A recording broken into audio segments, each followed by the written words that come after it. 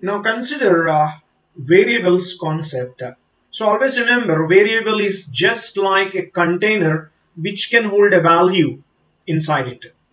So it can be an integer variable which can hold an integer value. Okay, it can be a string which is capable of holding group of characters.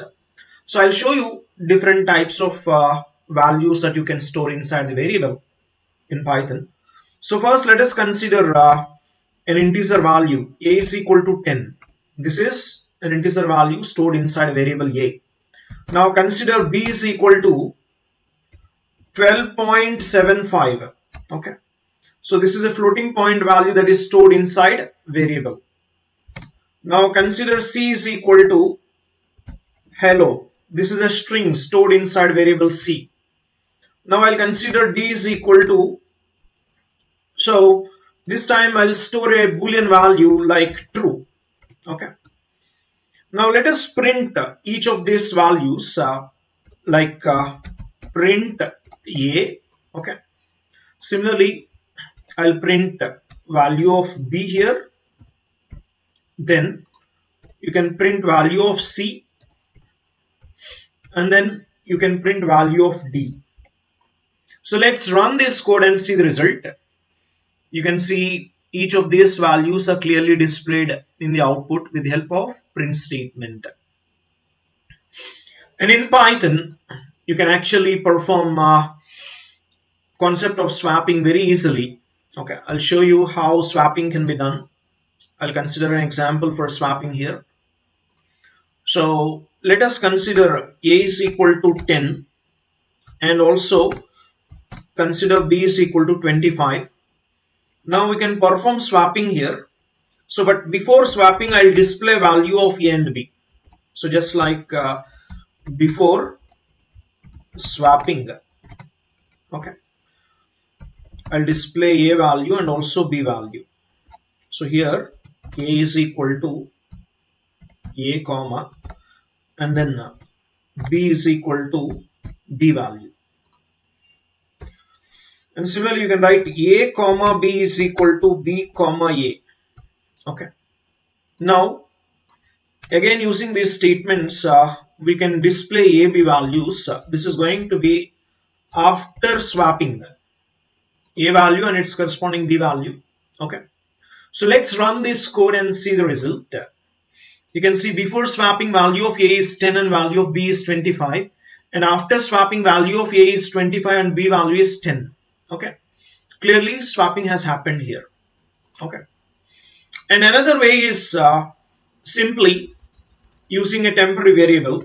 Okay, you can store A value first and then you can store B value inside A. Now you can take the temp value back to B. Okay, so now also you can run and get the same result, which is before swapping A value is 10, B value is 25, and after swapping A value is 25 and B value is 10. Okay, so these are all using simple assignment operations. And also remember, you can perform multiple variables corresponding assignment in a single line by writing A comma B is equal to 10 comma 25. So let's run this code and see the result. You can see it will take 10 into variable A and 25 is taken into variable B, and later it will display before swapping A B values, and it will perform swapping in these three lines, and then it will display after swapping A B values here. Okay, so this is how we can make use of variables.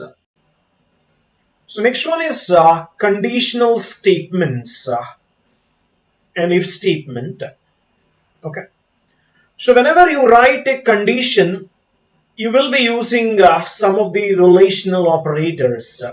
So it can be greater than symbol, or it can be less than symbol, or it can be greater than or equal to, less than or equal to, not equal to. So these are all comparison operators or relational operators which are used while writing the conditional expression. So now let's see this if statement. The general syntax of the if statement is if followed by conditional expression.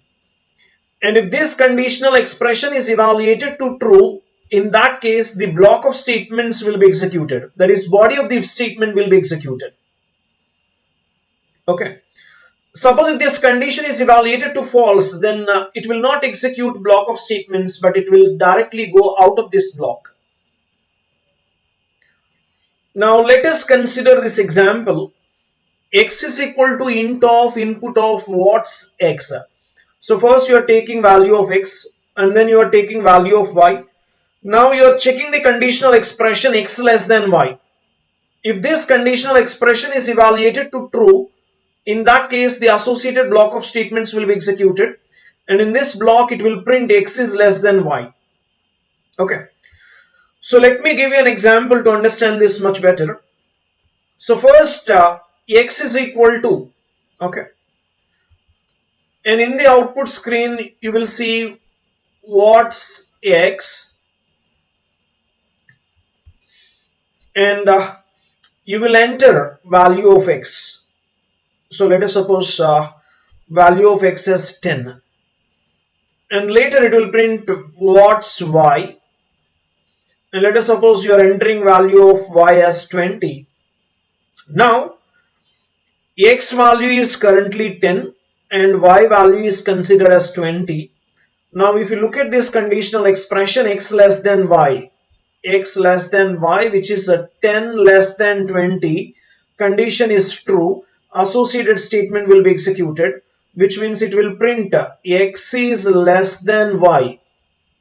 It will print x is less than y. Next, consider this program where you will see multiple conditions. Okay, so let us understand this code. First value of x is taken and then value of y is taken, and later it will check x is less than y or not.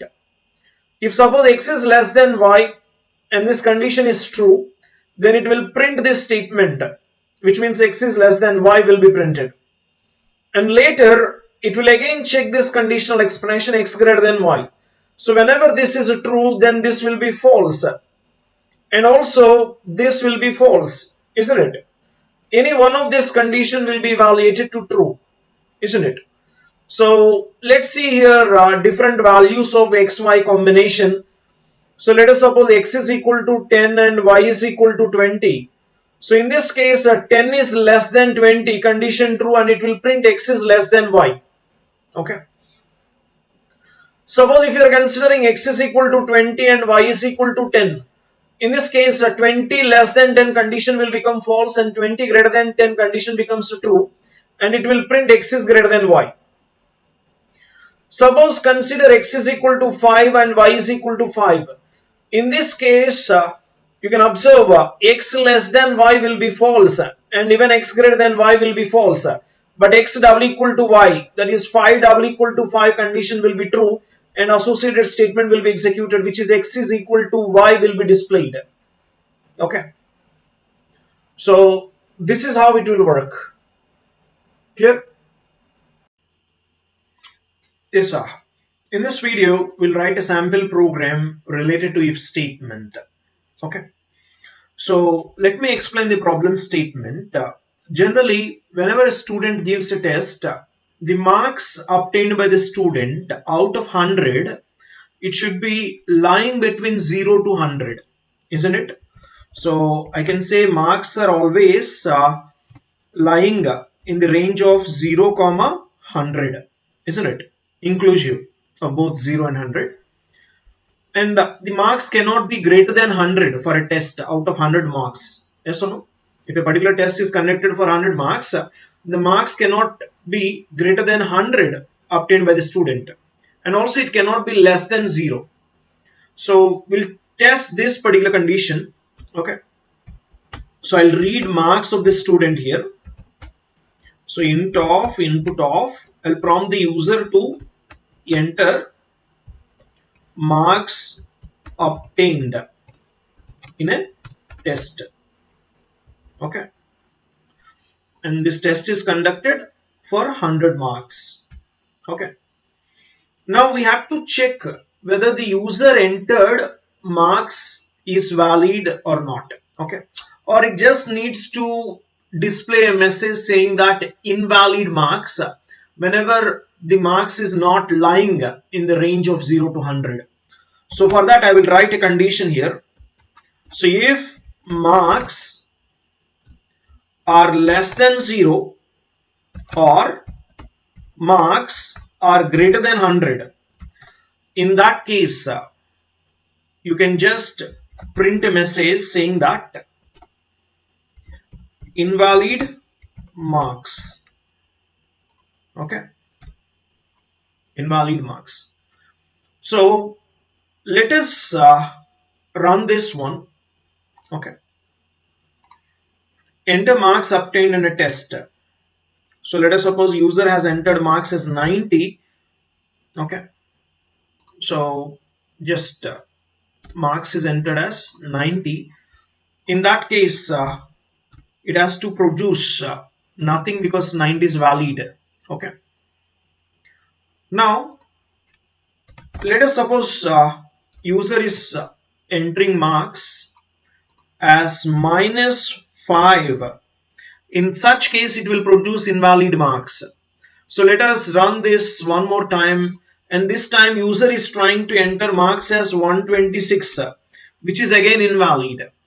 So this if condition is very useful in order to judge the marks are invalid. Okay, whenever the marks entered by the user is either less than 0 or greater than 100, in such case it has to display invalid marks. Okay, so this is how you can write if statement in Python. So next one is if else statement. In case of if else statement, this is the general syntax of if else statement. Okay, so first it will check the conditional expression. If this conditional expression is evaluated to true, then this block of statements will be executed. Suppose if this condition is evaluated to false, then it will go to the else block and it will execute block of statements which are inside this else block. Okay, so let's see an example here for if else statement. Now in the output screen it will display what's x, because we are writing inside this input function to prompt this particular message. And the moment you enter value of x, let us suppose you have entered value of x as 7. Now this 7 will be taken into x and it will check this conditional expression, that is 7 mod 2 double equal to 0. Condition true or false? Condition will become false. Now it will go to the else block and it will print odd. Okay, in this case it will print odd. Now let us consider another scenario where you are considering a x value as 6. Okay, so in this case again it will check this conditional expression 6 mod 2 double equal to 0. Condition will become true, so the associated statement will be executed, which is even will be displayed as part of the output in this case. Okay, in this video we'll implement a program which checks whether two given values are same or not with the help of if else statement. So first take two values as input. Consider a is the variable. For taking the first value, int of input of enter value 1. Okay, similarly b is equal to int of input of enter value 2. Okay, so after entering a, b values, now you need to check whether these two values are same or not. This can be done with the help of if else statement. You can write a double equal to b. If suppose a value and b value are equal, in that case you can display a statement saying that given values are same. Okay, if suppose two given values are different, in that case you can display the same inside the else block saying that given values are not same. Okay, So let's run this code and see the result. Enter value 1. I'm entering value 1 as 5 and value 2 as 9. You can see 5 and 9 are different, so it will display given values are not same. So now let us run this code one more time and enter value 1 as 4 and value 2 also as 4. So this time this will show you given values are same. Okay. Next one is nested if statement. In this nested if statement, we write if statement inside another if statement, which is known as nested if. Okay. If within another if statement is considered as nested if statement. And if you look at the syntax of this nested if statement, if conditional expression 1, if suppose this conditional expression 1 is evaluated to true, then associated block of statements will be executed, that is statement block 1 will be executed, and later it will check the conditional expression 2. If suppose this is also evaluated to true, then statement block 2 will be executed. Okay. So what happens when this conditional expression 2 is evaluated to false, then it will not execute this statement block. And what happens when this conditional expression 1 is evaluated to false? This condition 1 is evaluated to false, then it will not enter inside this block. Okay. So let's see an example quickly for nested if statement. You can see this is the example. First, we are prompted to enter any value. Let us suppose you are entering value as 7. Okay. Now, number value is currently 7 and this will check this conditional expression. 7 greater than or equal to 0. Condition becomes true. So, the associated block of statements will be executed. And inside this block, you can see number double equal to 0. It will check this condition also. 7 double equal to 0. Condition will become false. Now it will go to the else block and it will print number is positive. In this case, you will see number is positive, which is printed as output. Okay. Now let us consider another case. Okay. Consider number value is -4. Now minus 4 greater than or equal to 0, condition will become false. So it will go directly to the else block and it will print number is negative. Okay. So in this case, it will directly print output as number is negative. Okay. Now consider another case where number is 0. Okay. So let us consider number is 0. In that case, first it will check this condition. 0 greater than or equal to 0. Condition will become true. Okay. Now it will check this condition. Number double equal to 0. 0 double equal to 0. Condition becomes true. Okay. Associated statement will be executed, which is number is 0. In the output, it will display number is 0. Okay. So this is how nested if statement will work. In this example, we'll see how to write a nested if statement. So for this purpose, we'll implement code in order to find biggest among two given numbers. Biggest among two given numbers using nested if statement. Okay. So very simple. Here, I'll keep on adding cases, like there can be a couple of cases where A is greater than B, the other case is B is greater than A, and there is one more case where A and B are same. Okay. So let us first read value of A and value of B. Okay. So enter value 1. Okay. Now similarly, I'll also read B value here. So which is enter value 2. Okay. Now we'll first check like this. If A is not equal to B, so then only we are going to check whether A is greater than B or not. If suppose A is greater than B, in that case I'll print A is biggest. Suppose A is not equal to B and also A is not greater than B. In that case, we can say clearly B is biggest. B is biggest in that case. And also we can write one more case which is an else block here. Whenever A is not equal to B, in that case you can have a print statement saying that both A and B values are same. Okay, both values are same. Okay, so just like this. And one more thing is suppose you want to print exact value, in that case you can write A here. Okay, and similarly here also I want to print the exact value, then I'll write B here. Okay, so let's run this code and see the result. Enter value 1.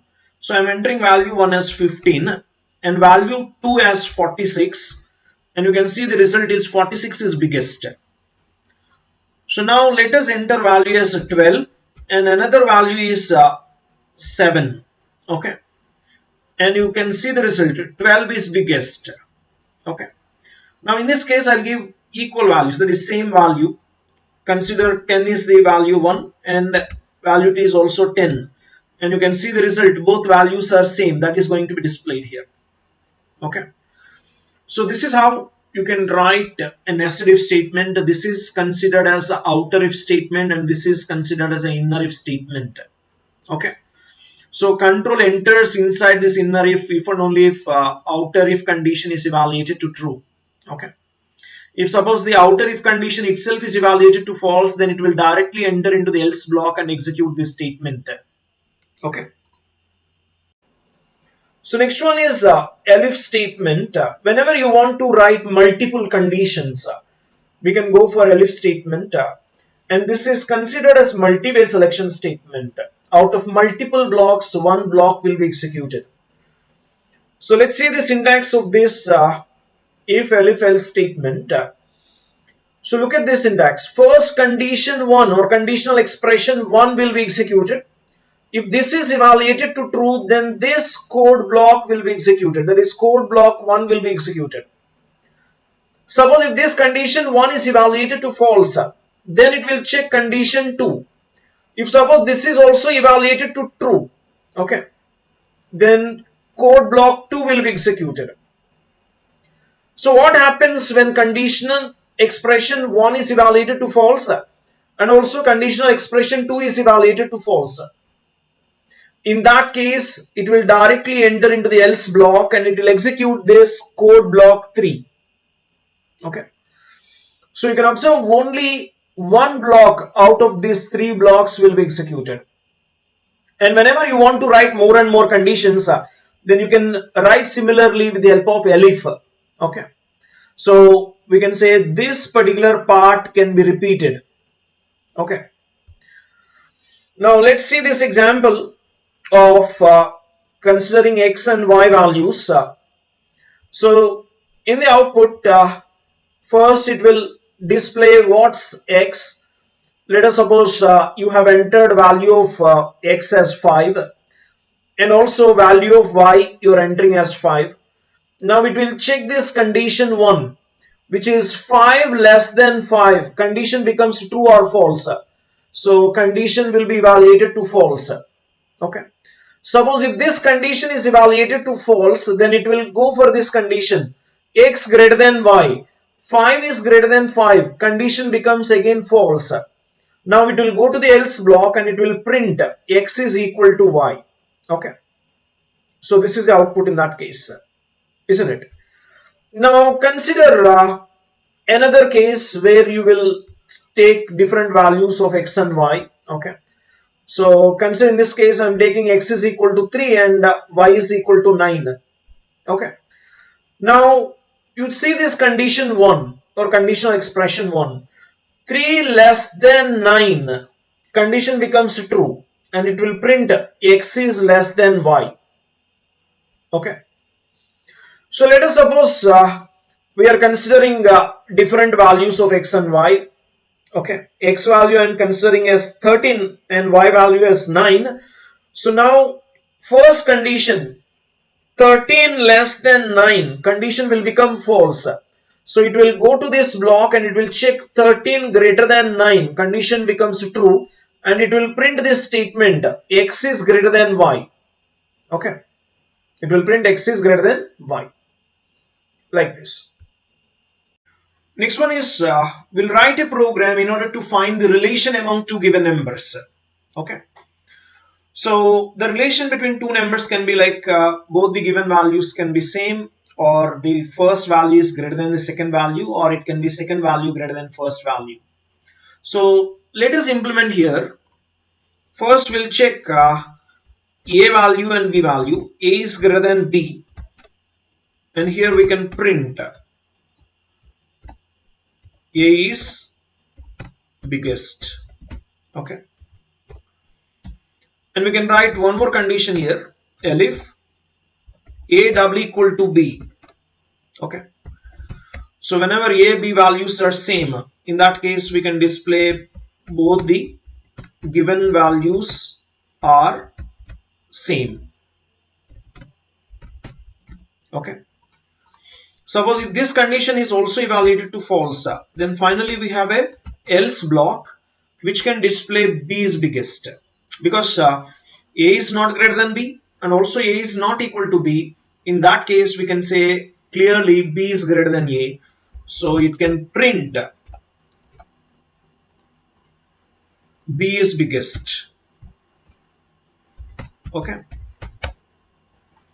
so let's run this code and see the result. Enter value 1. I'm entering value 1 as 19 and value 2 as 28, and you can see this is printing 28 is biggest.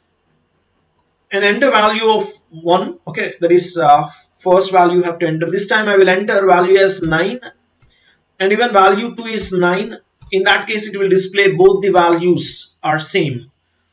So in the next case, consider a value as 9 and b value as 4. So this will display 9 is biggest. Okay, so all the three different cases we have covered, and this is how this program works with the help of elif statement. In this video we'll discuss about while loop in Python. So first, this is the syntax of the while loop. While followed by conditional expression. If suppose this conditional expression is evaluated to true, in that case these statements will be executed repeatedly until this conditional expression is evaluated to false. Okay, so I'll show you here clearly how this syntax can be expanded. So whenever we write any loop, generally we write initialization statement, then conditional expression, and also update statement. So for this construct, you can see initialization. This is going to be an initialization of the loop variable, and after that we will write while conditional expression, and when this condition is evaluated to true, then block of statements will be executed. And we have this block of statements. One of the statement will be update statement. So this will update the loop variable so that it will move to the next iteration. So let's see the corresponding flow chart for this. Okay.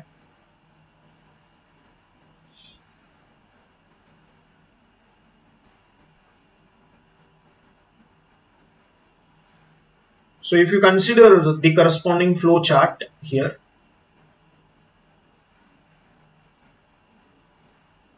for while loop, first consider initialization. Okay,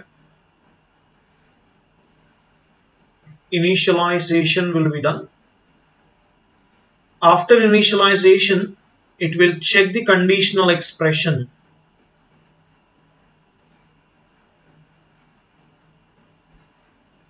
Suppose if this conditional expression is evaluated to true,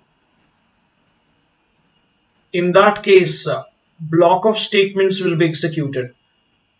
Okay, so this is block of statements will be executed, and one of the statement will be the update statement. So after executing this update statement, control is transferred back to execute this conditional expression. And the moment the conditional expression is evaluated to false, it will go out of the loop. So let us suppose statement X is lying outside the loop, then it will execute statement X. So this is the flow of execution for the while loop. Okay. Now let's see an example for the while loop. So consider this example, and you can see in this example clearly value of I is considered as 0. First it will execute the conditional expression. So 0 less than 3 is executed, condition true or false, condition true, and associated block of statements will be executed. So which means in the output it will display hello, and after displaying hello I value will be incremented by 1. So value of I will become 1. Now 1 less than 3, condition true.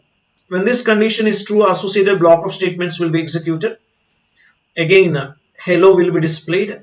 In the next iteration I equal to I plus 1, value of I will become 2. 2 less than 3, condition becomes true. Again block of statements will be executed. Hello will be displayed. And after that again I equal to I plus 1. So this will be 3 less than 3. This time conditional expression is evaluated to false. So the block of statements will not be executed. So overall this will be the output. Okay. So consider the next one. Now we can also use else block along with this while loop. Okay. So let's go through this program. First I is equal to 0. Initially value of I is 0. And look at the conditional expression I less than 4. 0 is less than 4. Condition becomes true. And it will modify I value. So you can see I is equal to I plus 1. 0 plus 1 value will become 1. And then it will print value of I. So in the output this will display value of I as 1. In the next iteration value of I is currently 1. 1 less than 4, condition becomes true. I equal to I plus 1. You can see 1 plus 1 value will be 2. So now it will print 2 also. In the next iteration I value will be currently 2. 2 less than 4, condition becomes true. I is equal to I plus 1. 2 plus 1 value will become 3. Now value of 3 will be displayed. And in the next iteration again you can see here since value of I is 3, 3 less than 4, condition becomes true. Okay. Now I is equal to I plus 1. This will be 3 plus 1 is equal to 4. And it will print 4 also. Okay. So after printing 4, now it will check again conditional expression. This time it will be 4 less than 4. Condition will become false. So it will go to the else block and it will print this statement. It means no break will be displayed. No break will be displayed here. Okay. So this is how it will work along with the else block. Yes, next one is we need to write a program in order to display the count of digits in the given number. So if you consider the given number like 158, how many digits are there in this number? This is one digit, this is second one, this is third one. So total there are 3 digits in the number, right? So finally you have to display the output as count of digits is 3. Okay. So let's solve this one. So first of all you need to read the input. Okay. So consider n is a variable which is used to store that value. Okay. So int of input of enter any number. So that is what shown in the input. Okay. Now once the user enters the number, we have to count how many digits are there. So for that purpose I am taking a variable called count and its value is 0 initially. Okay.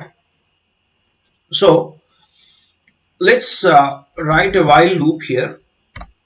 Okay, so while this n value is greater than 0, so we can actually extract the data. Okay, so digit by digit we need to extract here. So first consider d is equal to n mod 10. Okay, so we are going to extract the last digit, and then immediately we are counting it.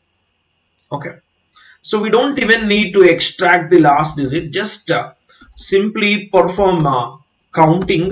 So write count equal to count plus 1 here. Okay, now remove the last digit, that is enough. N is equal to n double slash 10. Okay, so we are removing the last digit. In the next iteration we are counting the second digit also, and we are removing that digit. Okay, and so on like this. So finally the count is actually available inside a variable called count. Now we can print. Okay, so in the output you can see count of digits. So this is what given. So the same thing I'll write here,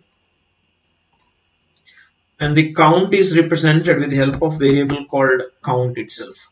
Okay, so let's run this code and see the result. Enter any number.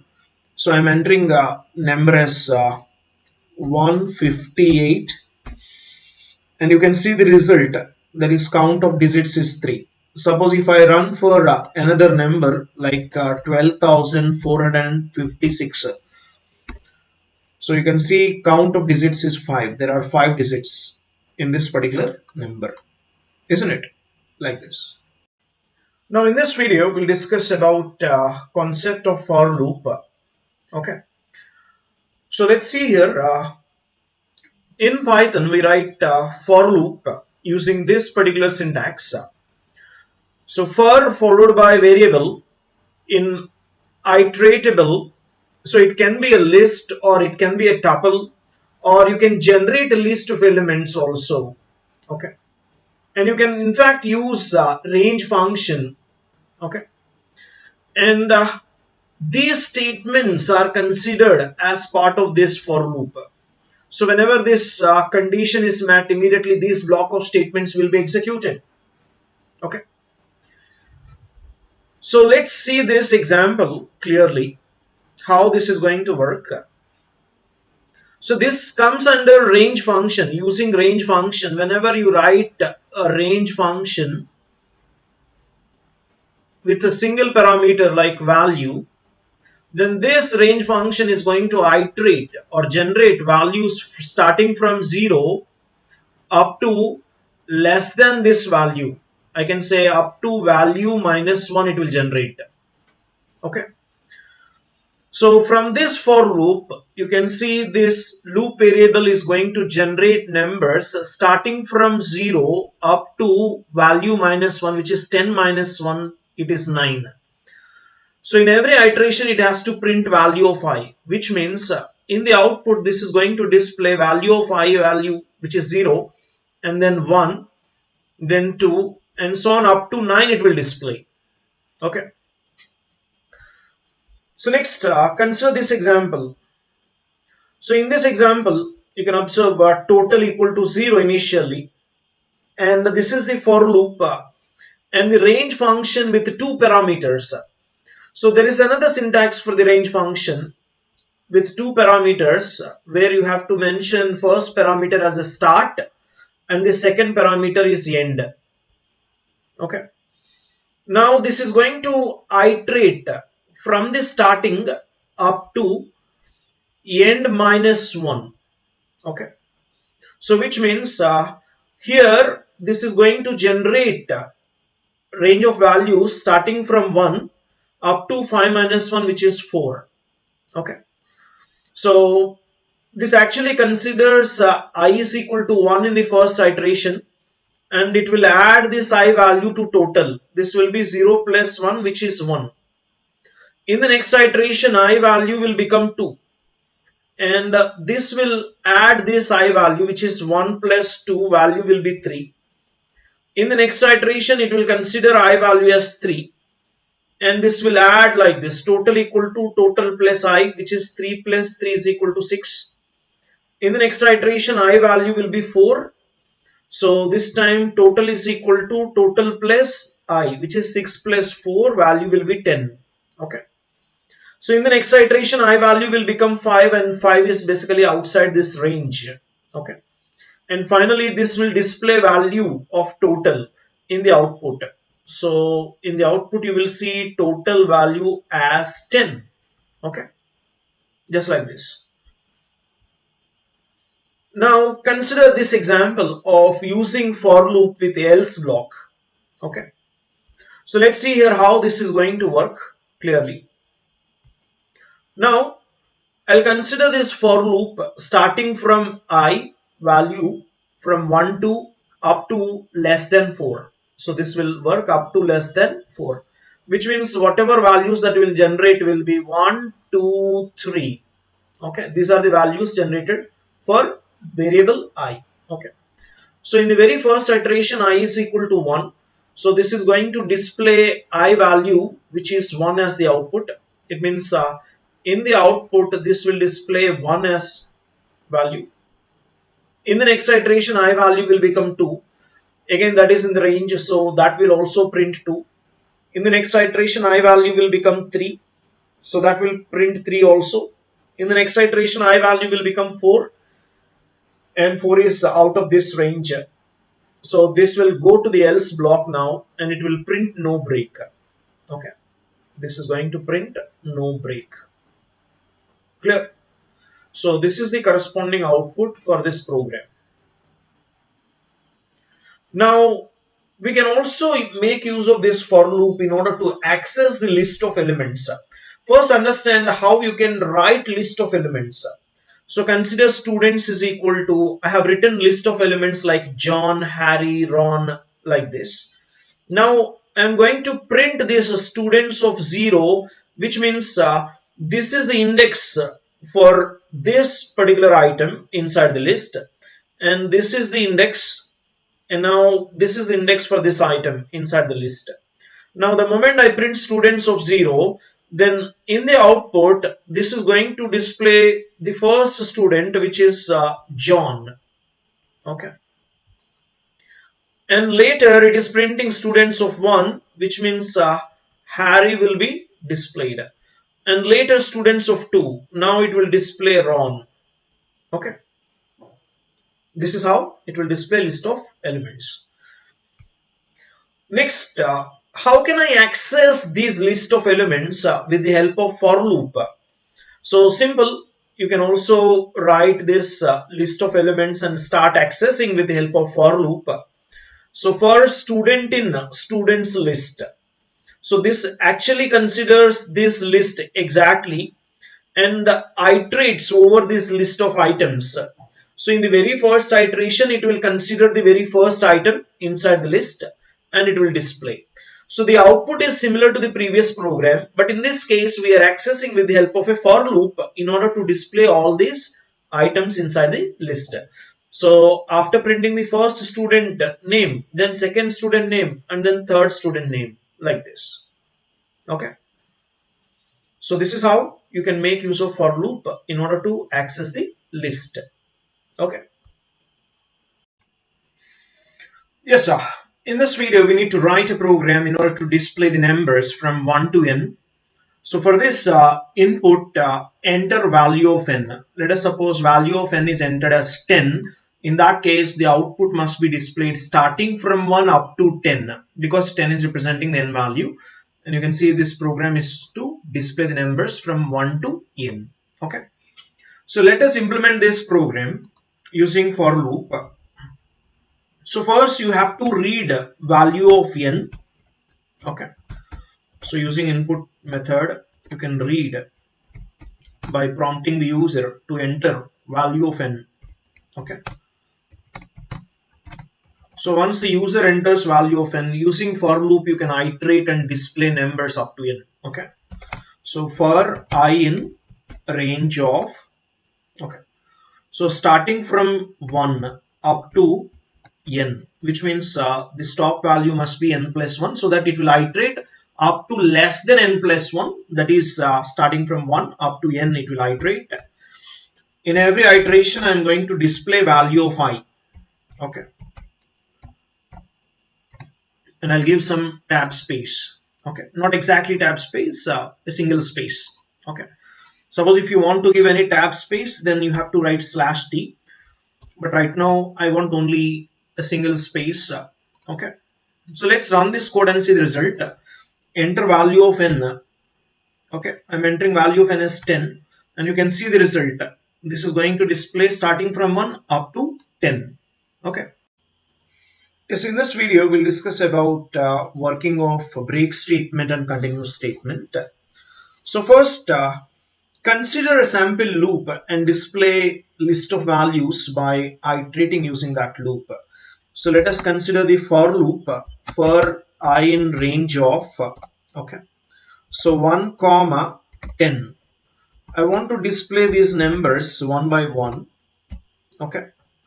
So let's run this code and see the result. You can see the range is from 1 comma 10. So it will start displaying numbers starting from 1 up to 10 minus 1, which is 9. So this is the corresponding output. Now, if I start writing the break statement, okay. So let us suppose here I am writing the break statement. If I value is equal to 5, in that case I am going to break this particular loop. Okay. Now let's run this code and see the result. In this case you will see the result as 1, 2, 3, 4. Why? Because whenever I value becomes 5, its corresponding condition is true, and obviously the statement, that is break statement, will be executed. It means control will be transferred outside the for loop. Okay. Now let us consider an example for continuous statement. Let us suppose I am replacing this break statement with continuous statement, and let's run this code and see the result. So the moment I value is matching with 5, it executes continuous statement, which means it will skip the current iteration and proceed to the next iteration. So that is why you are not able to see value of 5 in the list of values. Why? Because for all the other values, this condition is going to be false. So it will print value directly. But for I equal to 5, this condition becomes true and associated continuous statement will be executed, which will skip the current iteration and proceed to the next iteration. Okay. So that's why you are not able to see I value as 5 in the output. Clear? Like this. So next one is containers in Python. So there are several containers in Python like sets, dictionaries, lists, tuples. All these are all containers which are going to group the objects. Okay. And in these containers, there are several properties, like some of them are mutable and some of them are immutable. So what is meant by mutable? Okay. So the mutable property is nothing but you can update the values or you can change the values. Okay. Whereas if a particular container is immutable, it means you cannot modify it. Okay. You cannot modify it. Next, ordered versus unordered. If you consider ordered container, all the elements will be stored in a particular sequence. If you go for unordered sequence, then obviously there won't be any order in storing these elements. Okay. Whereas indexable versus non-indexable. Okay. So if one particular container is indexable, which means you can access its elements with the help of index or key. Okay. And whereas for non-indexable you cannot access. So let's discuss about lists in Python. And the property of list are these. And first, what is meant by list? List is also used to store the objects in a sequence, which is ordered sequence. And all the elements are placed inside the square brackets, You can see the elements like for example 10 comma 20 comma 30. These are all elements in a list. Okay, and all the elements inside the list can be of any type. Okay, so you can store elements of integer type. You can also store the elements of floating point type. You can also store the elements of string data type like this. Next one is lists are mutable. It means after once you create the list, you can add new elements into the list. You can also update the existing elements. You can delete the elements from the list like this. So let us see an example on list here. So this is my list. It contains several elements like 1A 6.58 like this. Now I am displaying this my list. The elements will be displayed as it is. Okay. And there is a built-in function for list, which is alien function used to compute the number of elements inside the list. So how many elements are there? Totally 3 elements are there that will display 3. Okay, if you print alien of my list, you will get the result as 3. Next, plus is used for concatenation operation performed over lists. Okay, this is list 1. List 1 contains elements like 1, 2, 3, and list 2 contains elements 4, 5, 6. We are merging these two lists, list 1 plus list 2. So the elements will be 1, 2, 3, 4, 5, 6. Okay. Next one is a star is used for repetition operation. Okay. List 1 star 3. It means the elements that are there inside list 1 are 1, 2, 3. Now we are repeating those elements for 3 times. You can see 1, 2, 3, 1, 2, 3, 1, 2, 3, just like this. The next one is displaying or creating an empty list. Okay, creating an empty list and then displaying it. List 3 is equal to, this is clearly an empty list. Now we are printing that empty list here. Okay, you will get the result like this. Similarly, you can also create an empty list with the help of list. Okay, this is another method to create an empty list. Here also when you display, you will get the empty list. Okay. So let us consider primes is the name of the list, and the list of elements are prime numbers up to 17. So 2, 3, 5, 7, 11, 13, 17. So these are all prime numbers that are in the range of 2 to 17, and you can see their corresponding indices.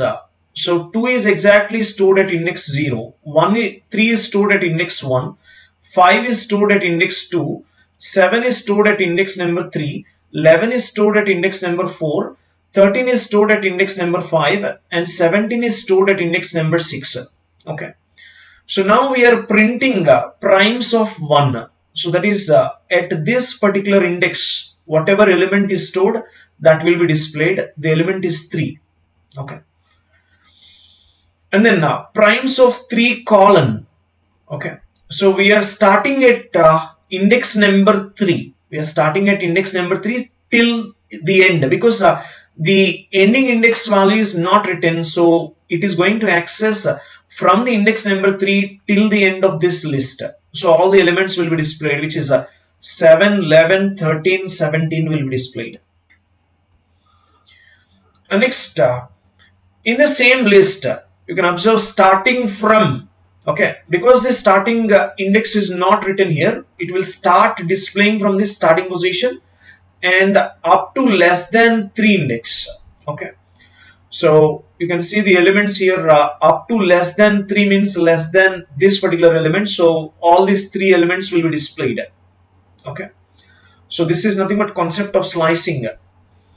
And next, in the same primes, okay, you can see this is the primes list containing elements 2, 3, 5, 7, 11, 13, 17. These are the elements, right? Okay, you can see total 7 elements. Okay, all these 7 elements exactly I have taken. Now, if you look at their corresponding indices, okay, so let me consider their indices like this. This is 0th index, this is the first index, this is second index, this is third index, this is fourth index, this is fifth index, and this is sixth index. Okay. Now we are trying to access from index number 2, up to less than index number 5, which means this particular chunk or slice we are trying to access. Okay, and when you display it, you will get the result like this: 5, 7, 11. Next, we can reverse the entire list by writing colon colon -1. -1 is representing the last index, right? Okay, so starting from the last index, it has to display each and every element. So all the elements will be displayed in the reverse order if you write like this. And my list of 1 is equal to E. Okay, so we just go through what is written inside my list earlier. Okay, you can see 1 comma A comma 6.58, that is my list, isn't it? So we can write like this: my list of 1 is equal to E. Okay, you can modify element inside my list of 1. Okay, like for example, here in this example we are considering my list is equal to initially A comma B comma C, A comma B comma C.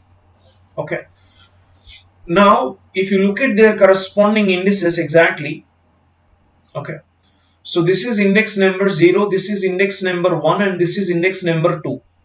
Okay, so the elements at exactly index 1 gets modified, that is this particular index element, which means B will be modified to E here. Okay, and now after updating this element to E, the updated list can be printed and you will get the result like this: AEC. Now consider creating a new list. Okay, so we are considering my list is equal to elements like this: A comma B. This is the current list. Now we can append an element to the list. Okay, so using a function, that is built-in function performed on list, that is append function, to append an element into the list. Okay, so let us suppose the element is a C. We can append this particular element to my list by writing append of this particular element. So my list dot append of C. Okay, it will append element C into the list. So finally when you display the list, you will get elements like A, B, C. Okay, next one is you can also add elements of a list to the existing list. So we know already my list contains a total of 3 elements. One is A, the other one is B, the other one is C. Now I want to merge, I want to add another list of elements to this particular list. So let us suppose another list of elements are D, E, F. Okay, so I want to add this list of elements also here. So in that case you can make use of extend function, which is a built-in function. So my list dot extend of these elements D, E, F. Okay, it will be merged to the existing list called my list, and then you can print that list. Next, we can insert an element at a particular index. If you observe append operation, that will append the element at the end of the list, but to insert an element at a specified index, you can go for insert function, which is a built-in function. For this you have to specify the index here, at what index you are trying to insert an element. So initially you can see before this exactly these are the elements A, B, C, D, E, F. Okay, these are the elements of my list. Now I want to insert element called Z at index number 0. So exactly at index 0 we are appending or inserting the element called Z. Okay, and then you can print this list. Next one is pop operation. So we are considering this newly obtained my list as input, and performing pop operation will remove the last element from the list by default. Okay, and you can also specify the index. If you specify the index, then the element at that index will be removed from the list. Okay, and we can also remove the element directly by specifying the element. If you consider our previous output, it is Z, A, B, C, D, E. Okay, So from this I am removing the element called Z from the list. Okay, so you can see Z is removed here. Next one is count method. Count method is used to count how many times a particular element is appearing in the entire list. So you can see this is the Fibonacci sequence. Elements are 1, 1, 2, 3, 5, 8, 13. Now I want to count how many times element 1 is appearing in this list. So totally 2 times it is appearing, right? So that you can display with the help of print. Next one is index. You can obtain the index of an element from the list. Okay. So we know already the list is given like this. Fib is equal to, these are the list of elements, right? 1 comma 1 comma 2 comma 3 comma 5 comma 8 comma 13. Okay. So for these elements, if we consider the index like this, 0, this is index 1, this is index 2, this is index 3, index 4, index 5 and index number 6. Okay. So I want to identify the index of an element called 13. You can see the index of 13 is 6, right? So you can call like this, name of the list dot index of element. The element is actually found inside an index called 6. So that can be displayed with the help of print. And next, you can also reverse the elements in the list. Let us suppose the current elements inside the list are A, B, C, and you can perform reverse function on this list of elements like letters dot reverse, and then you can display those letters. So after reversing, the elements are C, B, A. Next, you can return a sorted list of elements by applying the sorted function on the list numbers. So you can see numbers are 2, 10, 3, 26 and 5. These are not yet sorted. They are in sorted order here. You can see after performing sorted function, and the input is numbers list. It gets sorted and it will display the sorted list.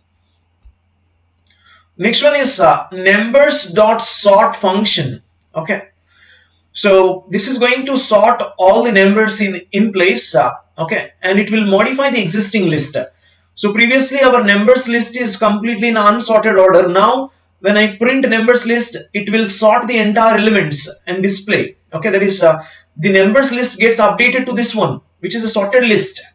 Whereas if you consider the previous example, we are performing sorted of numbers, then you are getting the sorted list, but the numbers will remain same. Okay, so it will be still an unsorted list.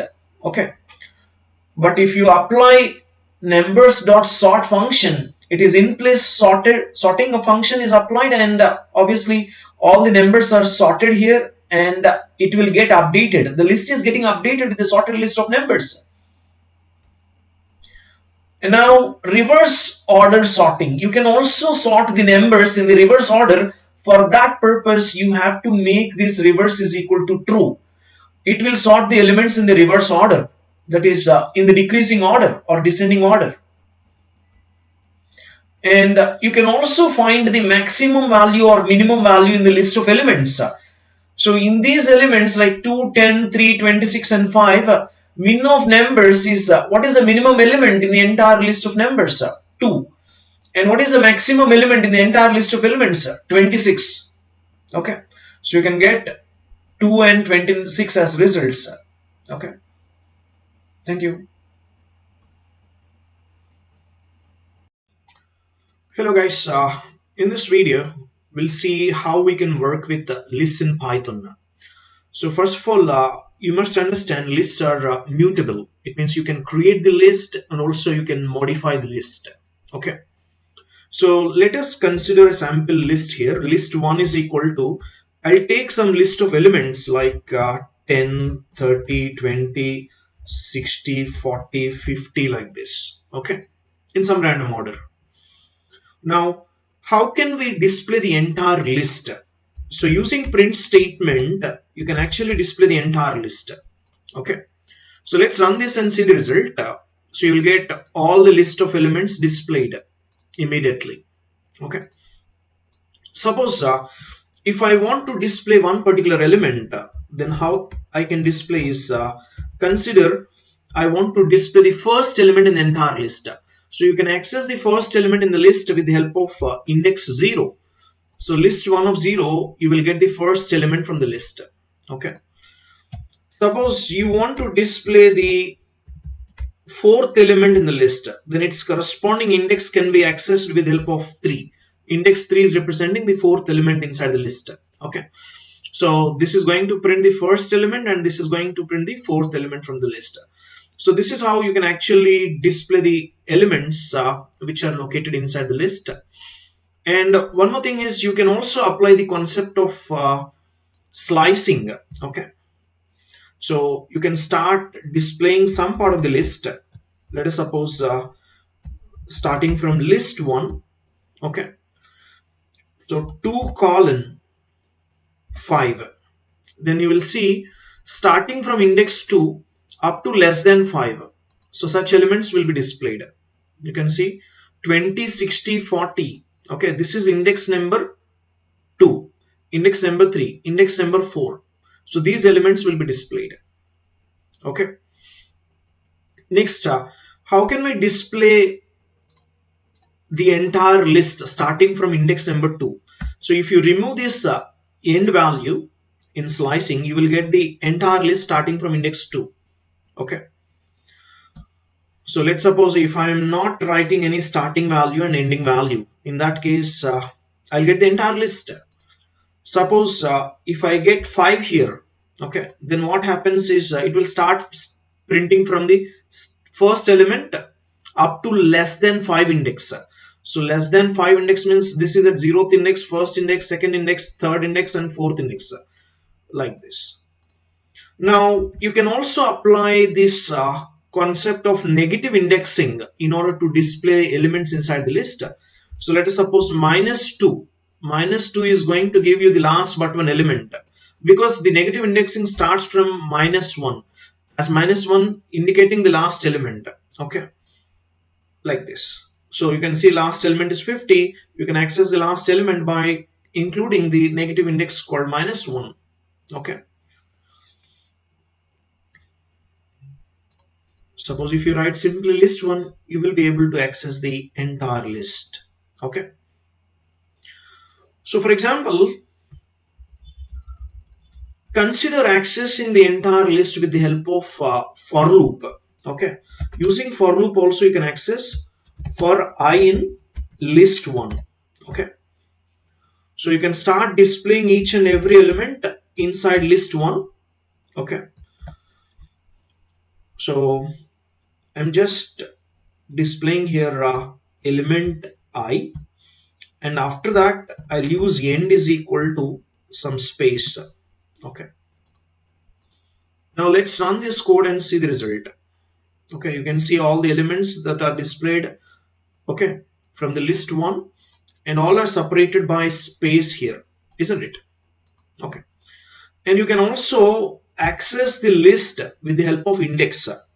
So for that purpose, I'll consider n is equal to length of the list 1. Length is a built-in function which will give you the length of the list 1. How many elements are located inside list 1? Totally 6 elements are there. So the length of the list will be 6. So n value becomes 6 here. Now you can start writing a for loop for I in using range function. Okay, range of n. So it means you're going to iterate starting from 0 up to less than n. So n value here is 6. So 0 to 5 indices will be accessed. Now you can display their corresponding values by writing like this. So list 1 of I, comma, end is equal to space. Okay. Suppose if I am not including this one, then you will get all the values line by line. Okay, just like this. So this is how you can actually access the entire list in different ways. Okay. Now let me show you how we can delete one particular element from the entire list. Okay. So let us suppose I will delete the very first element in the list. So the first element can be accessed with the help of index 0.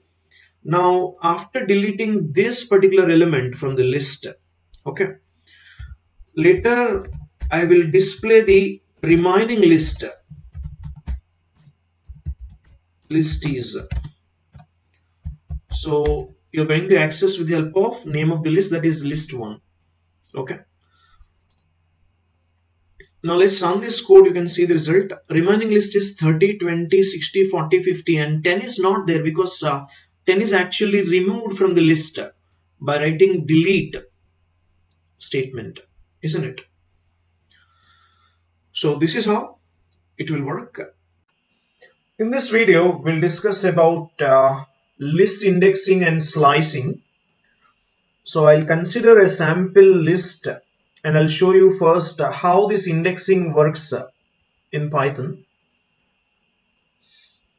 So generally in Python, whenever you want to access the elements of a list, you go for concept of indexing. And remember, all these indices are going to start from 0. Okay. So the very first element gets stored inside index 0. So let me quickly give you an example here. I'm considering numbers as a list, and this list contains several elements like 1, 2, 3, 4, 5. Okay. Now we are considering first is equal to numbers of 0, numbers of 0, and later we can print first. So what this actually denote is, so when I store these elements as part of list, so the entire list will be stored like this, and these are the different indices. You can observe this is index number 0, index number 1, index number 2, index number 3, and index number 4. Okay. And the elements that are stored inside this are 1, 2, 3, 4, 5. Okay. Now this is numbers of 0. So in this numbers list, 0th index contains element called 1. So overall this first contains 1. Okay. Now we are printing this first. So this will give you output as 1. Okay. Suppose what happens when you are considering the same list. Okay. So let me consider again numbers is equal to the list of elements like 1, 2, 3, 4, 5. Okay. Now let us consider last element. Okay. So where this last element is accessed. Also remember there is negative indexing available inside lists. Okay. Whenever you want to access the elements from the ending position, you can go for -1 because the last element can be denoted with the help of index -1. Okay. So see here the same numbers, okay, which are stored inside the list. So these elements are like this: 1, 2, 3, 4, 5. And if you look at these indices 0, 1, 2, 3, 4. Okay. And this is numbers list. Okay. And if you try for negative indexing, you can see this last element is stored in -1 index, and this is stored in -2 index, this is at -3 index, and this is at -4 index, and this is at -5 index. Okay. So when I want to basically print the last element in this particular list, so I can write print of numbers of, okay, very last element you can access with the help of -1 index, or you can also write like this: print numbers of, again last element index is directly 4, you can access using 4 also. Okay. Otherwise you can apply a formula here, that is k is equal to ln of list. what is the name of the list? Numbers is the name of the list. So we are identifying the length of this particular list. Okay, and you can start printing length of the list -1, that is print of numbers of k minus 1, k minus 1. So k is representing the length of the list 5 minus 1, which is representing 4. So the very last index this will access. Clear? Like this. And now let us quickly work on list corresponding slicing operation. Okay. So consider a list. Again, I'm considering the same list, that is numbers is equal to the list of numbers like 1, 2, 3, 4, 5. Now you can actually slice the entire list. Okay. So you can obtain some part of the list from this one. So let us consider sublist is representing the part of the list which I wanted to create now. So consider numbers list, and I'll go for 1 colon 3. So this actually represents all the elements that are part of this list starting from index 1 up to less than this one. Okay. So we can consider this as a start and this as the end, and it will access up to less than end. Clear? So which means you can observe here the entire list of elements 1, 2, 3, 4, 5. Okay. And if you look at these indices 0, 1, 2, 3, 4, these are the indices. Okay. So starting from which index? You can see it will start from index 1 up to less than 3. So less than 3 means this particular chunk, isn't it? So this will give you this part of the entire list. Okay. So finally, when you start printing this sublist, you will be able to see the result output as just a list containing 2, 3 as elements. Okay. So this is how you can slice the existing list. Suppose I want to access the elements in an alternative way. Okay, that is alternate elements only I want to access. For example, if you consider this particular list, the same list, and if I want to print the output as just 1, 3, 5. 1 is located at index 0, 3 is located at index 2, and 5 is located at index 4, right? So now you can access them by just writing list B is equal to, from the same numbers list, you access the elements in an alternative fashion, right? You can see colon, colon 2, okay? So this will increment by 2. So it will start from very first element, then it will increment by 2. It will go to this index 2, and then it will further increment by 2. It will go to this index. You will get elements as 1, 3, 5. Okay. So then you can just print in order to get the desired result. Okay. Yes, sir. In this lecture, we'll be working with functions on lists. So what are the different built-in methods that are available on lists? So I'll be using each of these built-in methods one by one. Okay. So by clearly explaining so what is the functionality of that method. So first we will start with the append method. Okay. So what is this append method on lists? Basically, as the name indicates, we're just trying to append an element into the list. Okay. So this appends element to list, isn't it? Now let's take an example here. Okay. So I'll take list1 is equal to an empty list initially. Now let me perform this append operation, list1 dot append of. Okay. So I'm appending an element called 13, okay, and then list1 dot append of 18, and another operation like list1 dot append of 25.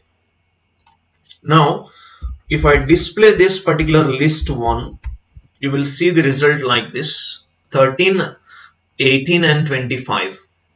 Okay, so these are the elements that are available inside the list1. Okay, so this is the functionality of append method on list. Okay, so let's take another method.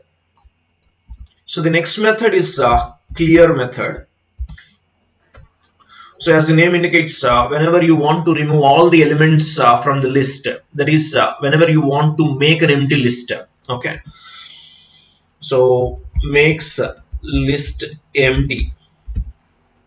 So consider there are some elements already existing inside the list and you want to make the list as empty. Okay, so for this purpose you can make use of clear method. So list 1 is equal to, I'm considering different elements inside this list like 1, 2, 3, 4, 5.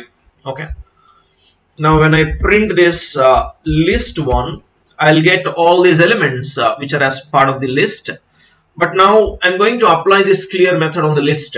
So list1 dot clear method. Okay, so let's apply this, and after that we print again. So then you can observe the difference. You will get an empty list. Okay, so you can see here this is the original list, and after performing list dot clear operation, all the elements inside this list are removed. Now we are able to see an empty list, isn't it? Okay, like this. So next we'll work with copy method on list. Okay, so as the name indicates, this copy method is used to return a copy of the list. Okay, so or I can say if you have list 1 and you want to copy the entire content of list 1 into list 2, okay, you can make use of this copy method. So let's work on this. I'm considering a list 1 is equal to a list of elements like 1, 2, 3. Now let's perform this copy method on the list. Okay, that is list1 dot copy, okay, into another list. Let us suppose that is list 2 is equal to list1 dot copy. Now when I print content of list 2, you will see the result as 1, 2, 3. Okay, isn't it? So the same content of list 1 is copied into list 2, right? And the same thing is displayed. Now if you want to check the ID of list 1 and list 2, you can further print like this. Print ID of list 1, and also you can print ID of list 2. Okay, let's run this, and you can see here ID of list 1 is different from ID of list 2, but still they both are having same content. Okay, so this is what copy method does. Suppose if you are not using copy method, but still you can copy the content of list 1 into list 2 by writing list 2 is equal to list 1. Now when you run this program, you will see here the same ID for both list 1 and list 2. This represents, if you are not using copy method, then both list 1 and list 2 are referring to the same object, that is this content. Suppose if you are using list1 dot copy method, okay, so this will consider two different copies where list 2 is considering elements 1, 2, 3, and again similarly list 1 is considering elements 1, 2, 3 in a list. Okay, but they both are at different locations. Okay, yes or no? You can see here both are different, 488, 688 at the end, isn't it? So that is the difference and advantage of using this copy method.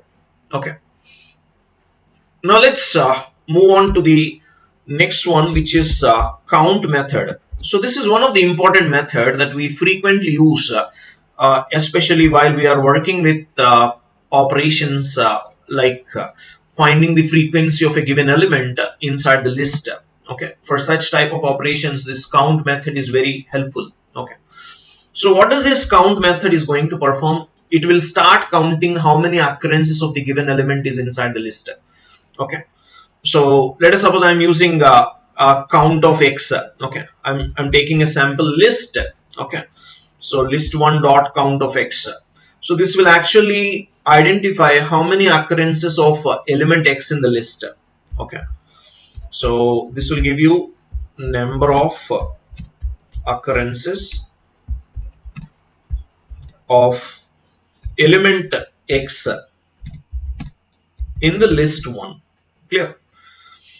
So let us start working on this. Okay, I'll take a sample list like elements are 10 comma 15 comma 20 comma 25 comma, okay, again 5 comma 10 comma, okay, 15 comma 10. Okay, let us suppose this is my list. Okay, I want to count how many times element 10 is appearing inside the list. Okay, so if you consider x is equal to 10, so then this is going to give you how many times element x is available inside the list 1. Okay, so by applying this count function, right? So let's display this by applying list1 dot count of x. Okay, so let's run this and you will see the result. 3 is the result because 10 is appearing 3 times inside the list 1, here, also here and here, right? So total 3 times 10 is appearing. Okay, for example, if I modify this x value to something like 15, then you will get result as 2. Why? Because 15 is appearing only 2 times inside this list. Okay, 15 is here and also here, isn't it? So next we'll move to the next function. Okay, so that is extend function that we can apply on the list. Okay, so whenever you want to add all the elements of another list to the existing list, you can apply this extend method. So I'll show you here how you can make use of this extend method. So list1 is equal to, you have already some elements inside the list 1, that is 1 comma 2 comma 3 are available inside list 1. Now I want to append all the elements of list 2 just like elements in list 1. Okay, so consider 4 comma 5 comma 6, these are the elements of list 2. Okay, now you can extend the existing list called list 1 by basically writing like this, list1 dot extend of, okay, make use of list 2. Clear? So later you can print list 1 content. Okay, so you can see list 1 is extended by adding the elements of list 2 inside it. Okay, and there won't be any change in the elements of list 2. Okay, list 2 content is not changed. So you can observe there is no change in list 2 content, but list 1 content got extended by appending all the elements like 4, 5, 6 into list 1, isn't it? So this is how this extend function is going to work. And next, consider the next method, okay, which is index method. So whenever you want to return the position of the very first occurrence of an element, in that case you can apply this index method. So general syntax is list name dot index of x. So this will actually find the position of x, very first occurrence of position of x, and it will return that position. Okay, so let us consider an example for this. List1 is equal to Okay, I'll take this list as combination of some strings and also numbers.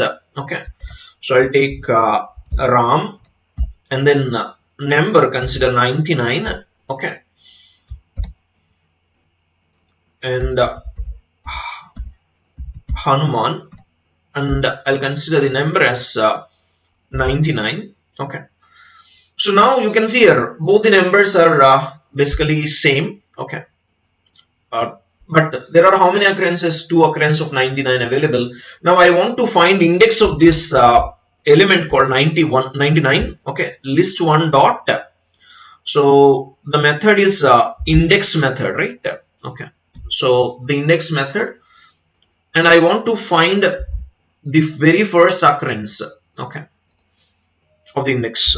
So I'll take this into a variable, and now you can print that variable here. Okay, so let's run this code and see. So the very first occurrence of 99 is available, okay, at index number 1, at index number 1, isn't it? Suppose if I modify, let us suppose I'm modifying this as 100, okay, but still you can apply this list one dot index of 99, where you will get index number as 3, because right now this is modified, right? Okay, so this is index number 0, this is index number 1, this is index number 2, and this is index number 3. Okay, and the same index value is printed here. Okay, and also you can basically iterate from one specific position to another position. Okay, so let us suppose I can write here 99. Okay, I can add another name like Sita. Okay, and 99 here. Now I want to iterate in specific positions, like starting from, okay, 1, 3. So then you will see the result as 1, because it is available in the index 1. We started from index 1. Okay. Suppose if I write here it as 2, you will get result as 99 is not in the list, because this represents the starting index for searching 99. Okay. And this is representing the ending index. As you know, this will always search up to end -1. It means it is going to search in the index 2, where 99 is not available inside this index 2. Therefore, it is returning 99 is not in the list. Suppose if I extend or modify this as 4, then you will get index as 3, because it is available in the index 3. Okay. So this is very helpful whenever you are searching for an element in the entire list. Okay. So let's move to the next function. Okay.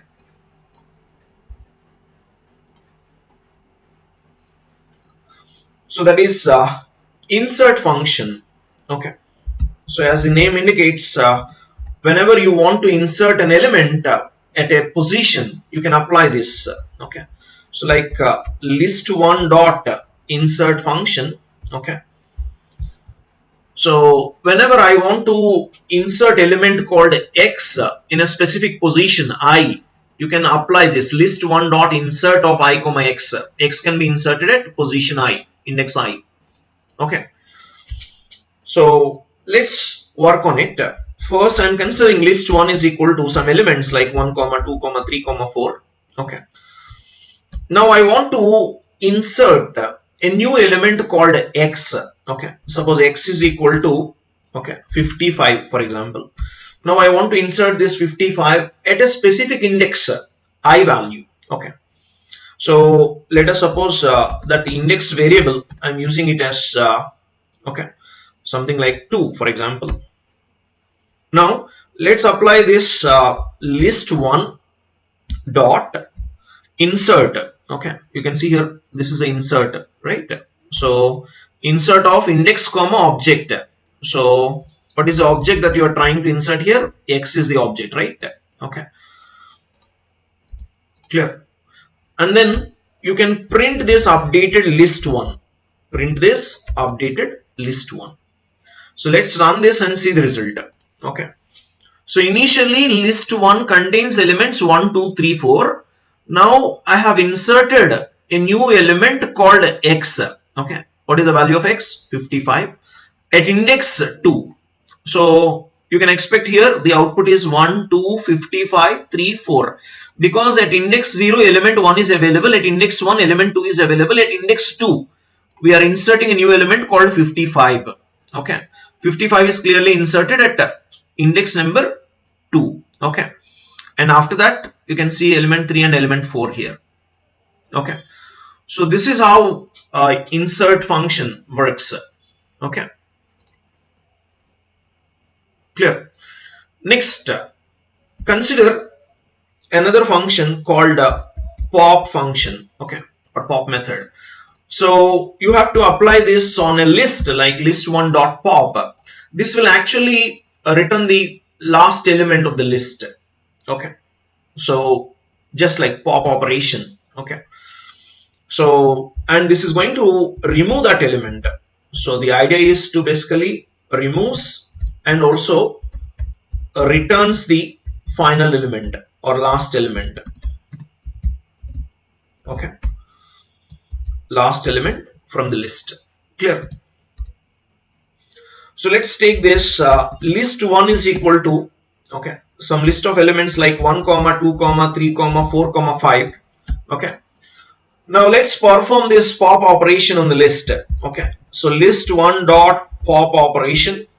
Okay, and then you can display the list. Okay, first I'm using here original list. Okay, original list is, I'm printing the original list over here before performing pop operation. So after performing the pop operation, I am going to display the updated list. Okay, updated list is, okay, you can print that list1 content. So let's run this code and see the result. Okay, you can observe the original list is 1, 2, 3, 4, 5 and the updated list is, because we are performing list1.pop operation, it will remove the last element from the list. Okay, and the updated list will look like this. Suppose if I further perform this pop operation, okay, let us consider copy and paste here the same code. So you will see another element getting removed from the list. Okay, so the last element right now from here to here is element 4. So that will be removed. Now let us perform another pop operation here. Okay, so you will see another element, that is last element is right now 3, that will be removed. Now let's do one more pop operation. Okay, and then you see here last element 2 is also removed, and you can see there is only one element.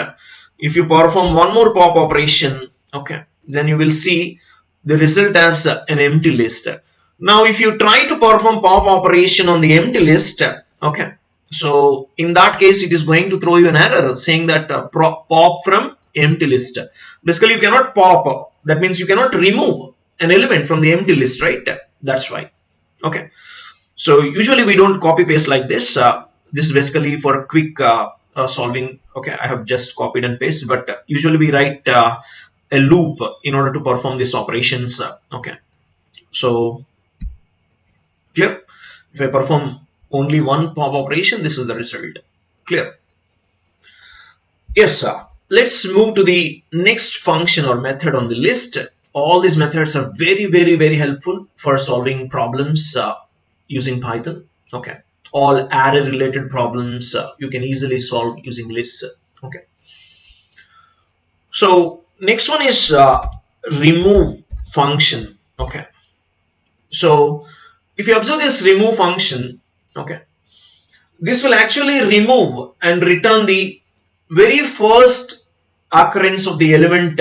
Okay, so whatever that you are specifying in the braces here, let us suppose I am performing like list1 dot remove of x. Okay, so this is going to remove element x. Okay, what if element x is available in multiple positions? Then this is going to remove the very first occurrence of element x in the list1. Okay, so let's do this. List1 is equal to, I'm taking some elements like 1, 2, 99, 4, 99, 5, 99 like this. Okay, Now I want to remove element x, and x value is 99 clearly. Okay, let us remove this element x from the list 1. Okay, so list 1 dot remove of x. Okay, so after performing this removal operation, now we will print the list, and also before we will print the list saying that original list is, okay, I'm printing the original list over here, that is list 1 content. Okay, and later I'm displaying the updated list. Okay, the content updated list is list 1. Okay, so let's run this, and you can see here clearly. Okay, this is my original list 1, 2, 99, 4, 99, 5, 99. Okay, and later we have removed element x, which is 99, from the list. So 99 is available here. Very first occurrence of 99 is between 2 and 4, and that got removed. You can see this element is clearly removed. Okay, suppose if you further perform the same operation again and again, okay, so you will see the updated list getting modified. Okay, another occurrence of 99 gets removed from the list. Okay, if you do the same operation again, so you will observe another 99 also getting removed from the list. So right now the updated list doesn't have any 99. Okay, so if you apply the same operation again, this is going to display you x is not in the list because 99 is not available inside the list.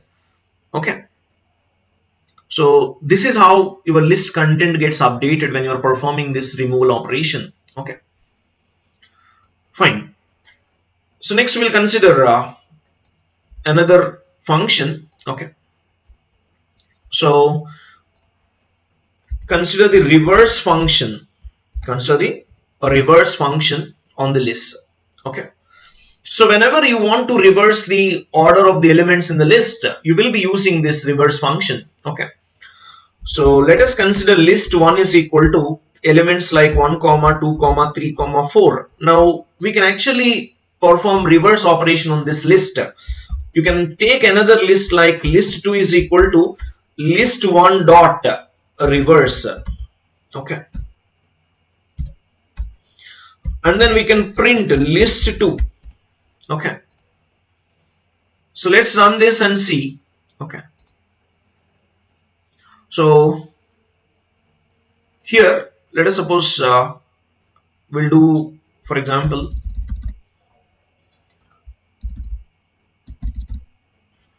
print of, okay, list 1 dot reverse. Okay, so let's do here, I'm taking list 1 dot reverse. Okay, yes, so now the elements will get automatically reordered in the list 1 itself. Now you can display the list 1 content here. Okay, so you can observe here. So considering the same list and perform this reverse operation. Okay, so that all the elements gets reversed. Okay, and then you can print. So I'll do one thing here, I'll display the original list here.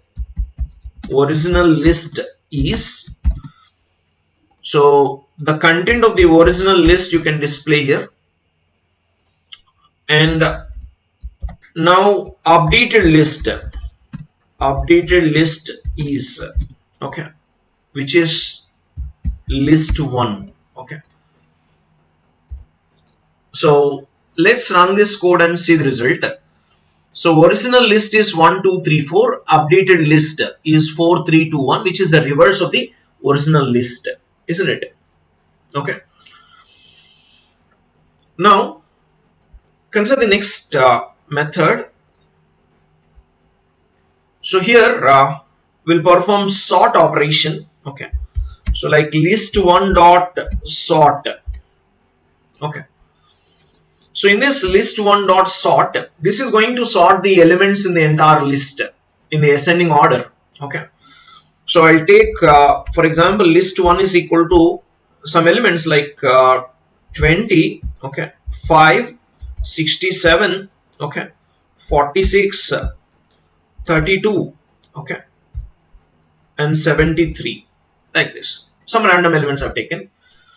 Now, if I print original list, okay, so just like this, original list is, if I print original list corresponding content like this, and later we can perform this sorting of the list, like list1 dot sort, okay, and then you can print the updated list, okay, updated list is, okay.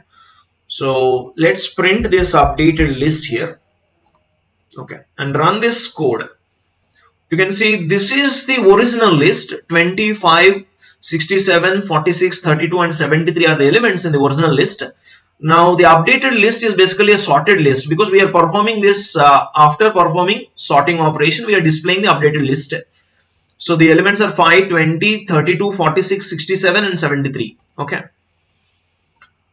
So let us suppose I want to perform the sorting in the descending order. Okay, then you can write here reverse, okay, is equal to true. Clear? So let's run this code now, and you can see this will perform sorting in the reverse order, that is a descending order. So the descending order of the elements are 73, 67, 46, 32, 25. Okay, just like this. Clear? So these are different methods that we often use in the entire list. Okay. So this is very important. Okay. So just go through these functions so that you can easily apply while solving problems, that is programming problems or coding questions related to lists or arrays. Okay. Now we'll perform some operations on lists. So let us start with plus operator. Okay. So the operator is plus operator on list. So I'll consider a sample list called L1 is equal to some list of elements like 1, 2, 3. Okay. And similarly, we can consider another list like L2 is equal to 4, 5, 6. These are the two different lists. We can perform plus operation between these two lists, L1, L2. Okay. So this will act as concatenation. It will concatenate all the elements of list 2 with list 1 and get the result, so that you can store inside another list like L3 is equal to L1 plus L2. So now we can display list called L3, and you can see the result. Result is basically concatenated list called 3, which contains list 1 content as well as list 2 content. Okay, and there will be no change inside list L1 and list L2. They will be same. Okay, so if you want, I can display here writing L3 is equal to, okay, clear? And similarly, we will display other lists also like L1. Okay, this is one list, and this is L2, another list. Okay, so let's run this code and see the result. You can see there is no change in the list L1, list L2, but list L3 is obtained by performing this concatenation between list 1 and list 2 with the help of plus operator. Okay, now let us see how we can perform multiplication operation on a list of elements. So let us consider the next one is a star operator. Okay, so in this case I'll consider L1 multiplied with one particular value. Let us suppose I'll form a new list from the existing list called L1 by considering L1 star 10. Okay, so this must create a new list called L3. Now we can display that new list L3. So let's run this code and see the result. Okay, so how many times you are going to repeat this list of elements that is defined here. When you write star 10, these elements will be repeated 10 times. That is the meaning. It is not simply multiplying each element here. This is clearly repetition. The concept of repetition over the list of elements can be done with the help of a star operator here. Suppose if I modify this to only 4, then these elements will be repeated only for 4 times. If I modify this to 2, then these elements inside list 1 will be repeated twice. Okay, just like this. Next one is list comprehension in Python. So in Python, we can actually create a list by using some conditions. Okay. So let's see here how we can create generally a list with the help of list comprehension. Using this sentence, you can see create a list of X for each Y and Z. So this is the general format that we write while creating the list.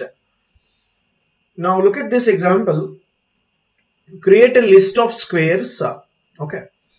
And you can observe this is the formula used to create squares, and this is the loop variable that will run in the range of 10. Okay, so what happens exactly here? You can see the range is going to be from 0, 1 to up to 9.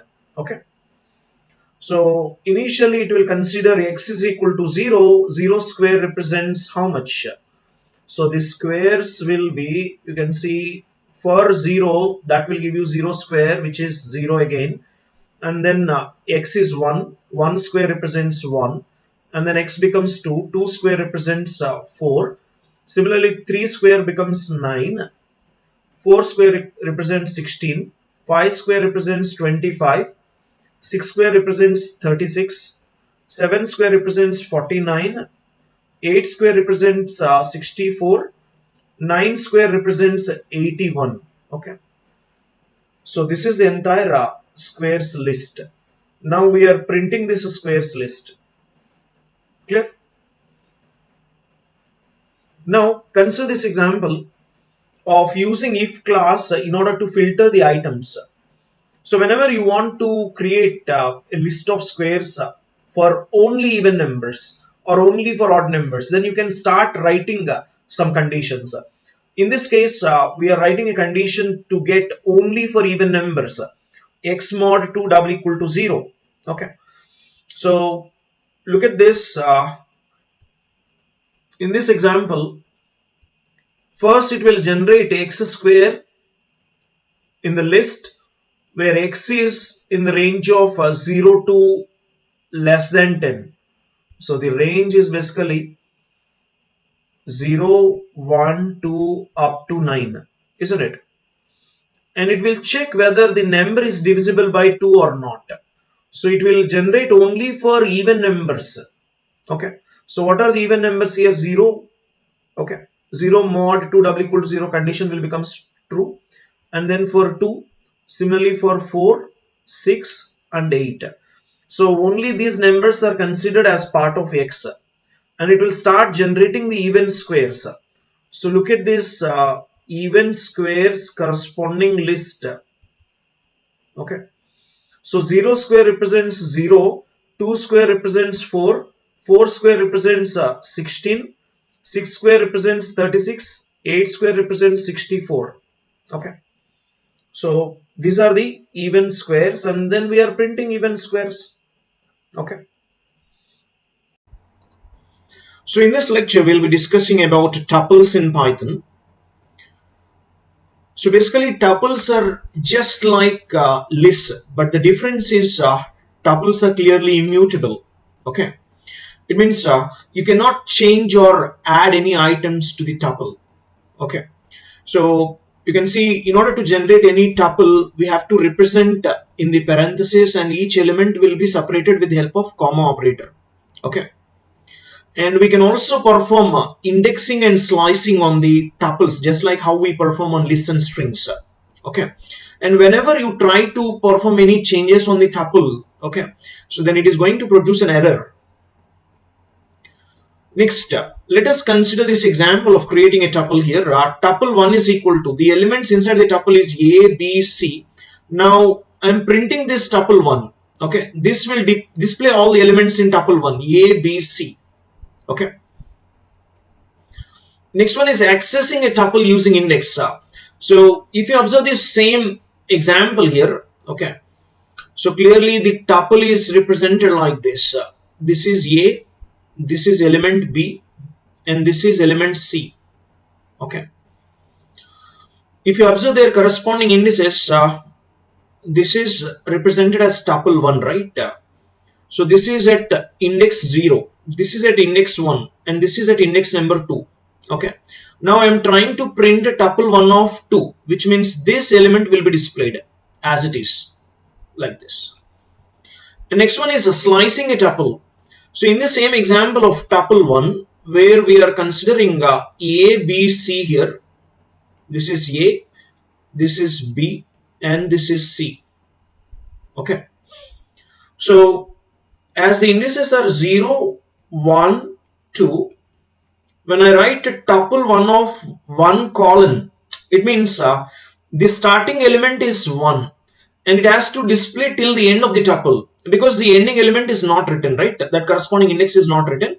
That's why it is going to access the entire tuple starting from this position, right? So it will display BC.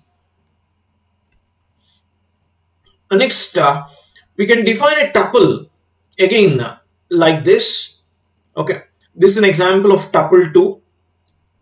So 1 comma 2 comma 3. Now I am printing tuple 2. Whenever you want to store multiple variable values into a single variable, so in that case it will consider the concept of tuple. Okay, because here we are trying to assign multiple values to the same variable, that is 1, 2, 3. But one variable can actually store only one value at a time. So that is why all these values are stored inside this tuple 2. Okay. So, and then we are trying to display it and we are able to obtain the entire tuple content 1, 2, 3. Okay. Just like this. In this video, we will discuss about concept of tuples in Python. Generally, these tuples are ordered collection of data items. They usually store multiple items inside a single variable. So let me give you an example for a tuple. So like tuple 1 is equal to, okay, and you have to use round brackets, and within this round brackets all the items of the tuple are enclosed and they are separated by commas. So let us suppose 1 comma 2 comma 3 comma 4 comma 5. And always remember, these tuples are unchangeable. Okay, it means we can't change them once you create them. So let's see here, I'm trying to print tuple 1 content. Okay, so let's run and see the result. Clear? Now let us suppose you can also write another tuple with all strings, for example. Okay, I'll take multiple strings here, USA, Mexico, Canada, India. Now I want to print this content of tuple 2. Okay, so let's run this code now and see the result. So you can observe here, this is tuple 1 content and this is tuple 2 content, which is clearly displayed. Okay, and we can also take a combination of numbers and strings inside the tuple. So I'll take another example completely. Let us suppose I want to hold address. Okay, so name of the person is John. Okay, 18, and then so this is Mexico, and you can print this particular address. Okay, just like this. So if you want to give some more details, like Okay, yellow street. You can add directly into this tuple. Okay, just like this. Okay, next one is tuple indexing. So in case of tuple indexing, first you have to identify how the elements inside the tuple are stored in different indices. So let us consider this concept of finding the indexes of the tuple. Okay. So let me consider a sample example for considering this tuple corresponding indices. Okay. So I'll take name of the tuple as country. Okay. And I'll denote different countries here like USA, Mexico, Canada, India. Okay. And then UK. So these are the different countries I have indicated as part of the tuple. Okay. Now, if you understand here how these elements or items inside the tuple are stored. So this first item will be stored in index 0, and the second item will be stored at index 1. Third item is stored at index number 2. Fourth item is stored at index number 3. And the fifth item is stored at index number 4. Okay. Like this, all items inside this tuple are stored at different indices starting from 0. Okay. So now, if I want to print one particular index, okay. So let us suppose I want to display the name of the country that is stored inside index number 1. Okay. So country of 1. And also, I want to display index number 3. Okay, corresponding content. So in such case, what will be the output? You can see for this example, if I start writing the output, country of 1, what is the country that is located at index number 1? Mexico is the name of the country which is located at index 1. And what is the country located at index number 3? You can see India is the country that is located at index number 3. Okay, so this is how the positive indexing will work. Now let us consider concept of negative indexing. Okay, so this time I'll take another example like cars. So I want to store different cars company names here like BMW, Tesla, Toyota, Mercedes, like this. Now, as you know, according to positive indexing, the elements are stored like this. This is at 0th index, first index, second index, and third index. Now we apply negative indexing here. So if you look at negative indexing, the last element will be stored at -1 index. The previous element will be stored at -2 index. Okay, and this element is stored at -3 index, and this element will be stored at -4 index. Okay, so when I want to display like this, print of cars of -1. Okay, so this will display output as the last element inside this tuple. Okay, so the corresponding output will be Mercedes. Okay, suppose if you want to display one more item like print of cars of -3. Okay, So in this case, this will display the item that is stored at index -3, and this is Tesla here. So this will display Tesla. Okay. And this is how this negative indexing is going to work. Now, let us consider how to check one particular item is available inside the tuple or not. Okay. So in this example, this is mainly checking an item. Okay. Check for an item whether that particular item is available inside the tuple or not. Okay. So let us consider country. Okay. I'm considering various countries like USA, UK, Canada,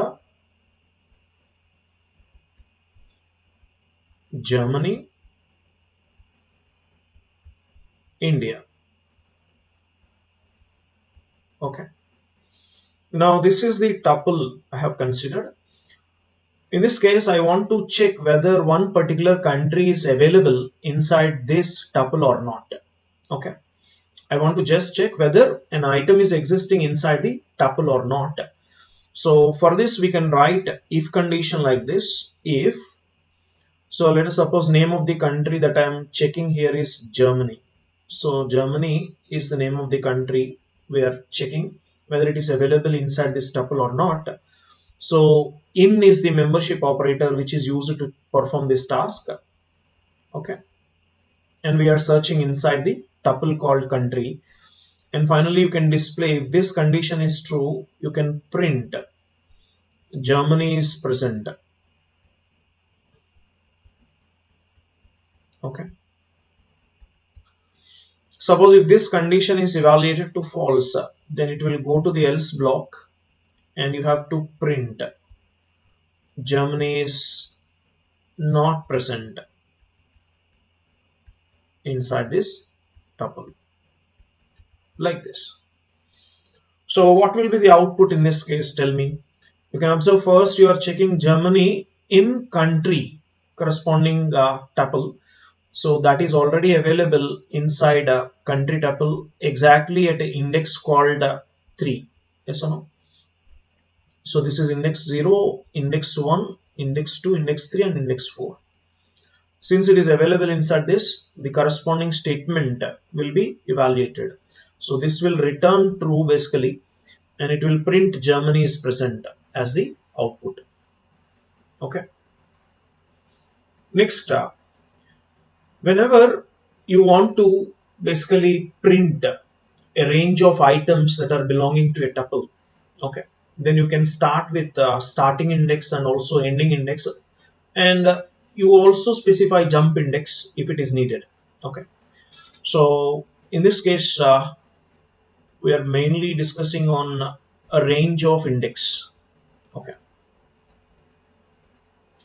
so the general syntax in order to find or display the elements which are located in one particular range of index is tuple.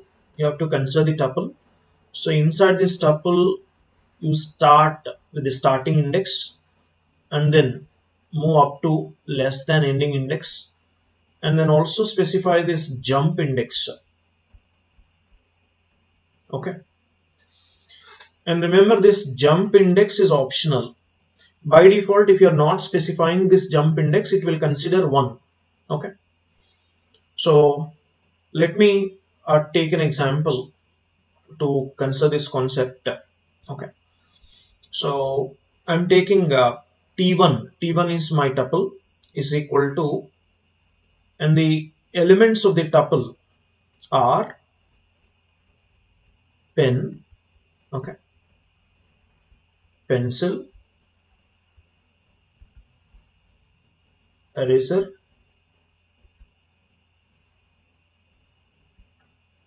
slate, marker, like this. There are some items I have considered. Now we want to obtain some part of this tuple.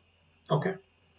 So let us suppose I want to print like this. Print of T1 of, I'm giving the range as 1 colon 4.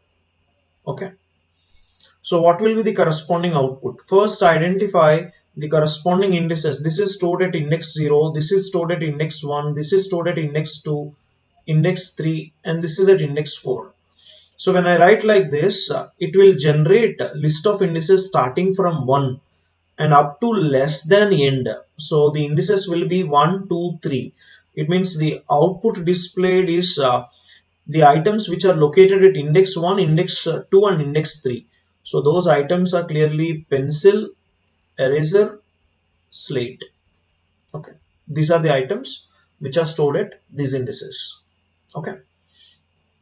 Now, what happens when you also include the jump index? Okay. So let's see an example for this. I'm considering this time different elements. Okay. Inside this tuple called values. So all numbers, consider 10, 20, okay, 30, then 40, 50, 60, 70, 80, 90. So these are the elements that are available. Okay. Now, what happens when you write like this? Values of, okay,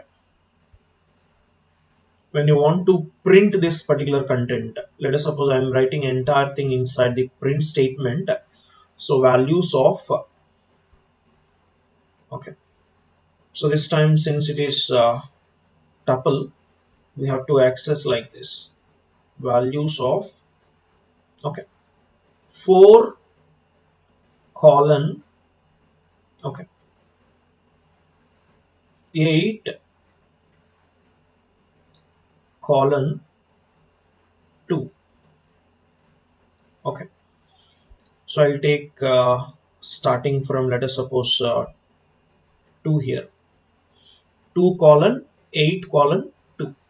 So what does this actually indicate? So 2 is representing the starting position, okay, 8 is representing the ending position, and this 2 will be denoting jump index. Okay, isn't it?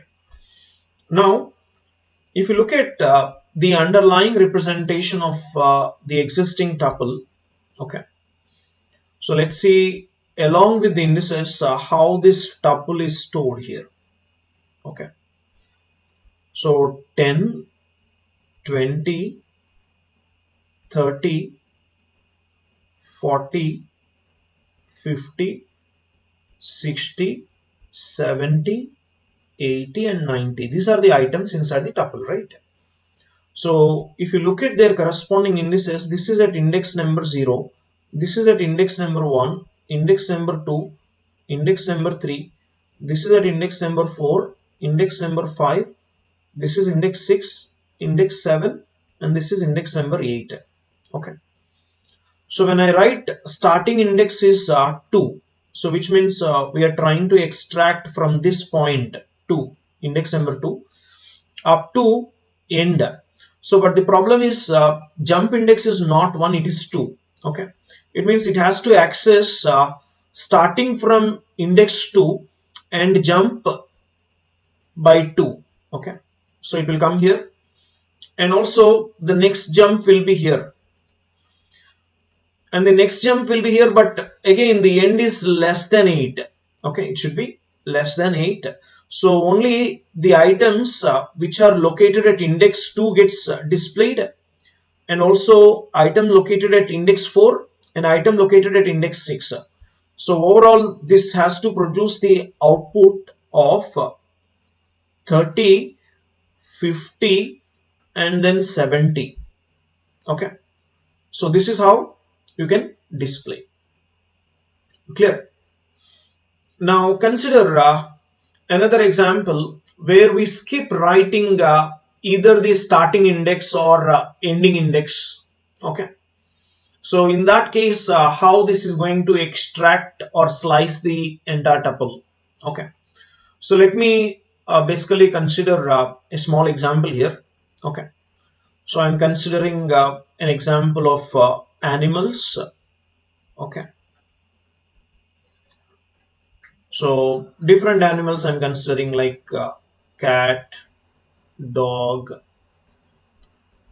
bat, mouse, pig, horse, donkey, goat, cow, like this. These are the different items inside the tuple. Now let us suppose I want to print like this. Print off from this animal's tuple. I'm trying to print starting from index 4 colon. Okay, I'm skipping writing the ending index as well as jump index. So when I skip jump index, by default it will consider 1, and then when I skip the ending index it will consider till the end.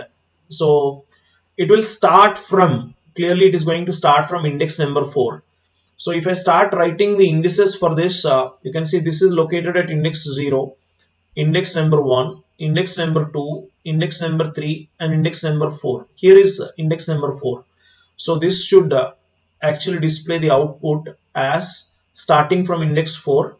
So the corresponding item will be pig, and then next index. So till the end, all the items will be displayed. Okay, horse, and the next item is donkey, and the next item is goat, and the next item is cow. Okay, so this will be the result in this case. Now in this video we'll discuss about how to manipulate tuples. So the problem with the tuples is they are immutable, which means you can't add or remove or change any item in the tuple. So the best way to perform modifications on the tuple is to convert this tuple into a list. Okay, so let us suppose I'm considering an example here. So country is the name of the tuple. So here I'm considering different country names like Spain, Italy, India, England, and Germany. Just like this, I have considered different country names. Okay. Now we can convert this particular tuple into a list. So consider temp is equal to, okay. So to convert any tuple into list, simply you can write list of name of the tuple you can mention here. Immediately this will be converted into a list and it will be stored inside temp. Okay. Now if you want, I can display this temp content. Okay. So let's run this and see the result. You can observe initially this is a tuple. Okay. Now I have converted this tuple into a list and stored inside temp. I'm printing this temp. Okay. Now let us suppose if you want to add an item into this particular list, so you can make use of a append function. Okay. So temp dot append of. So I'm appending a country name called Russia. Okay. And after appending, you can also display the content of this list temp. So before appending, this is the content of the list. Now after appending, you can observe Russia is appended into the list. Okay. Now let us pop one particular item from this list. So I'm using temp dot pop of. I'm specifying index as 3. So 0, 1, 2, 3. So index 3 is denoted England here. Okay. So let's run and see the result. You can see England is removed from this list. Okay. This is the final list. Okay. Now, when I want to modify the existing country name, okay.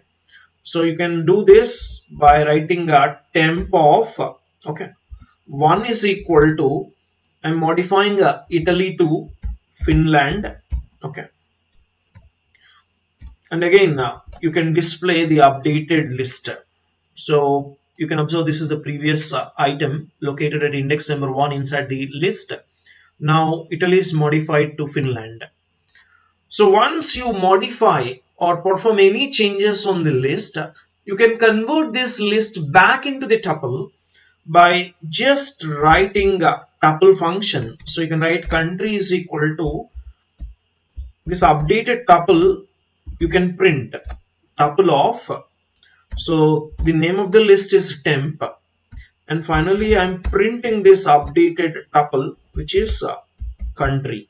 Okay, so let's run this code and see the result. All the updations are performed and this is the final list, and later I'm converting this list into a tuple and you can see the content of the tuple. Okay, so this is how you can perform any changes that you want by converting the existing tuple into a list, and convert after performing all the enhancements on the existing list. You can convert this list back into the tuple. Okay, just like this. Now in this video we'll discuss about how to unpack the tuples. So the unpacking is nothing but the process of assigning all the tuple items to variables. Okay, so you can observe this is the tuple called info. It contains a total of 3 items inside the tuple. Now I want to assign these items one by one to different variables. So this is nothing but concept of unpacking the tuples. So once you do this, then what happens, this info is nothing but this one, right? Okay. So John will be copied into name, and then 21 will be copied into age, and then Stanford will be copied into university. And later we are displaying its corresponding content. So let's run this code and see the result. So clearly the unpacking is done, right? So the tuple contains total of 3 items are placed into the variables. Yes or no? Like this. So next one is sets in Python. Okay. So first coming to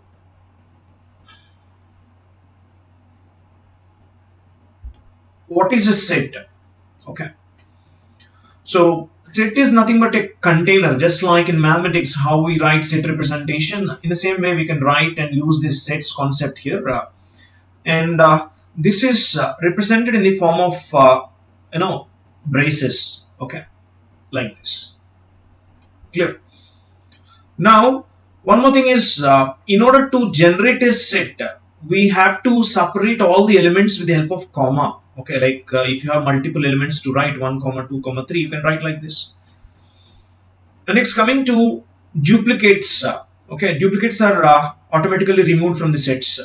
Okay, so if you try to give duplicate values, it will automatically remove. And sets are immutable. Okay, you cannot change those values. Okay, so let's see this example. My set is equal to 1 comma 2 comma 3.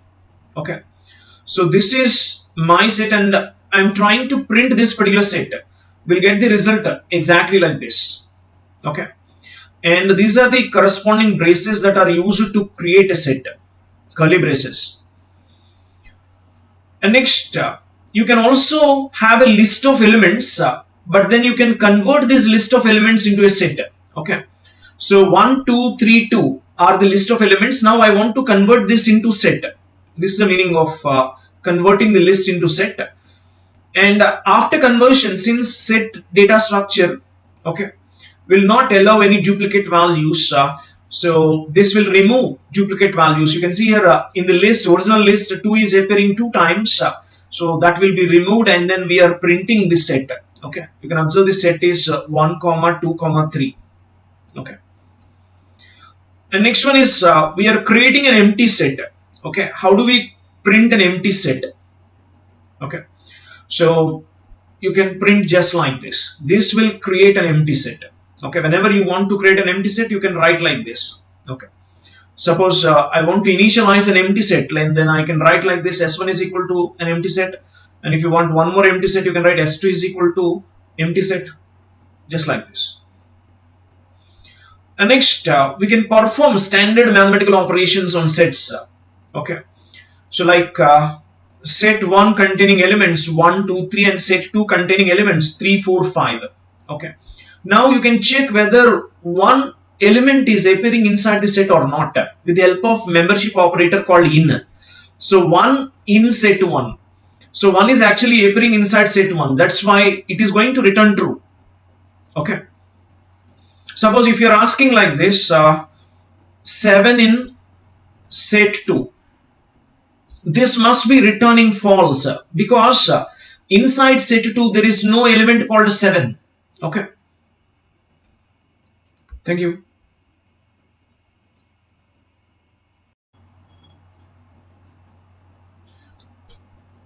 So next one is dictionaries in Python. So always remember, dictionary is in the form of key value representation. It is always a pair. Okay, dictionaries are generally represented as key value pair notation. Okay, this is key and this is value, corresponding value. Okay, and all the items are accessed with the help of key. Okay, and these key value pairs are denoted inside curly braces. Okay, so this key can be immutable object. Okay, it can be a tuple, or it can be a number, or it can be a string. Okay, and one more thing is we can actually add new dictionary. Okay, or you can also modify the existing dictionary. Okay, and this is not going to preserve any order while displaying. Okay, while displaying order can be changed. Okay, so this is how we create an empty dictionary using curly braces. If you are writing like this, then it is representing dictionary. Okay, and using curly braces we also write set, but that way of representing set and also a way of creating a new set is different compared to dictionaries. Okay, now we can print this dict2, which is going to produce an empty dictionary.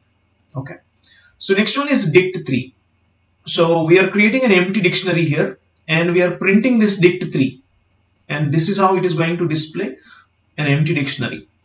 So let us consider dict1 is equal to, there are some elements inside dict1. Okay, that is key value pairs are available. So this is the first key value pair, and this is the second key value pair, and this is the third key value pair.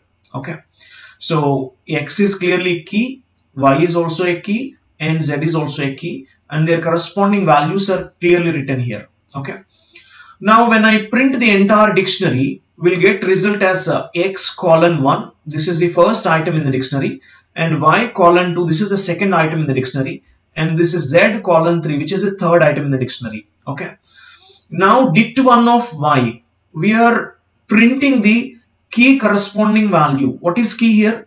Okay, X, Y, Z. So among which I am taking one particular key called Y, its corresponding value called 2 will be displayed here. Okay, next similarly we will also use this representation. Okay, and we'll display like this. For example, dict1 we already know X colon 1, Y colon 2, okay, Z colon 3. This is already we have discussed a basic dictionary one. Now I want to modify the key corresponding value. Let us suppose key corresponding value I want to update from 2 to 10. Okay, in that case I can identify the key and write like this: dict1 of key is equal to new value. New value is 10. So later we can display that dict1. Okay, so we can actually write here dict1. Okay, so that will give you the updated one. Okay, next similarly we can also update dict1 of W equal to 0. Okay, this is we are adding a new entry to the existing dictionary. Okay, so again here we can write dict1 content. So after adding a new key value pair, it will display. Okay, and we can also return a value for the key. Okay, if a is the key but the key called a is not available in the dict1, that's why it is going to return none. Okay, it will return none because a key is not present in the entire dictionary. Suppose if you are trying to access the key element a corresponding value and the key element is not found, in that case default value can be returned. Let us suppose I am writing a default value to be returned as 42. So in such case you can give like this and you will get a default value if the key is not available. Yes, key is currently not available.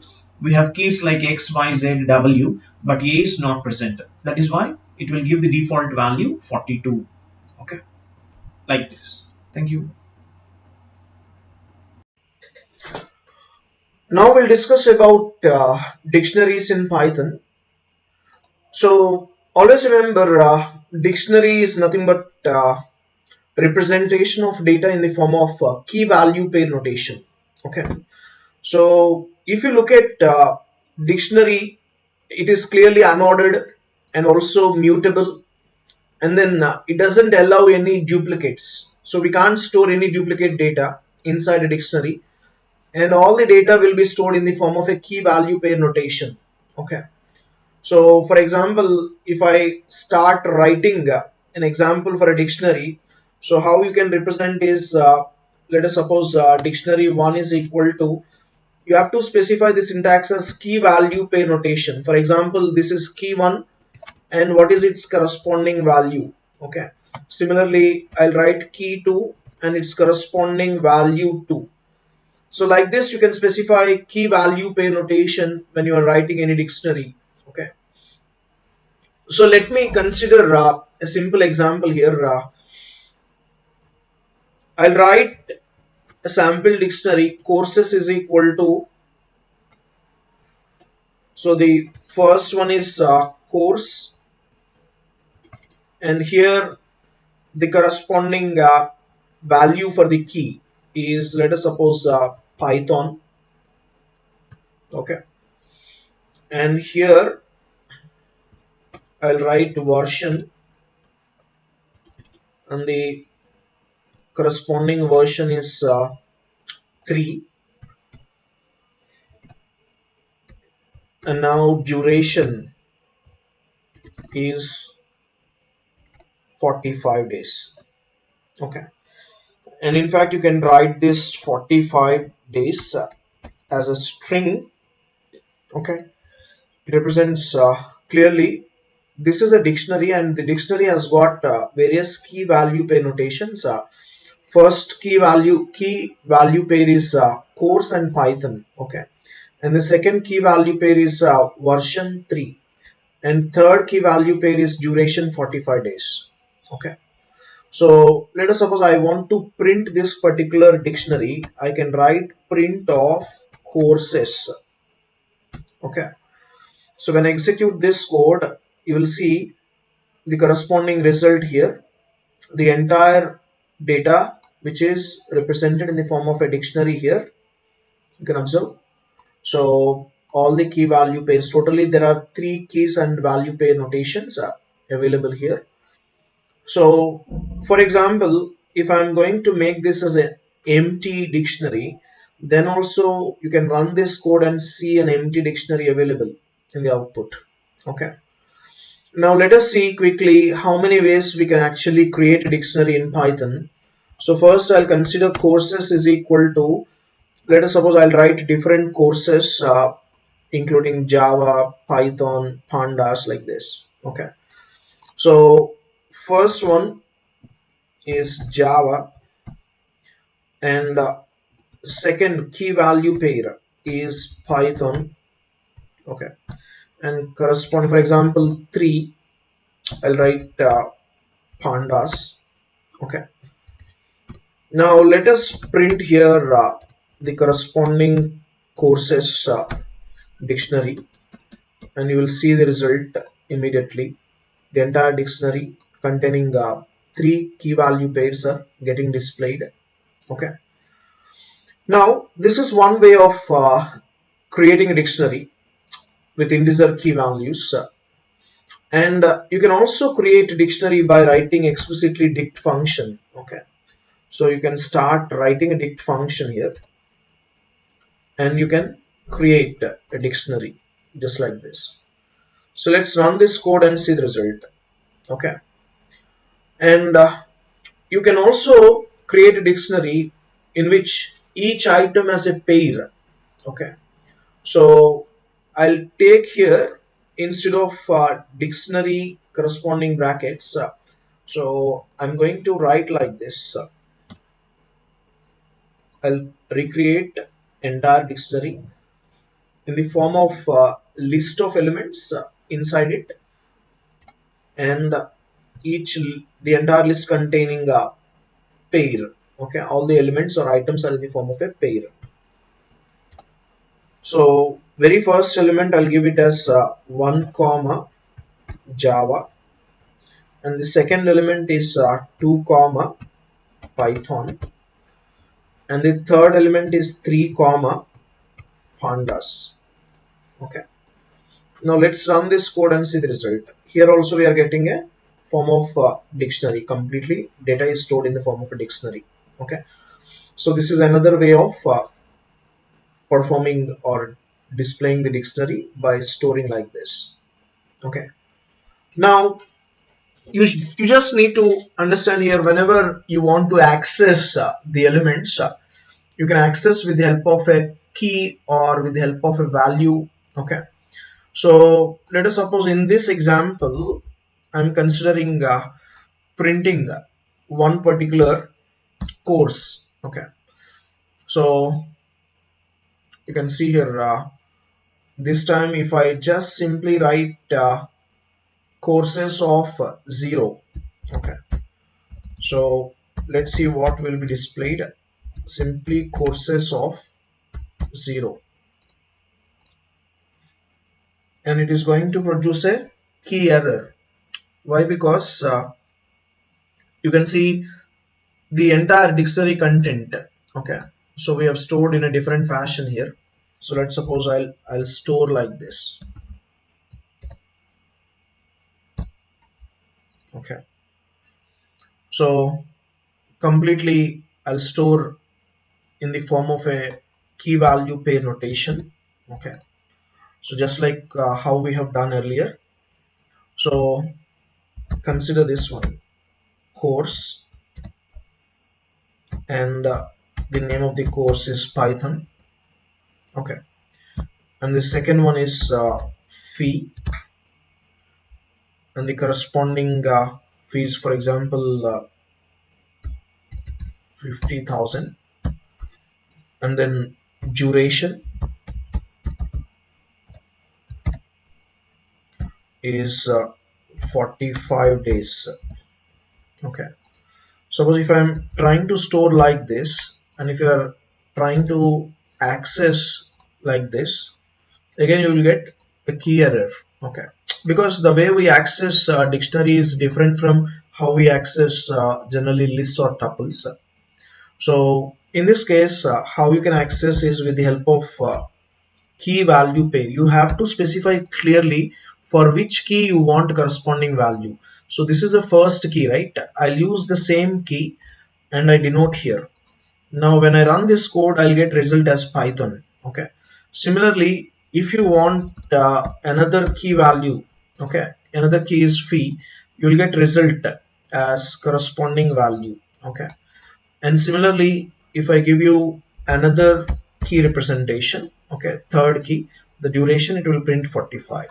So completely you can access with the help of key value pair notation. Okay, and there is another way of accessing the content also without writing these brackets. You can write or use get function, get of key. This is a format, right? So where you will specify the key here, like get of course, it will immediately display Python, because key corresponding value is Python.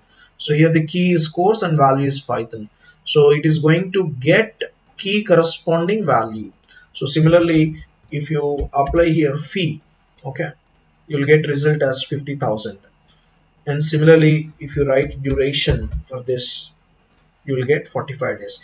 Even if you write a small spelling mistake, immediately, okay, it will not show any result because duration is there, but there is a spelling mistake in this. So this particular key is not available inside the dictionary. Okay, that's why you are not getting result here.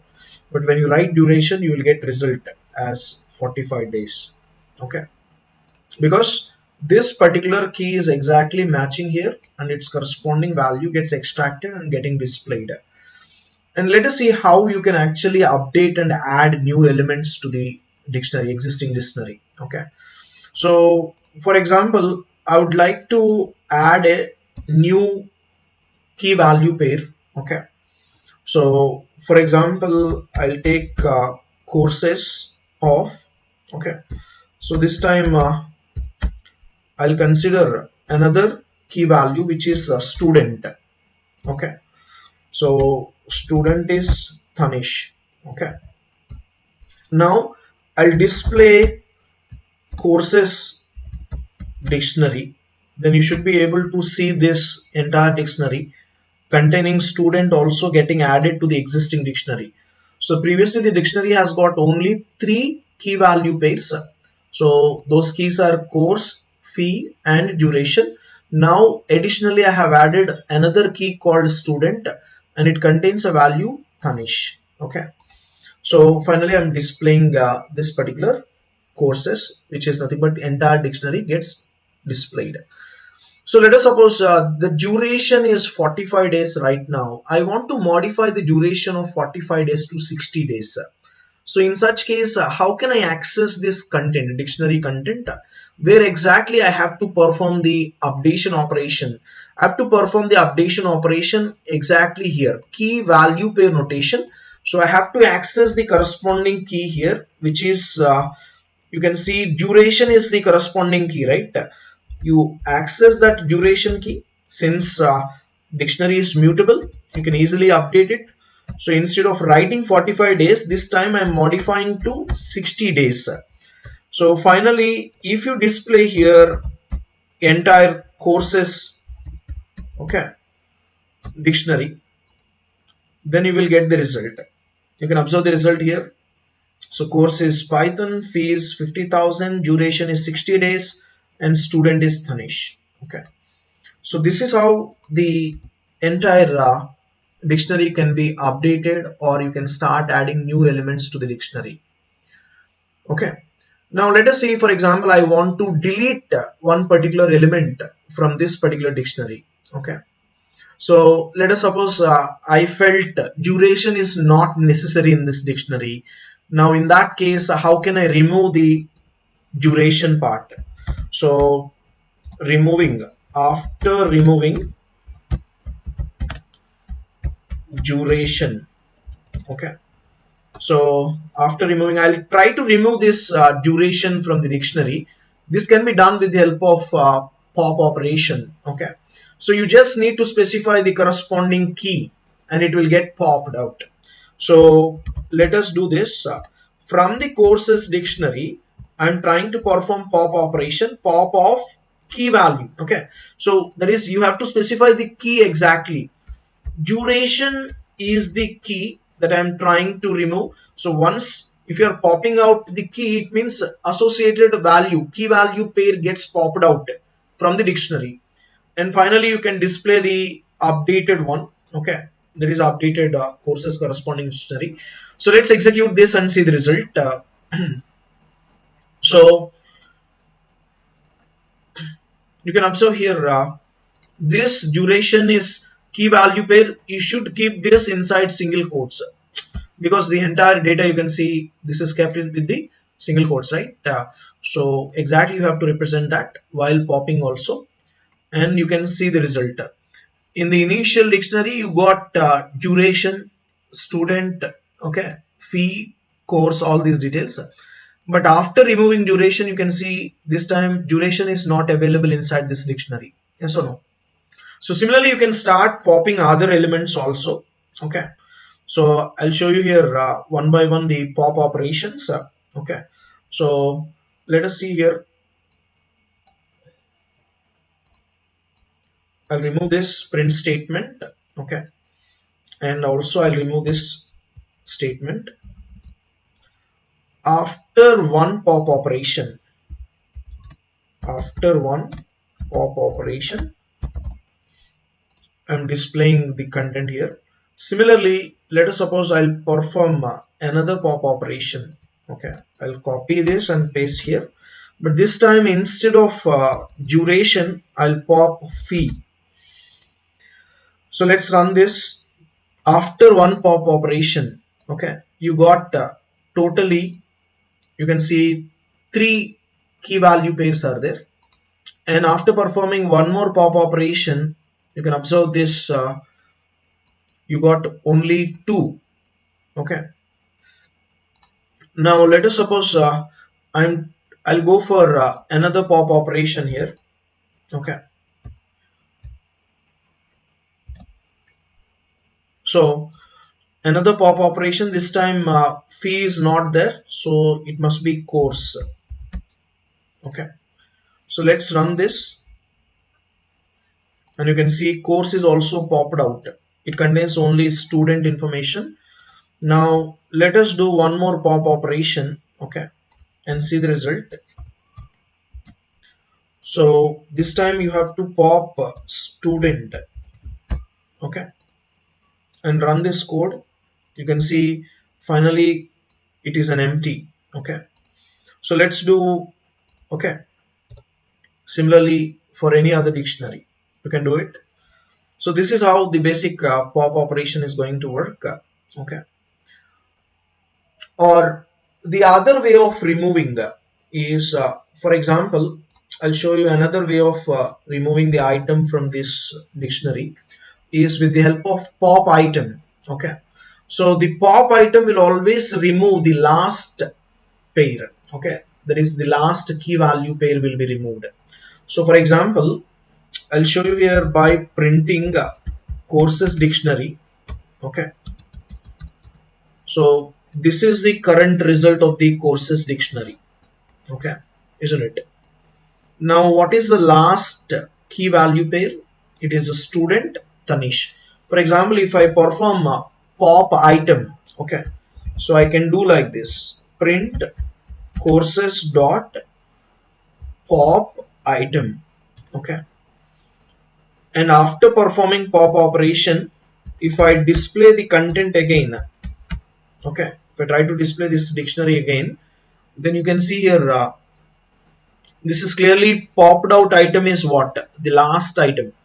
So the last key value pair notation will be removed, and this is the remaining dictionary. Okay, suppose if you don't want to display that popped item, then you can remove this operation inside the print statement, so that you can easily see the remaining dictionary content after performing the pop operation. Okay, so now let's run this code and see the result. You can see the earlier dictionary has got total of 4 pairs, and now the latest dictionary after performing one pop item operation has got only 3 key value pairs. So if I keep on repeat this operation for multiple times, you will see the entire result. So initially it has got 4 pairs. Now later, after one pop operation, this has got 3 pairs, and after another pop operation it has got 2 pairs, and later a single pair, and finally it becomes empty. So now at this point of time, if you perform another pop operation, then this is going to raise an error, because you can't perform pop item on the dictionary when the dictionary is already empty. Okay, when the dictionary is already empty, you can't perform pop operation. Okay, like this. Now we'll iterate and access the content of the dictionary with the help of for loop. So I'll show you how to access the content of the dictionary with the help of for loop here. So this is the entire dictionary which we have already created. Okay, and this dictionary has got total of 3 key value pairs. Okay, Now let us access this particular dictionary content with the help of for loop. I can write just like any other access to data structure, like list can be accessed with the help of for loop. Okay, tuple can be accessed with the help of for loop. In the same way, you can access here for x in courses. Okay, now you start printing this particular x. Okay, so let's run this code and see the result. So the problem here is you will get only key data. You are not getting values. If you are using just like how you access tuples or lists in, okay, the same concept if you apply here in the dictionary, then how you are getting data? Only keys you are getting, okay, but not their corresponding values. So you can't go for this approach for dictionaries. Okay, for dictionaries you should be accessing in a different fashion, right? So I'll show you that. For example, I'll take two variables here. One is key, the other one is value, because we are storing key value pairs inside the dictionary. So you can access from this courses dictionary corresponding items. Okay, you have to make use of a method called items. Okay, so you can start printing them in the form of a key value pair. Here I'll write key comma value. Okay, so let's run this code and see the result. It will exactly print key value pairs. So course Python, fee 50,000, duration 45 days. So this is the exact key value pair that will be displayed when you try to access through key and value. Okay, so now let us use concept of key in order to get the value. Okay, so this is another approach where you can access the content, where I'm purely using key to iterate through this particular dictionary, which is courses dictionary, and here I will print key and its corresponding value by accessing the dictionary content. So dictionary is courses, and inside this dictionary exactly what key corresponding value is there, that will be fetched. So let us run this code and you can see key value pair is clearly getting displayed because courses of key, if suppose in the first iteration key is course, okay, now that is going to display course comma courses of course. So it will fetch the courses dictionary and checks the key corresponding value. The key is course and its corresponding value is Python. It will be displayed. Similarly, in the next iteration, key will become fee and its corresponding value 50,000 can be fetched by writing courses of fee. Okay, like this. And there are other methods also, like dictionary.keys and dictionary.values. Okay, so let us consider those methods instead of this. So first I'll consider key here for key in courses dot. You can apply this keys function here. So you are accessing the courses dictionary through keys. Okay, and if you start printing those keys directly, okay, so you can write like this key. I'll try to print key here and then like this.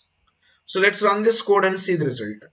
So in this iteration, okay, in the first iteration I'm getting the key, first key.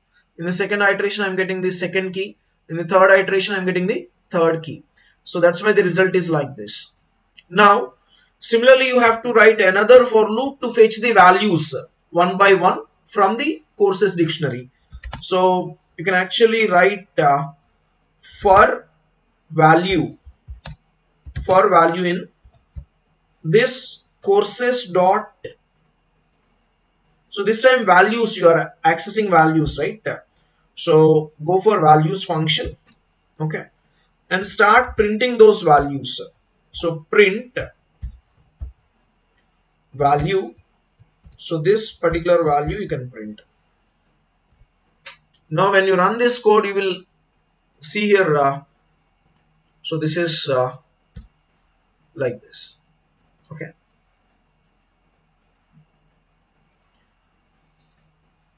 so it can only concatenate string, not integer.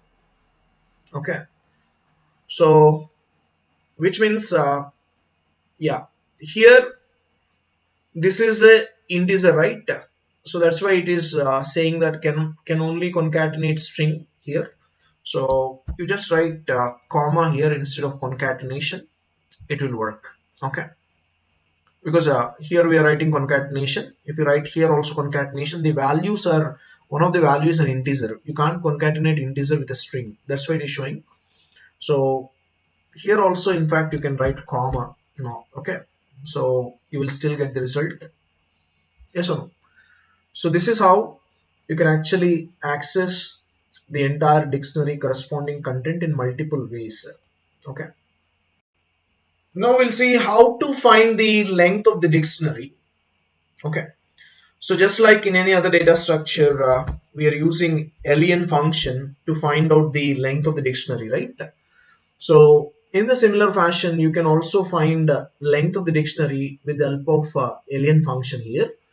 So consider here n is equal to, I'm trying to find out the length of the dictionary here, len of courses is the name of the dictionary. So this will actually return the length of the courses dictionary and store it into a variable called n. Okay, and now I'll display this length of the dictionary, length of dictionary is, okay. So I'll display n value here, length of the dictionary. So see here, length of dictionary is 3 because the dictionary contains a total of 3 key value pairs. Yes or no? So that's why it is going to return length of the dictionary as 3. Okay, so for example, if you want to basically display the entire dictionary as a string, okay, you can typecast it into str, okay, that is string. So let us do this converting or uses of str while working with dictionaries. So I'll show you here the entire courses dictionary. I wanted to convert into str and then display. Okay, so I'll print here clearly saying the components of the dictionary.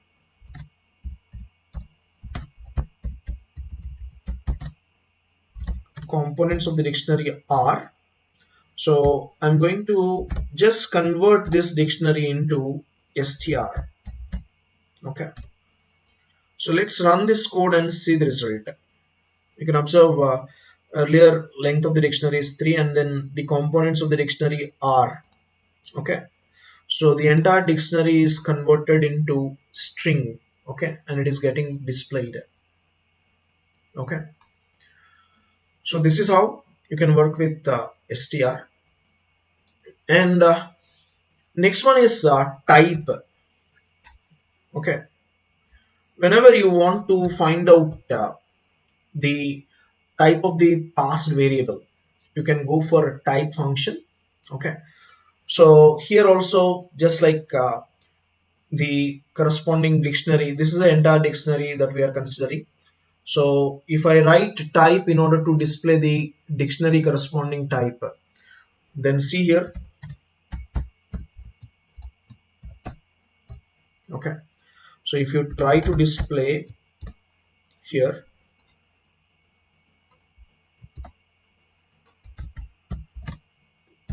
type of passed object, okay, type of dictionary is courses. Now let's run this code and see the result. You can see here it is clearly showing type of the passed object is class dictionary. Okay, class dictionary. So since this is clearly dictionary type object, so it is showing type of courses as class dictionary. Okay, like this. So in this video, we'll discuss about functions in Python. So let's see how we can write a function in Python. So we know function is nothing but block of statements which are used to perform a particular task, and whenever you want to use that task to be done, we can call the same function again and again. Okay, so this is a general syntax of the function def. Okay, so you can see def and name of the function. I'm trying to define a function. That name should be given here, and then parameters for the function should be given here. Okay, and then coming to this is representing the documentation string for that particular function. Let us suppose in that function, if you are finding the maximum among two given numbers, then you will be specifying in the documentation string that this function is going to perform maximum among two given numbers, and the respective code should be implemented here. Okay, so it takes parameters or arguments, and you can use those parameters or arguments inside the code. Okay, and you can also write functions without parameters. Okay, so let's see this example where we are computing square of the given number. Okay, so you can see print square of 3. We are calling a function called square by passing parameter as 3. So this 3 will be copied into x. Okay, and this function square will be returning a value called x double star 2, which means x double star 2 is nothing but x square. Okay, so what is x value passed here? X value is 3, so 3 square will be representing 9. So this is going to return value of 9 back to the calling function, and it will print that 9 value. So the result obtained will be 9. Okay, and next coming to another function which is multiply function, and it is taking two parameters x and y. So in the function call, we are specifying those two parameters as 3 and 2. So this value of 3 will be copied into x, and value of 2 will be copied into y. Now inside this function, it is going to return x into y. So x value is 3 and y value is 2. Now we are returning x into y, which is nothing but 3 into 2, value will be 6. So value of 6 will be returned back here. Okay, and that gets displayed. So the output will be 6 here. So consider another example. So whenever we want to return multiple values, they will be returned back to the calling function with the help of a tuple. Okay, so let us consider a function name called min-max function, which is giving list as parameter. Okay, list is supplied as parameter to this function. Now this list will be copied into data. So you can see data now becomes a list of elements. List of elements are 1, 3, 7, 2, 10. Okay, now we are going to return min of data and max of data. So what is min of data going to return here? Okay, so the minimum value on this list data will be 1, and max of data, the maximum value on this data will be 10. Okay, so this will return 1 comma 10 in the form of a tuple. 1 comma 10 will be returned. Okay, so that is the corresponding output which is going to be displayed. Okay, thank you.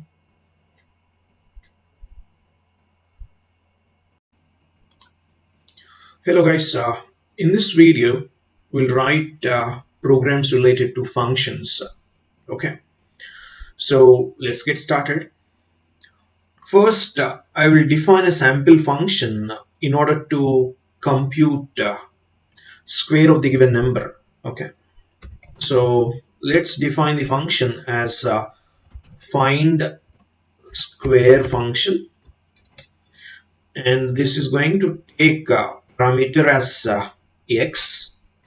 Okay, so now what is it going to return? Okay, square of x, that is x into x. So you can compute inside a variable like x into x and return this variable y, or you can directly return x into x, because an expression can be returned with the help of return statement. Okay, so this is find square function. Let us take sample input.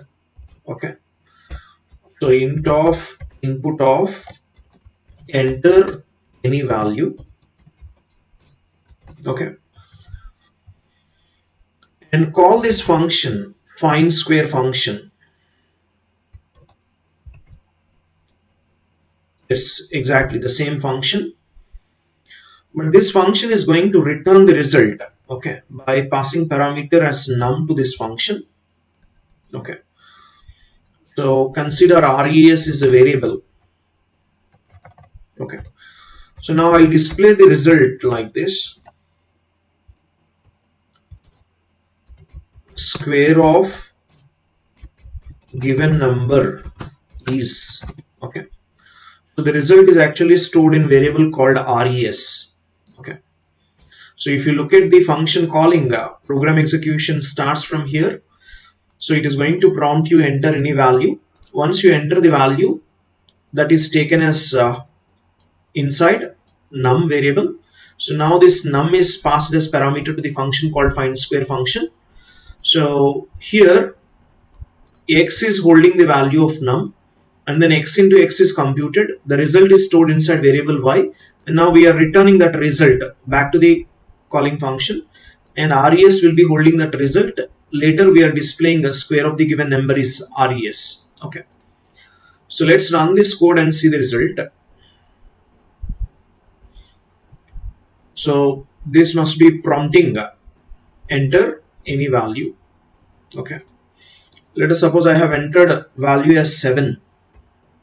Now the result obtained is a square of given number is 49. 7 into 7 is 49. Okay, now similarly you can also implement another function which is used to compute cube of the given number. Let us suppose find cube is the function, and it is taking parameter as x, and here I'll compute z is equal to x into x into x, you can write,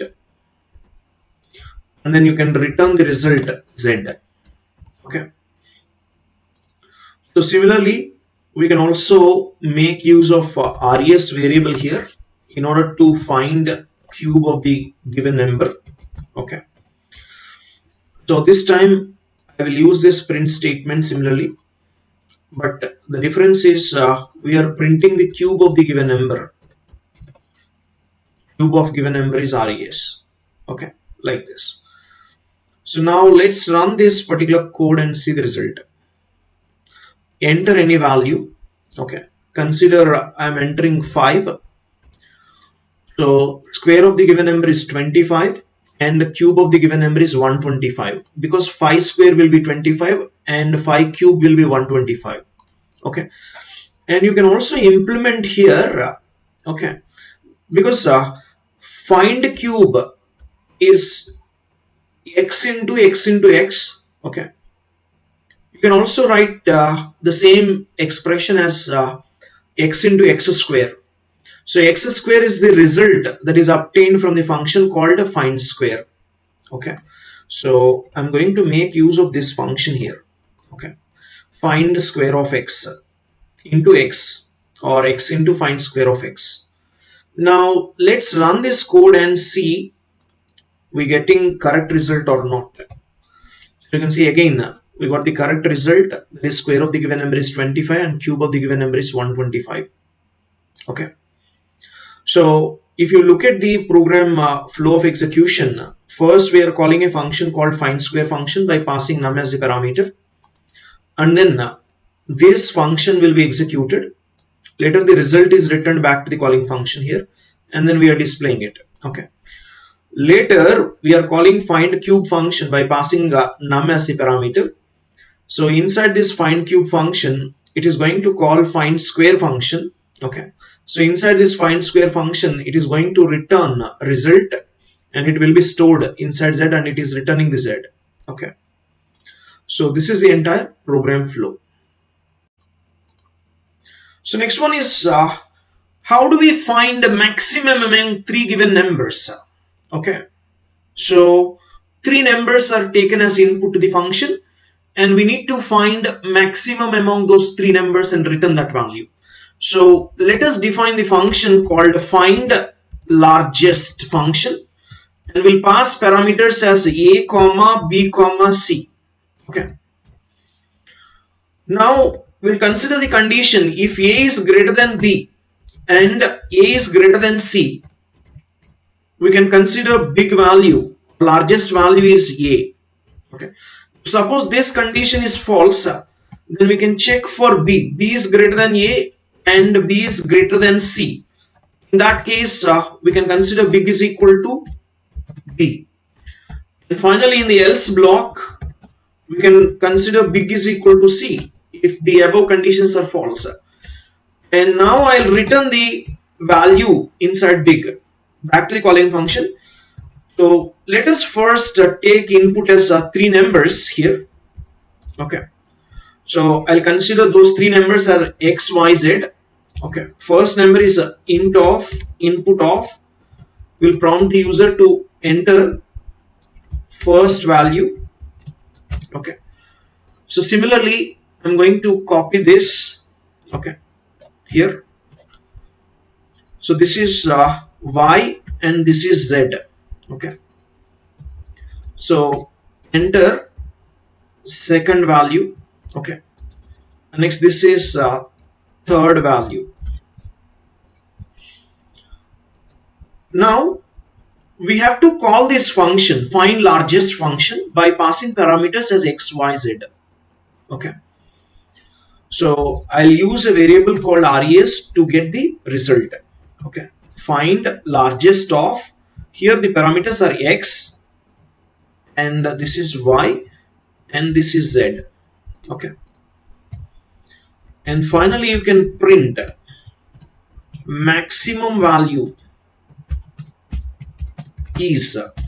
Okay, so the maximum value here is stored in inside variable called res. Now let's run this code and see the result. Enter first value.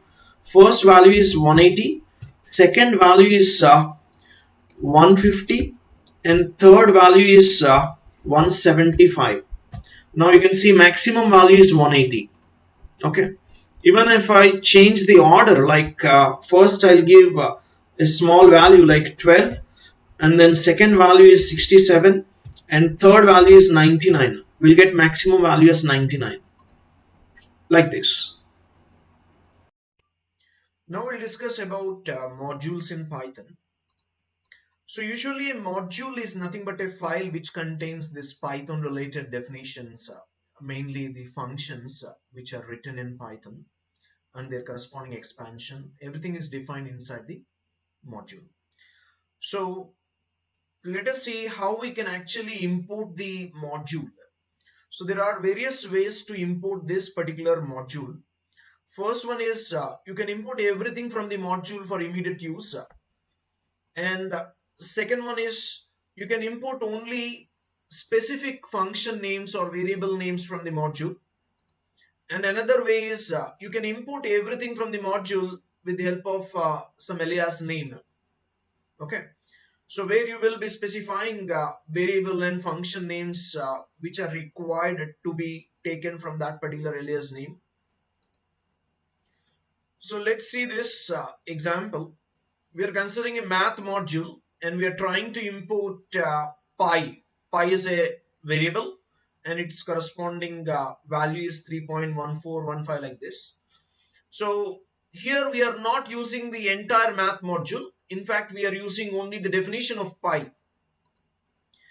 And in this example, we are importing everything from the math module, because writing like this from math import star, it represents that star is representing clearly everything is imported from the math module, and out of which you are using just e value here. So this type of expansion is clearly importing everything from the math module. And now consider import numpy as np. So here also everything from the numpy can be used, where we are using np as the alias name for numpy, and you can call specific function name inside this numpy module as you are using np as alias name. So np dot cos of 0, which will return you 1. Okay, like this. Now let us consider displaying one-dimensional array. So first, using NumPy, I have created an array containing elements 1, 2, 3, 4, 5, which is a one-dimensional array. So you can directly display the content of this one-dimensional array by just writing print of ARR. So this will display you the entire content of the one-dimensional array. Or you can also access element by element inside this 1D array. So with the help of for loop, you can do it for item in array and start displaying that particular item here. So let's run this code and you can see element by element is getting displayed over here. Okay. Suppose if you want to print these elements in a single row, okay, or in the same line, you can write end equal to space, and you can observe all these elements are getting displayed one after the other with the help of a space in the same line, isn't it? In this example, we'll see how these elements are getting stored inside the array. For example, if I take in elements like 10, 25, 13, 64, 57 as part of the one-dimensional array. In this case, if you look at contents, array of 0 contains 10. Similarly, array of 1 will be holding a value of 25 and so on. You can observe here 57 will be stored in array of 4, isn't it? Suppose similarly, if I start showing here the content, array of 2 will be holding 13, right? And clearly you can observe array of 3 will be holding a value of 64 and array of 4 will be holding a value of 57, right? So let's see if the same thing is happening or not by randomly printing one particular index corresponding value inside the array. So let us suppose array of 2 I am printing. Let's see here. Array of 2 is displayed as 13 here. Yes or no? So you can observe here exactly array of 2 contains 13. Okay. For example, if I print array of 4, so this will display 57. So what happens when I display array of 7, which is not there? So in that case, it is going to produce an index error. Okay, index 7 is out of bounds for this access. So let us suppose if I am printing array of -1, in that case, if it considers the negative indexing, which is backward indexing concept, and it will contain 57 here, which means so the same 57 will be stored inside array of -1, and similarly 64 will be stored in array of -2, and then 13 will be stored in array of -3, and 25 will be stored inside array of -4, and this 10 will be stored inside array of -5. If you want, you can cross check here. For example, I am giving array of -4 and see the result, 25 is getting displayed. You can observe array of -4 contains 25, isn't it? So this is how the indexing works. Suppose if I want to access the same content with the help of for loop and concept of indexing, I can do it. So just like this, here I'll write for index in array where I'll display. Okay, so this array you will use generally when you are accessing the element directly. For example, if you are accessing the index, then you can use length of the array function.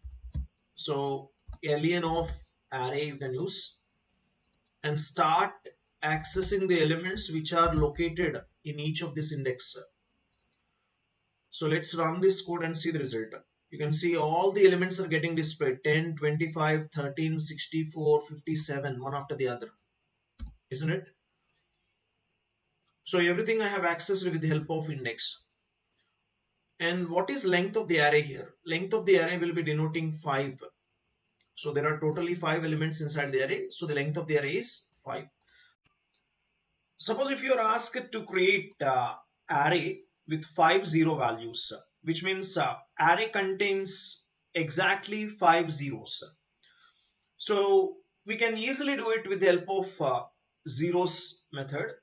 So first you have to import numpy as np and then start creating with the help of zeros, np dot zeros of 5. So this is going to create an array which contains 5 zeros. Now you can print that particular array. Suppose k is the name of the array. Now let's run this code and see the result. You can see it is going to display exactly 5 zeros. So similarly, if someone asks you to create array with 5 ones, okay. So let us suppose I also create another array with exactly 5 ones, okay. So I take another array name and use function called ones function, where I'll take exactly 5 ones, and then you can print this n,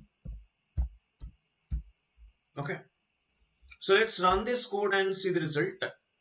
You can observe the first k is having 5 zeros, and next another array n is having 5 ones, isn't it?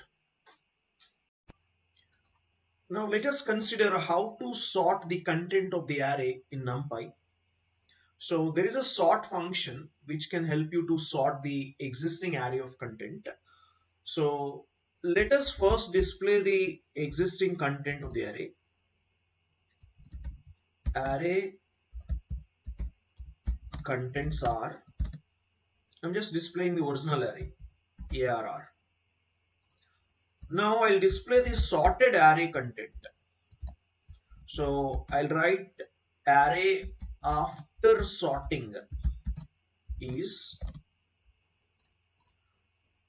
so we can write np dot sort of array. Now let's run this code and see the result. You can observe array contents are initially 10, 25, 13, 64, 57. Now after performing sorting, the array contents are 10, 13, 25, 57, 64. So clearly all the elements are sorted. Okay. Next one is slicing an array. Okay. So what is meant by slicing an array here? Very simple. Suppose if we want to access some part of an array, instead of accessing the whole array, I want to access some slice of the array or some part of the array. In such case, we can go for the concept of slicing an array. Okay. So how do you access in such cases? The general syntax will be, first you have to mention the starting point from where you want to access the part of the array, right? And then also the ending point. Okay. So as we know, this is going to access up to end minus 1. Suppose if the start is not specified, in that case, it will automatically consider 0. Okay. If start is not specified, it will consider 0. If suppose the end is not specified, then it will consider the length of the array. Okay. So ln of array is considered in that case, which means it is going to access each and every element in the entire array. Okay. Because start is not considered and end is not considered, then it means you're trying to access the entire array. Okay. So this is one syntax, and there is another syntax where you can also specify the step size. So in such case, a start, end, and also you have to specify the step here. Okay. So what is a start? Start is again same starting element that we want to access, and this end means up to end minus 1 it is going to access. Step is representing the value, how much that you are trying to increment, or step size. Okay, suppose if you want to increment by 2, you want to access the first element and then the third element, then the step size will be 2. If suppose the step size is not mentioned, by default it will consider 1. Okay, if the step size is not mentioned, it is considering 1. If the step size is mentioned, then it is going to consider that particular value. Okay, so let's consider quickly an example related to slicing an array. For this, we have to import the numpy module. Import numpy module. So I want to give an alias name for the numpy module as np, and consider arr is an array. Okay, np dot array of. So let's create a one-dimensional array. The elements in the one-dimensional array are 1, 2, 3, 4, 5, 6, 7. So these are the elements with which I have created a one-dimensional array. Now I want to print partial array, that is a part of the array or slice of the array from this content, which is array of 1 colon 5. 1 colon 5. Now this is going to create an array, and what will be displayed as part of the output. Okay, so writing this statement has created an array. Now you are trying to print a part of this array by mentioning like this. So remember, again, this 1 is representing the starting index, and this 5 is indicating the ending index. So always you have to access less than end. Okay, so let's see how this is going to create an array in the second statement. So the elements that are located inside the array are 1, 2, 3, 4, 5, 6, and finally 7. Okay, and here the indices of this array are, this is at index 0, this is 1, this is 2, this is 3, 4, 5, and 6. Now we are going to access from the starting location. What is the starting location? 1. And ending location is 5, which means you have to access up to end minus 1 only, which is nothing but 4. It means it is trying to access this slice of the array. This is the part of the array or slice of the array that is accessed using this code, and hence it is going to print the elements as a 2, 3, 4, 5. Okay, starting from array of 1 up to array of 4, because the ending position is 5. Okay, so this is the respective output that is going to be displayed. Now let's consider another example here. Okay, here I'll consider again importing the numpy module. Import numpy as np. Now we can access the array, which is np dot array of. Consider the elements of the array as again 1, 2, 3, 4, 5, 6, 7, just like this. Now I want to print only part of the array or slice of the array. I'm writing like this. Now what will be its corresponding output that is going to be displayed if we write like this? So remember, writing this code will automatically create an array, which is a one-dimensional array containing elements like this: 1, 2, 3, 4, 5, 6, and 7. Now the index, starting index is mentioned, but the ending index is not mentioned. When the ending index is not mentioned, it is representing the length of the array. So the length of the array means you have to access from the starting location 4, which is an index of the array, till the end of the array, which means you can see here the indices are like this: 0, 1, 2, 3, 4, 5, 6. So what is the starting index here? 4 is the starting index. So till the length of the array, okay, it means you have to access up to here. Length of the array will be 7, ending point will be 7. So which means you have to access up to less than 7. Okay, index less than 7 means you can access this part of the array. So you will get output as 5, 6, 7 in this case. Okay. Now consider another example where we can also write step size. Okay. So let's import numpy module, import numpy as np, arr is equal to np dot array of, now in this array contains elements like this 1 2 3 4 5 6 7. Okay, so let's print array containing elements as 1 5 2. This is the syntax. So what will be the corresponding output produced by this code?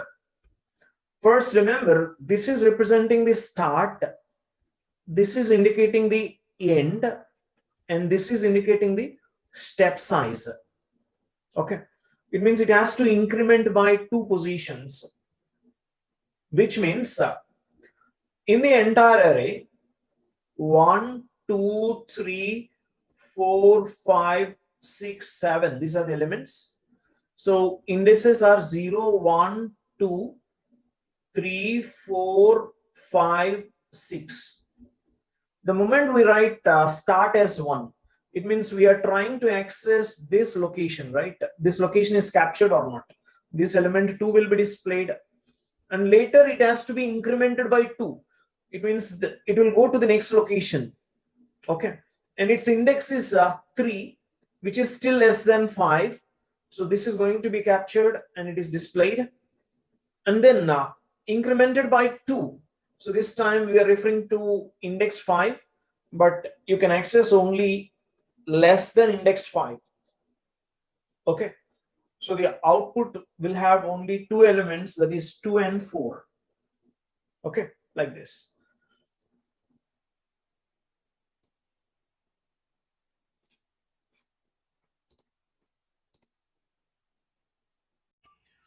Now we'll discuss about how to perform mathematical operations on arrays. For example, if you want to add a value to existing array of elements, you can perform addition operation.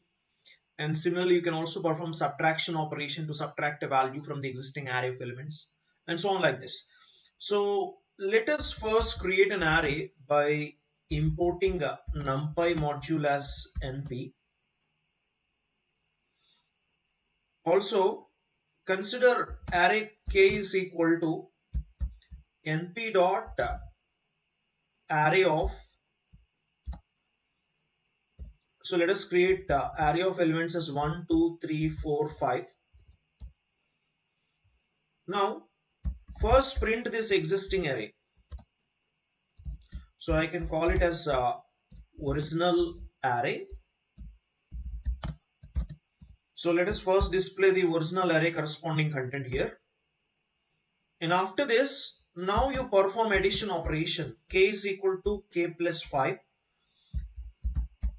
and then display here after addition operation.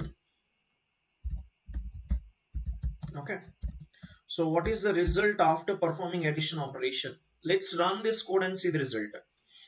You can observe the original array content is 1 2 3 4 5, and now after performing addition operation of 5 to this particular array, the content is becoming 6 7 8 9 10. Okay, just like this. Now similarly, you can also perform subtraction operation. Let us suppose k is equal to k minus 5 I am performing. Now I'll display the result. So when you are performing one addition operation of plus 5 and another subtraction operation, that is minus 5, you should be getting the same result, isn't it? So after subtraction operation, I'm displaying this k array. Let's run this code and see the result. Now you can see here after subtraction of 5 from this particular array. So for every element, it is going to perform this subtraction operation. So this is going to be 6 minus 5, 7 minus 5, 8 minus 5, 9 minus 5, and 10 minus 5. So overall, you will get the result as 1, 2, 3, 4, 5, which is equal to the original array. Okay. Now, let us work with multiplication operation and division operation. So I'll perform here k into 5. Instead of k equal to k plus 5, I'll go for k equal to k into 5. Now let's display the updated array. Okay. So which is after multiplication. Okay. So after multiplication operation, what is the content of the array? So let's run this code and see the result. You can see every element in this array k is considered and it will multiply with 5. So 1 into 5 is 5, 2 into 5 is 10, 3 into 5 is 15, and so on like this. Finally, we'll get the result as 5, 10, 15, 20, and 25. Okay. So now let us perform division operation here. K is equal to k divided by 5 and then start printing here. So after division operation, what is the content after performing division operation? Okay, so let's run this code and you can observe here. After division, you will get result in points, which is 1.0, 2.0, like that. Okay, so this is how you can perform various operations on array. We can also perform a search operation on array. So now we'll discuss about searching for an element in an array. Okay. So for this purpose, I'll first import the respective module, that is our NumPy module, as np. I'll create a array which is one-dimensional array. Then we will search for an element in this one-dimensional array. So arr is equal to np dot array of, okay, consider array containing elements as 1, 2, 3, 4, 5, 4, 4. Okay, so these are the elements inside the array. Now we want to search an element called 4 from this array. In such case, we have to make use of a method called where. For searching purpose, np dot where of array double equal to 4. In the entire array, we are searching for an element called 4. If the element is found, okay, we can actually print the position of such element. Okay. So what is the kind of output that is produced here? The output produced will be array of 3, 5, 6. This is going to be produced. Why? Because the moment you create this array, how it is going to be stored? You can see this is 1, 2, 3, 4, 5, 4, 4. And if you look at the indices, this is 0th index, this is first index, second index, third index, fourth index, fifth index, and sixth index. These are the indices. And where is the element called 4 available in the entire array? So it is available here, also here, and also here. What are their corresponding indices? Index 3, index 5, and index 6. So it is going to form an array showing the indices where the element called 4 is available. Okay. So the 4 is available in these locations or these indices, and that is going to be displayed as part of the output. Okay. Let's consider one more example here. For example, I want to find all the indexes for even values. In that case, how can we write a program? Okay. So find the indexes where the values are even. The values are even. Okay. For this, you need to import numpy module. Okay. So import numpy as np. Now we need to create an array, right? So arr is equal to np dot array of, let us consider the elements of the array as 1, 2, 3, 4, 5, 6, 7, 8. And we need to check or identify the indexes where the values are even. In order to check whether the number is even or odd, or we can say the number is even or not, we can make use of mod 2. If the number is divisible by 2, we can say it is even, otherwise it is odd. Okay. So this is an important logic here. X is equal to np dot where of, the condition is name of the array is arr mod 2 double equal to 0. If we are dividing the arr with by 2 and if the remainder obtained is 0, in such case those indices are taken into X. Now we can display X. So if you observe this array, okay, the elements are clearly 1, 2, 3, 4, 5, 6, 7, and 8. What are their corresponding indices? This is 0, this is 1, 2, 3, 4, 5, 6, and 7. Now, the element is divisible by 2 or not. What are the elements that are divisible by 2? This element is divisible, this element, and this element. 2, 4, 6, 8 are divisible by 2. But their corresponding indices are captured into array X. So, this is going to display you an array of, the indices are 1, 3, 5, 7. Okay. Like this.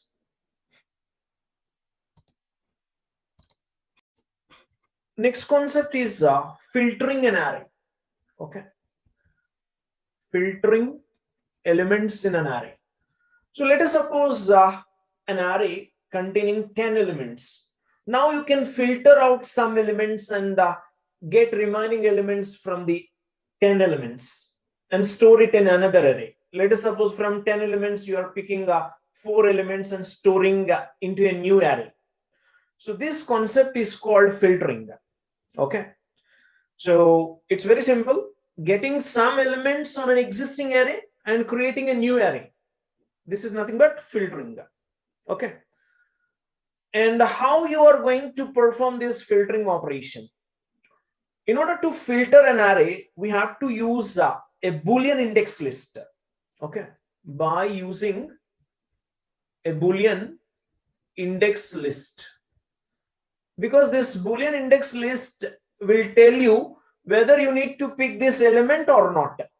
Because for every index position, it will tell you Boolean value as a true or false. True means you have to pick that element. False means you are not going to take the element. So let's consider an example here. First, I will import numpy module. Import numpy as np. Now, take an array np dot array of, consider the elements inside the array as 41, 42, 43, and 44. Okay.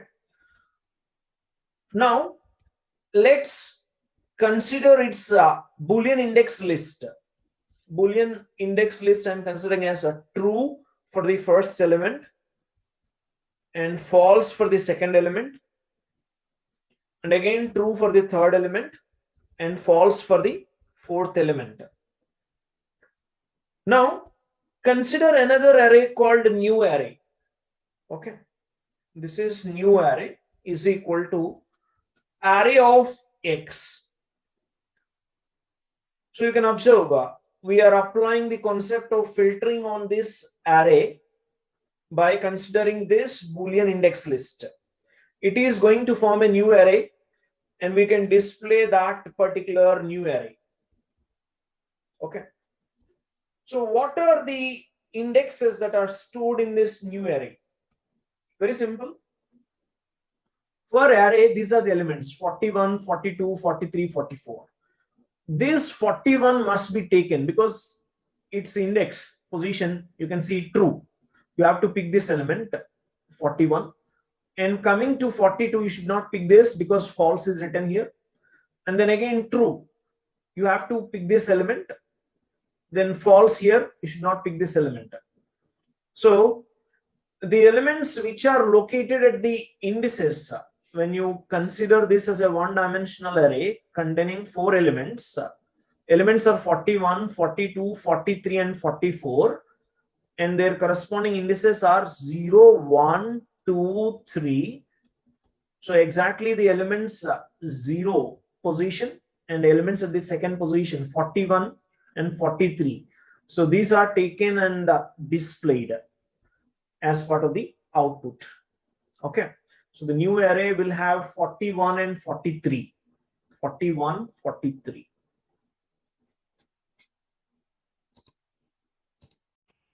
Now we'll check whether the given array is empty or not. So the problem is to check given array is empty or not. So first we have to create an array. For that purpose, I am importing the numpy module with an alias name called np, and I'll consider array name as arr is equal to np dot array of. So let us create some values here 1, 2, 3, 4, 5. So I have created a one-dimensional array containing total of 5 elements. They are 1, 2, 3, 4, 5 stored in array name called arr. Now, in order to check whether this particular array is empty or not, we can write if else condition here. So here we can write array dot size. Okay. So if array dot size is equal to 0, it represents the array is empty. So in this case, I'll print clearly array is empty. Okay. Now when this condition is evaluated to false, it will go to the else block and we need to print array is not empty. Okay. So let's run this code and see the result. You can see array is not empty because array dot size will be returning value of 5. 5 double equal to 0. Condition will become false. So it will go to the else block and it will display the statement array is not empty. Okay. For example, after printing array is not empty, I can also print array content. Okay. So you can see arr is the name of the array. Let us run this code. You can observe array is not empty printed, and after that immediately arr is displayed. The contents of arr is getting displayed 1, 2, 3, 4, 5. Now, for example, if I remove all these elements from this 1D array, and now if I execute this code, you will see result as array is empty, because when you take an empty array and find the size of the empty array, it is going to return 0. 0 double equal to 0 condition becomes true and it will print array is empty. Okay. So this is how it is going to work. In this video, we'll see how to access the contents of the two-dimensional array when created in NumPy. Okay. So first, we can directly write a print statement in order to access the 2D array content by writing print of arr. So let's run this code and see the result. You can see the entire 2D array is getting displayed here. Let us suppose if I want to display the content row wise, I can access with the help of a for loop. So where we can write for x in array, and you can start displaying this particular x here. Okay. So let's run this code and see the result. You can see in the first iteration, first row is getting displayed. In the second iteration, the second row is getting displayed. Isn't it? Like this. So whenever you want to compute the dimension of the array, then you can go for n-dimension attribute. So let us consider an example for this. First, I will import numpy module as np, and I'll start using this in order to create an array. So first I'll go for one-dimensional array representation. So np dot array of, so the elements are 1, 2, 3, 4, and then I'll take another array. So this time I'm going to use two-dimensional array. So array of, I'll go for 3 by 2 matrix representation. So this is a two-dimensional array. Now let us print the dimension of the first matrix, which is matrix B. Okay. So B is a matrix here. So B dot n dimension. Okay. So whenever you run this, you can see B is clearly a two-dimensional matrix. Okay. Similarly, for one-dimensional array representation, also you can apply this A dot n dimension. So this will give you the dimension of A is 1. So if you want, you can actually write a printf statement here. Dimension of A is, and similarly I'll write here for dimension of B. Okay. So let's run this code and see the result. You can observe here dimension of A is 1 and then dimension of B is 2. Okay. Next one is size attribute. So whenever you want to find how many elements are existing inside the array, so that can be found with the help of size attribute. Let us consider an example here. Import numpy as np, and let's start creating an array here. Array is equal to np dot array of. So I'll take different elements like 10, 20, 30 and 40. Now when I display here print array corresponding size, okay, you can observe this particular attribute is available. So let's run this code and see the result. You will get result as 4 because it represents the number of elements inside the array. So there are totally 4 elements available inside the array.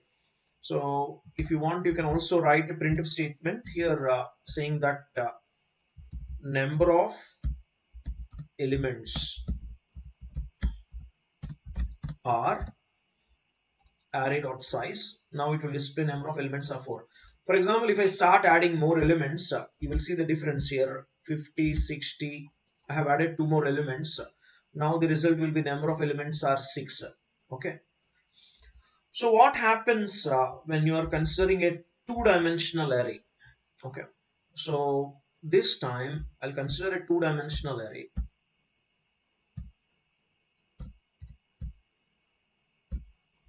So in the very first row, I'll consider elements as 1, 2, 3. And in the second row, the elements are 4, 5, 6.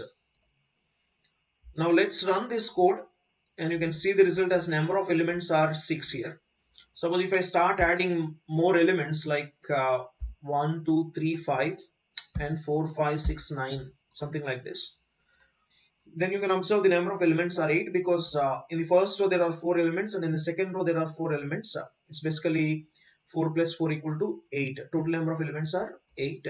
So that is what it is getting displayed. Okay. Next one is shape attribute.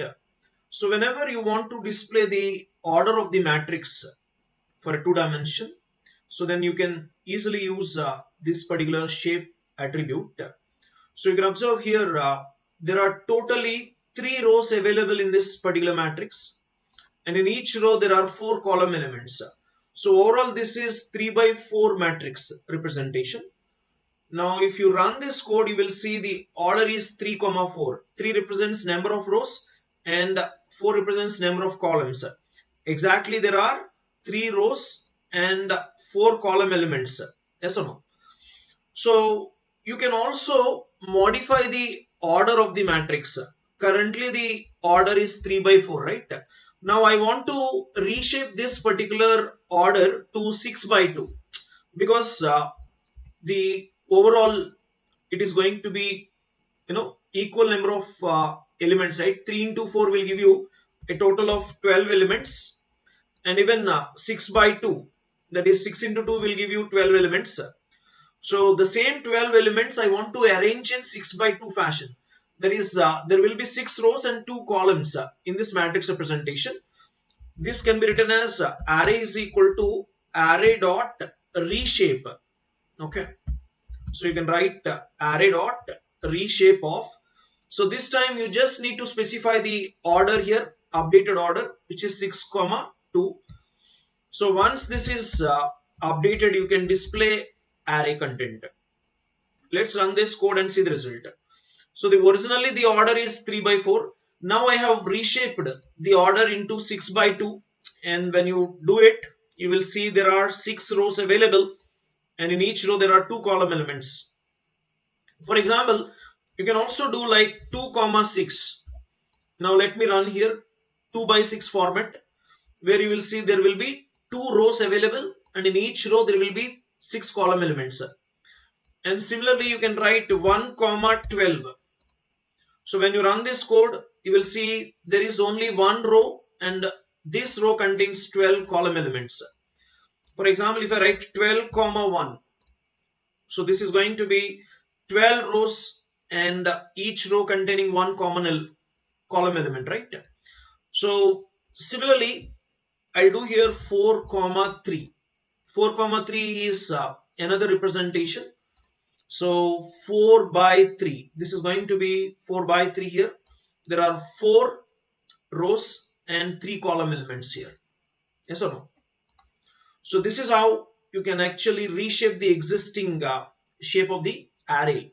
Okay. Creating an identity matrix, especially for linear algebra related applications, is very useful. So let us see how we can create identity matrix, that way a square matrix in Python using NumPy. So first create an array by importing NumPy module. So in order to create an identity matrix, we have a function called I. I is the name of the function, and here you can specify the matrix order. Because this is a square matrix, whatever value of n that you specify, that is going to create n by n matrix, which is a square matrix representation. Now if I print this x, let's run this code and see the result. You can see 1 0 0 0 1 0 0 0 1. Okay. For example, if I modify this to 5, then it will create 5 by 5 matrix, which is again a square matrix, and it is of identity matrix representation. You can see this is completely an identity matrix. Okay. So now consider creating by writing 5 comma 5, let us suppose. Again, that is going to create in a similar fashion. Okay, let us suppose if I'm trying to write 5 comma 3, then it will create 5 by 3 matrix. Okay, but it will lose this identity property, isn't it? You can't create an identity matrix with without using square matrix notation, right? So that's why this is not going to be in that pattern. Okay, so that's why we have to take input as one particular value, which will create n by n matrix, and again that should be a square matrix representation. Okay, just like this. This next one is arrange function, and this arrange function is similar to range function in Python. So let's see how we can use this particular function in NumPy. The general syntax of this arrange function is first you have to specify the starting value, then stop. So it is going to iterate up to less than stop, and here you can specify the step size. And again, if you are not specifying the step size, it will consider by default step size as 1. Okay. So let us first import the NumPy module. Okay. Now I'll create an array here by the help of arrange function. Arrange of, I'll take the start value as 1 and then stop value as 10. Okay.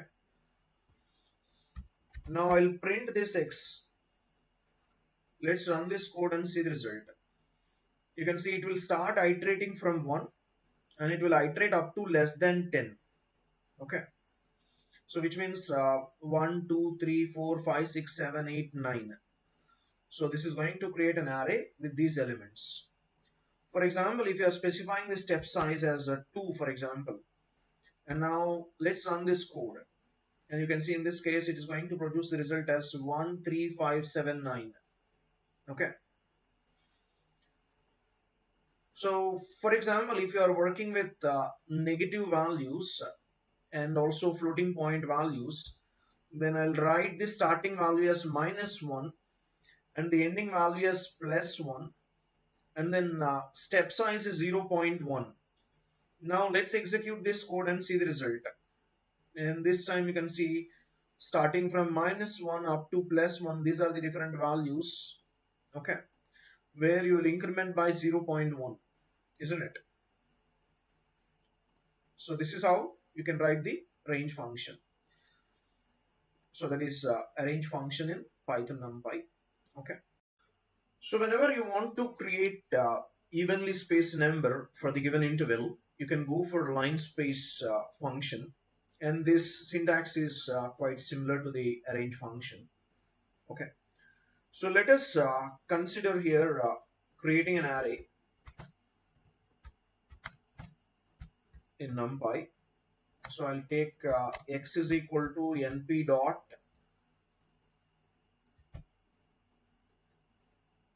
line space of, and here I'm going to specify 1 and I'll specify 15 here.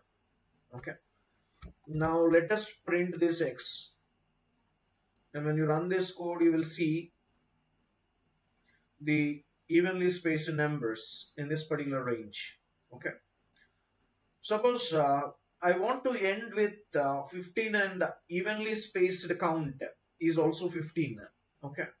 So I want to create some 15 evenly spaced points here. So in that case you will see like this. Okay. So if you are not writing 15, then it will create entire array like this. Okay. Now let us see how to create arrays with random numbers.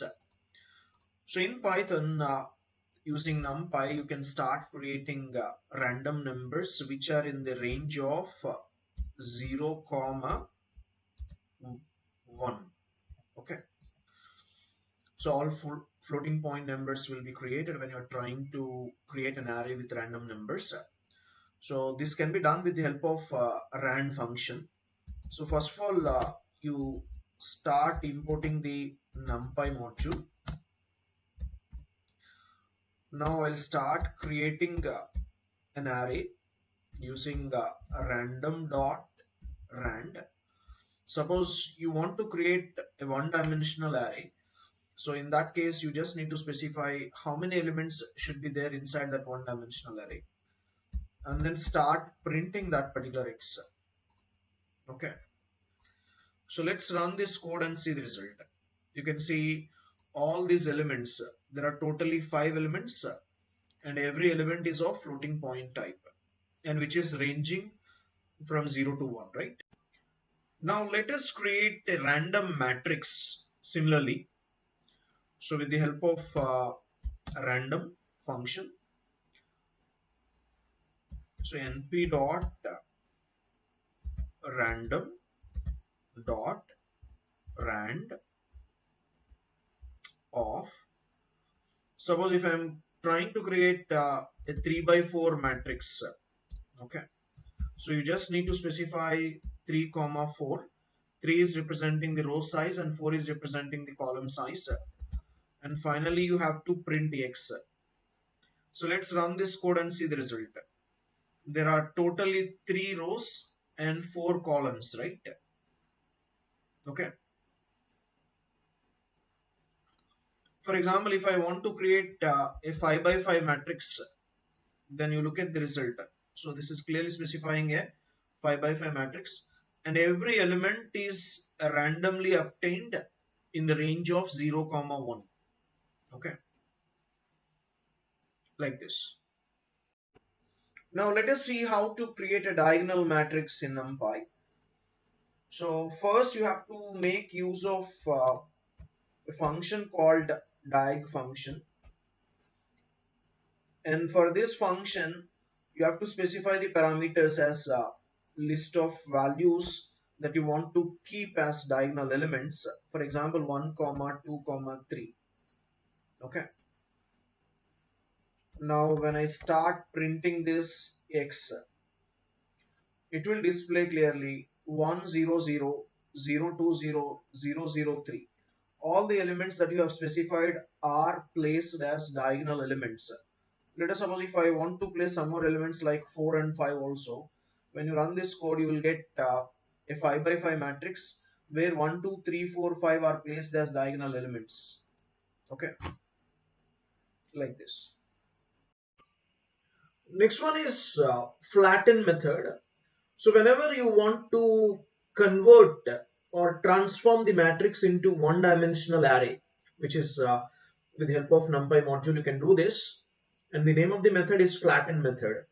So let us consider a matrix and we will transform it into a one-dimensional NumPy array. So consider here np dot array of, I'm taking a 3 by 3 matrix here. So where the elements are 1, 2, 3, 4, 5, 6, 7, 8, 9. So these are the 9 elements inside the array. Now I want to transform this particular matrix into a one-dimensional array. Okay, so you can apply flatten method here. So this is equivalent 1D array representation. I'll show it as a dot flatten. Okay, so this is a method I'll use, and before printing the equivalent 1D array, I'll print the matrix notation, original matrix notation. So matrix A is, okay, so let's run this code and see the result. You can observe the original matrix A containing these elements row wise, and its corresponding one-dimensional array is completely flattened. You can observe all the elements are represented in one dimension. Okay, so next one is trace of the matrix. What is meant by trace of the given matrix? So performing sum of diagonal elements in the given matrix is considered as finding trace of the matrix. So for this purpose, you have to consider a two-dimensional array and start computing trace of the given matrix. So this can be done with the help of NumPy module. First, let me import NumPy as NP, and then I'll start creating a two-dimensional array by writing np dot array of. So I'll take a total of 3 rows and 3 columns. Okay, so consider here 1 comma 2 comma 3, and this is 4 comma 5 comma 6, and then this is 7 comma 8 comma 9.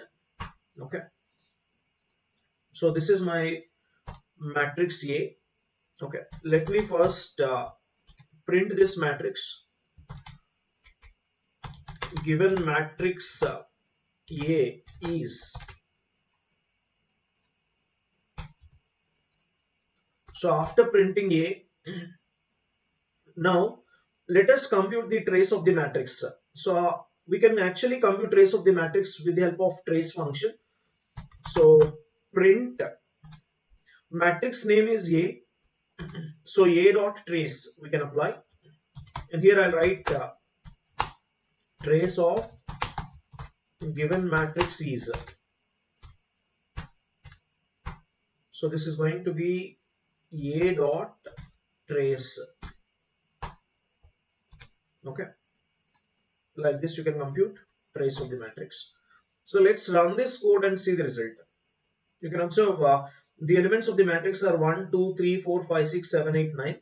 Now if you look at the diagonal elements are 1, 5 and 9. So when you add 1 plus 5 plus 9, the result is 15. Okay. And there is another way to compute the same trace. Okay, where I'll apply directly the sum of diagonal elements for this given matrix A. So this can be done by writing sum of A dot diagonal elements. Okay, I'll just add all the diagonal elements for matrix A. This should also be giving the same value, which is 15, and you can see the result. So here we have computed trace of the given matrix 15 with the help of A dot trace function, and here we are applying diagonal function to compute some of the diagonal elements here. Okay, like this. So in this video, we'll see how to perform transpose of a matrix. As we know, the matrix representation can be done with the help of two-dimensional array. So let us consider a two-dimensional array and perform transpose of the matrix. Okay. So first, you just need to import NumPy module. Let us suppose I'll use NumPy as NP. And I'll consider a sample matrix representation with the help of array A. Okay, so np dot array of. So I'm trying to take 3 by 2 matrix here. Okay, so there will be totally 3 rows and 2 columns. So 1 comma 2 in the first row, 3 comma 4 in the second row, and 5 comma 6 in the third row. Okay. Now let us print this particular array. Array A is. So you just need to display array A corresponding content here. Okay. Now let us perform transpose of the matrix by using a built-in function called a transposer. Okay. So print of, I'll write np dot transpose. So you can see here np dot transpose of. So give input as matrix A here. Okay. So this I wanted to just display as a transpose of the given matrix. So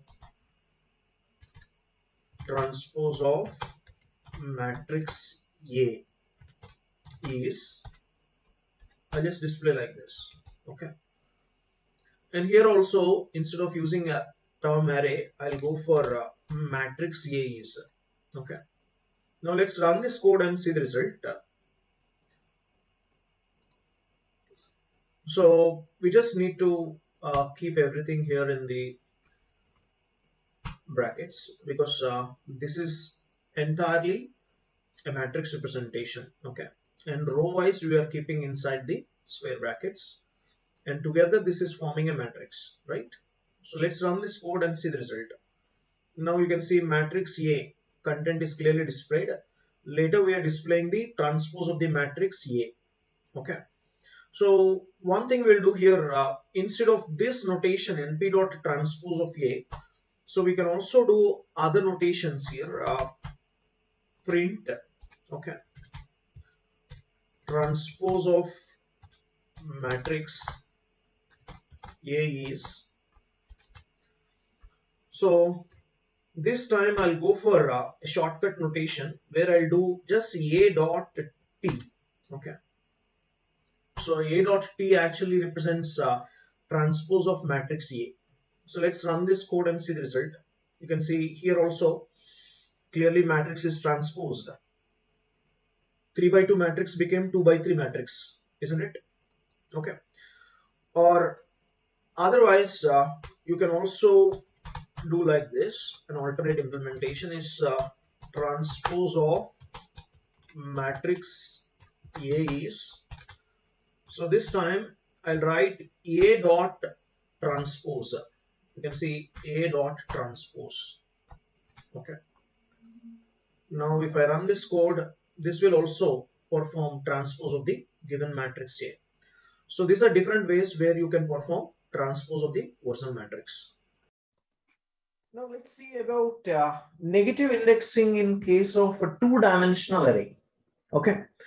So first, I'll write a code in order to create a two-dimensional array. So for that, we have to import numpy module. So import numpy as np. Okay. Now we can access the array method in a numpy module and create a two-dimensional array. So consider A is the name of the array is equal to np dot array of, here we can give a two-dimensional array. For example, 1 comma 2 comma 3 comma 4 comma 5. This is the first row, and consider the second row as 6 7 8 9 10. Okay. Now let's display an element here. Print of a of 1 comma minus 1, like this. Now what is the output displayed by this particular code? Remember, this 1 is representing the row value. It means instead of accessing the 0th row, we are accessing the first row. And this is minus 1, which means negative indexing. You can see it is going to basically create a two-dimensional array like this, which has a total of 2 rows. And how many columns are there? 1, 2, 3, 4, 5. Total of 5 columns are there. So the elements are 1, 2, 3, 4, 5, 6, 7, 8, 9, 10. These are the elements. And now let's see their location here. So this element is located at 0, 0. And this element is located at 0, 1. This is at 0, 2. And this is at 0, 3. And finally, this is at 0, 4.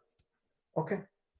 Similarly, the elements in the second row are accessed at 1, 0 location. This is at 1, 1 location. This is at 1, 2 location.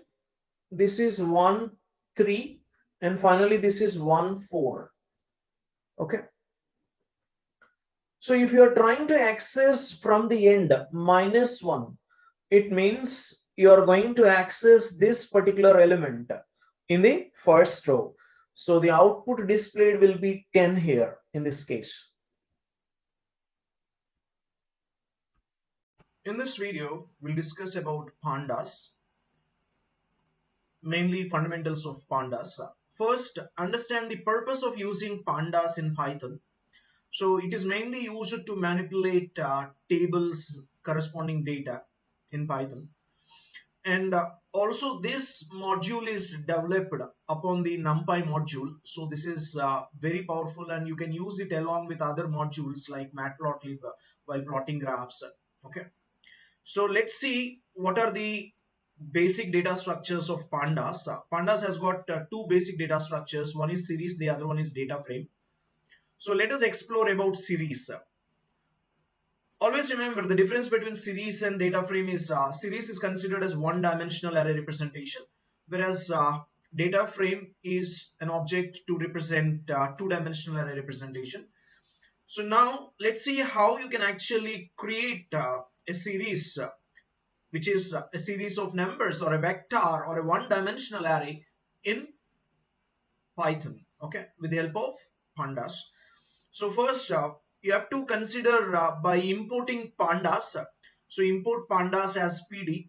Now you can call the respective series function pd.series of and give list of numbers inside this, okay, and that is going to create a one-dimensional array, and it will automatically append the indices of each data item, okay, just like this. Also, it will give you the data type which is floating point type, because all these numbers are stored under float type. Now let's see how you can explicitly assign index to the series, okay. So by default, if you observe in the previous slide, here the index is assigned automatically. 0, 1, 2, 3 is the index that is assigned automatically, and you can also assign explicitly the corresponding indices. For example, you can see here I want to store the index data as A, B, C, D. So you can store all these values in the respective indices. You can see very first value 0.25 will be stored in an index called A, and similarly 0.5 is stored in index B, 0.75 is stored in index C, and 1.0 is stored in index D. Okay. So this can happen only when you explicitly write index is equal to corresponding indices. Okay. Now let us see how you can actually access the data here when you are explicitly writing an index like this. If I simply write data of B, okay, so data of B, what is the data that is associated for index B? For index B, the data associated is 0.50. So the corresponding output will be displayed here. Okay. And now you can also create a dictionary and use that dictionary as input to this series function. So you can observe population corresponding dictionary, where the key value pair is denoted like this. Key is representing the state name and value is indicating the population in that particular state. So if you observe this data, it contains various states like California, Texas, New York, Florida, Illinois, and their corresponding values are denoting the population in that particular state. So how you will feed this particular population to the series representation is you can write pd.series of population dictionary. Okay, so the entire content that is defined inside the dictionary will be taken as input to the series function, and when you display this print of population, you will get to see this type of data, okay, where the entire dictionary containing a key value representation will be displayed as part of the output. Okay. And if you want to access a single data, then you can simply write population of corresponding key that will produce the value. Now in this video, we'll see how to work with series in pandas. So first, you need to import pandas module. So you can write import pandas as PD. Okay. Now we just need to create a series in pandas.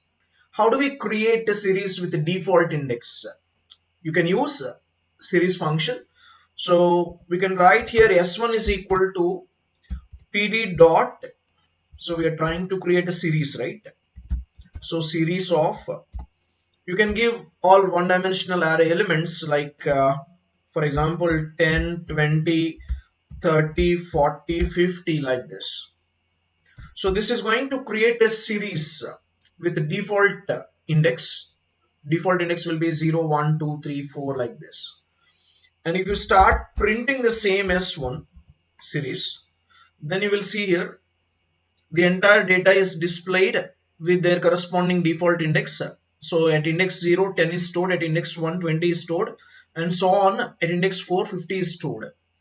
And the data type is integer data type, isn't it? Suppose if I start storing some floating point values, then you will see it is going to be float. Okay. So for example, I'm storing like this 1.25 comma 1.75 comma and 2.25 comma 2.75 comma 3.25, just like this. Now when you run this code, you will see the exact data getting stored at default indices 0, 1, 2, 3, 4, and this time the data type is floating point because we are storing the floating point data, isn't it? Now I don't want to store this particular data inside default indices. I want to create customized index for the entire series. So this can be done by just adding another parameter, which is index parameter.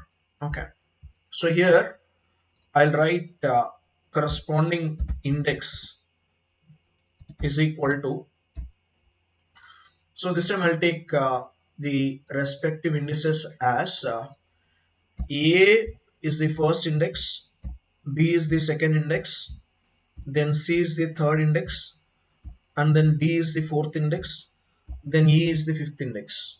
Okay, clear? Now let's run this code and see the result here. Earlier it is getting stored inside default indices 0, 1, 2, 3, 4. Now they are stored inside customized indices A, B, C, D, E. Okay, like this. For example, if you want to access only some elements, not all the elements, okay, so print of S1 is going to give you the entire series, right? Let us suppose I want to access the element, okay, so which is, I'll write it as 2, okay, S1 of 2. That will give you the result as 2.25 because it will consider 2 as the index, which is the default index. So the elements will be like 0, 1, 2. So 2.25 is stored in index number 2. That's why we are getting the result as a 2.25. Okay. But you can also access with the help of the customized index. So you can see the customized index for this is C. Yes or no? Index C contains 2.25. If I execute, I'll get 2.25 because as per the customized index, C is holding a value of 2.25. Okay. And you can also perform some operations on this particular series. So for example, I'll directly print here S1. Okay. And I'll run this data. So this is the data with respect to customized indices. Now I'll perform an operation on this particular series. So let us suppose I'll call a new series as S3 is equal to S1 plus 5. I'm adding 5 to the series S1. Let's see what are the contents of series S3. Okay, so let's run this code and see the result. You can see we have obtained a new series called S3 with the same data as S1 by adding 5 to each and every value inside that particular series. So for first element, that is 1.25, we are adding 5. 5 plus 1.25 will be 6.25. Similarly, for the second value, again 1.75 plus 5, so which will give you 6.75, and so on. For the last value, which is 3.25, is getting added with 5, so this will give you 8.25. Okay, and with the respective customized indices. Yes or no? This is how you can display. So in fact, you can also remove this index column, where you can observe here clearly they are going to be stored in the default indices 0, 1, 2, 3, 4. Okay. Now let's see how we can perform filtering on this particular series. Okay. So I'll go for a new series called S2. Okay. So I want to obtain this particular series called S2. Okay. So by considering the existing series S1, okay, existing series S1 I'll consider, and in this particular series, which data I'm going to get is, again, consider series S1, for which you saw the data greater than 2. Okay, so that will be obtained and stored inside S2 series. So if I start printing this S2 series, you will see the result as only this one, because the previous two values 1.25 and 1.75 are not greater than 2. So this is going to filter this data and obtain remaining values which are greater than value of 2, and it will form like this. Okay, it will prepare a new series, and that series we are calling it as S2. Okay, and in fact we can also use this pandas along with numpy module that we'll see in the next video. In this video, we'll work with pandas along with numpy module. Okay, so to work with both pandas and numpy module, I already imported pandas. Now similarly I'll import numpy module here. So I'll call numpy as np. Now we need to create an array. For example, array is equal to, so I'll create array using numpy module. So where you can write np dot array and specify the list of values inside this particular array. For example, 10, 20, 30, 40 and 50. So these are the different values inside this array. And now once the array is created, I'll take this as parameter to the series function in pandas. Okay, so I'll start creating a new series s is equal to, and I'll specify pd dot series function. Okay, and I'll use for this series arrays as the parameter. Okay, so once the series is created, you can actually print this particular series yes. Okay, so let's run this code and see the result. So you can observe in the output all these values of the array 10, 20, 30, 40, 50. Okay, so when you just create or display this particular array as per numpy, so it will only show you like this. But later the same array has passed to series functionality, and you are printing that particular series as, you can observe the index corresponding value like this. Okay, and in fact you can also use this particular series and generate new values in another series. For example, I'll go for a series t and I'll write np dot. Okay, so I'll use square root function by passing this s as the parameter. Okay, now whatever new series that is obtained will be with t, and I'll just quickly print this t. Okay, so let's run this code and see the result. So up to here, this is related to series s and array. Later we are printing series t here. You can observe series t corresponding content, because we are applying a square root function on series s. So whatever result that is obtained will be stored inside another series t. So that will be printed here. This is the way we perform operations on a series with numpy functions. Let us suppose I want to create a series with custom index using numpy array. So how we can do this? Let us suppose I'll use customized index concept to create a series with the help of numpy array. So I'll write index is equal to np dot array. I'm creating an array, and you look at this a. Okay, and you can also observe this is b, this is c, this is d, and this is e.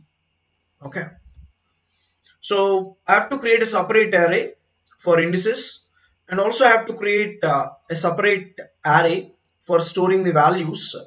Okay, I'll write arr is equal to np dot array of, I'll specify the values like 10, 20, 30, 40 and 50.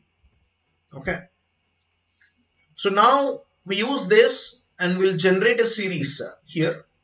Okay, so how you can generate the series is S is equal to PD pandas PD dot series. Okay, PD dot series of. So the first parameter is array and the next parameter is index. So the index is already taken into this index here. So you just need to write index is equal to index, because I'm giving the same name index as the array name to keep all the indices associated with the array of elements here. Now let us display this yes series here and run this code. You can observe A, B, C, D, E are acting as indices for the values 10, 20, 30, 40, 50.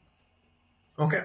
So this is how you can actually work with series in pandas along with NumPy. Now we'll discuss about how to find the number of elements in the series. So there is a built-in function called size, which will actually return the number of elements in a series. So for this purpose, I'm taking a sample series. I'll first import pandas as PD. Now consider a series S1 is equal to PD dot series of, and we'll create a series of elements 10, 20, 30, 40 and 50. Now you can actually print this particular series. Series is, and you can display this S1 series. Now in order to display the size of the series, so let's write size of series is S1 dot size. So using this property you can get the size of the series. Let's run this code. You can observe the entire series is like this with their corresponding index, and we are displaying the size of the series, which is 5, because there are totally 5 elements inside this series, so it is going to produce a result as 5.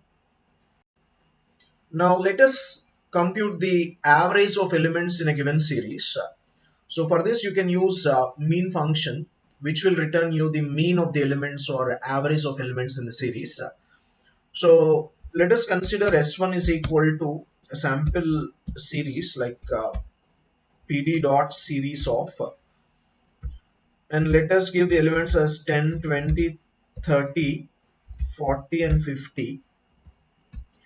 Now we can print mean of this particular series, S1 dot mean. So let's run this code and see the result. You can observe these are the elements 10, 20, 30, 40 and 50. The mean value, the average of these values is clearly 30. Okay. Similarly, you can also find out the maximum value and minimum value in the series. So let's do this, finding maximum value in the series of elements. So to find a maximum value, you have to apply max function, just like how you have applied a mean function to find out the average of elements. Similarly, you have to apply max function here. So write print of S1 dot max function. Okay.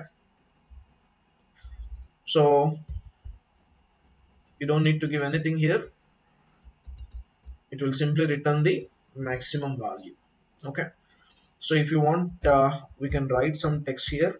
Mean value is the corresponding result, and similarly here I'll write maximum value. Maximum value is like this. So let's run this code, and you can observe mean value is 30.0 and maximum value is 50. Among all these elements, the maximum value is 50, isn't it?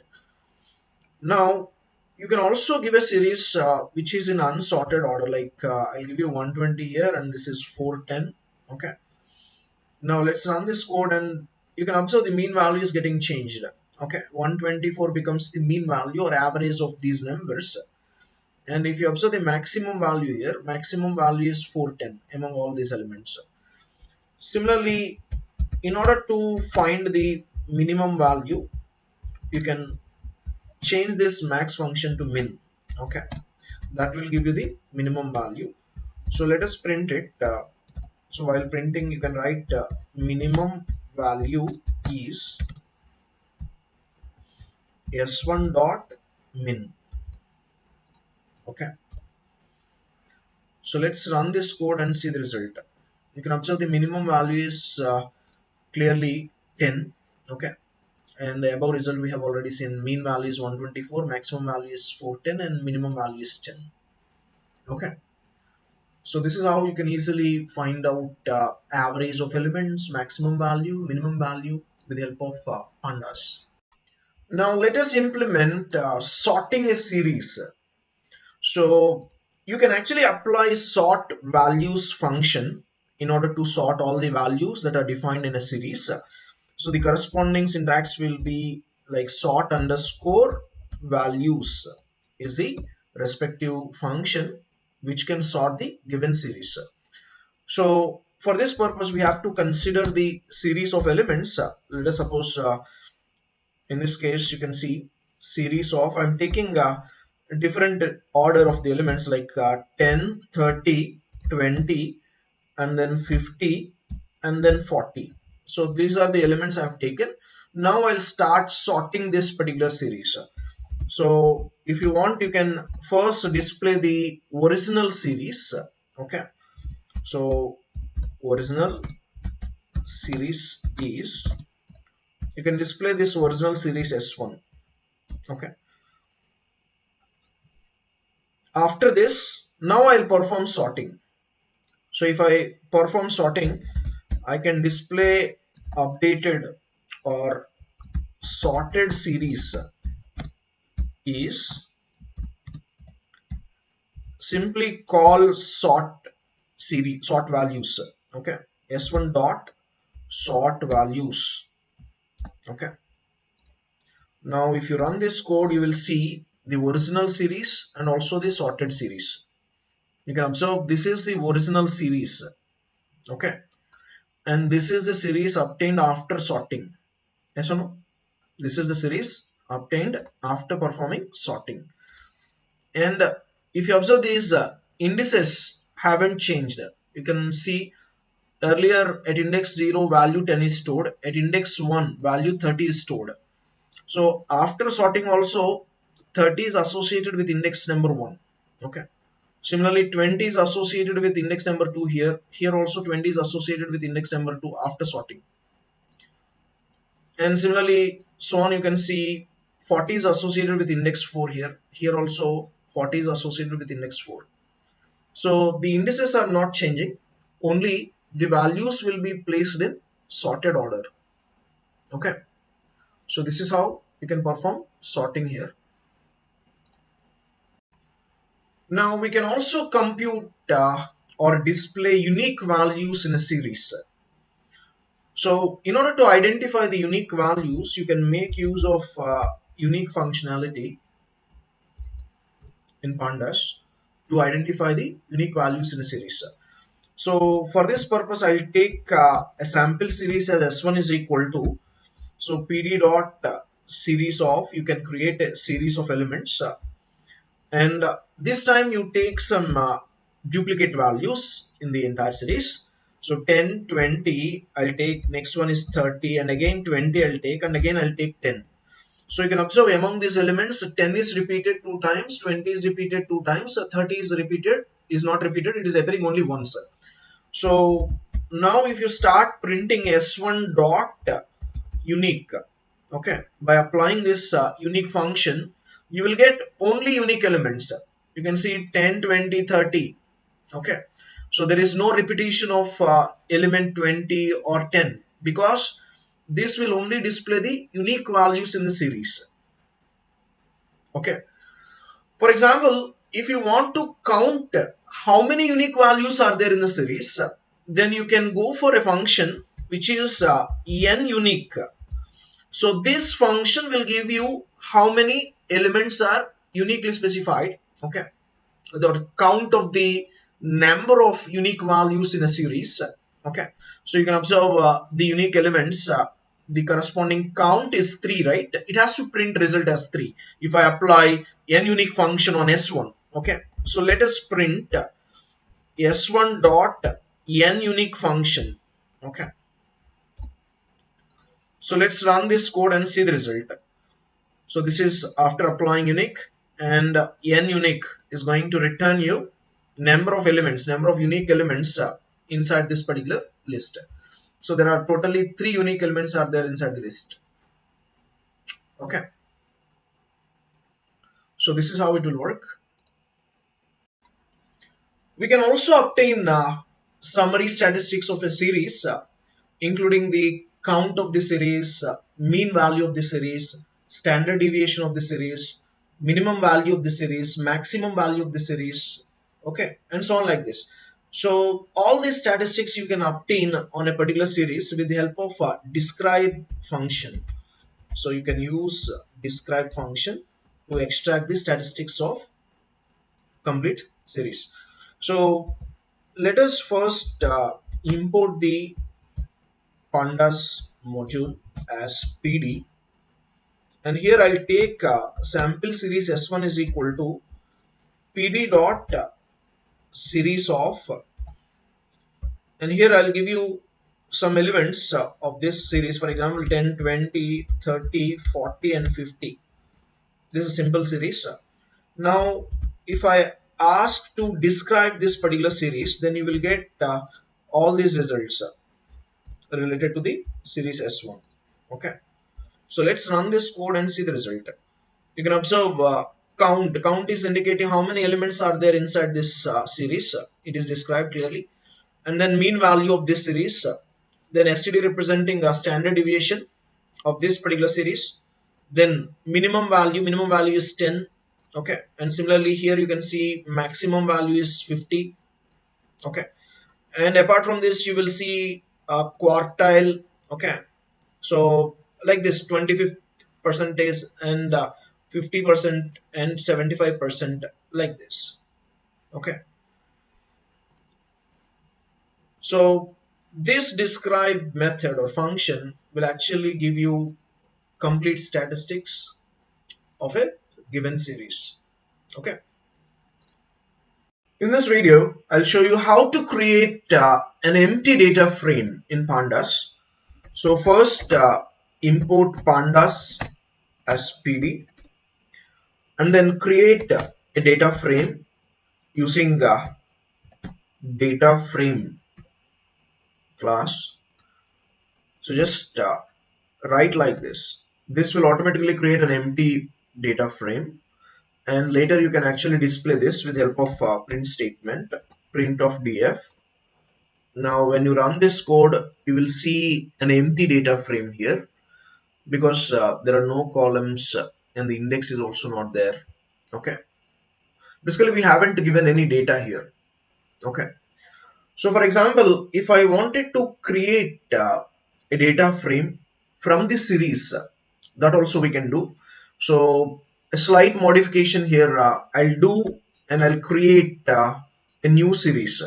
Okay, so I'll call it as creating data frame from series class. Okay, so for this purpose I'll take s is equal to pd dot call this series class and pass these elements. For example, a, this is b, and next I'm passing c, then d. Okay, and using this series as I'm creating a data frame. Clear? Now let us display this data frame df, and you can observe this result. Okay, so what does this 0 actually indicate? 0 represents default column name. Okay, default column name, because you haven't set any column name here. Okay, so let us create a different data frame with the help of series. So I'll first consider name. Name is one series. So pd dot series of, I'll take two names here. Okay, for example Rohit, Virat. Okay, and their respective teams I'm indicating here. Pd dot series of, and this is one team and this is another team. Okay, so now I'll create the dictionary based on this series. Okay, so dictionary is equal to, I'll take name and the other one is team. Okay, so using this dictionary I'm going to create a data frame. So this can be done by writing df is equal to pd dot data frame. So let's call this data frame class and pass this dictionary. Okay, now you can start printing this data frame df.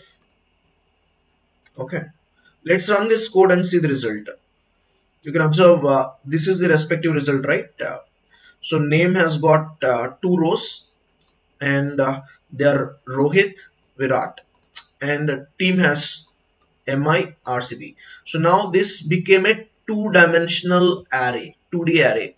Okay, this is done with the help of first I have taken one-dimensional representation with help of series, and another one dimension I have framed a dictionary based on those above two series, and then passing this dictionary to this data frame class. Okay, and finally I'm printing this data frame.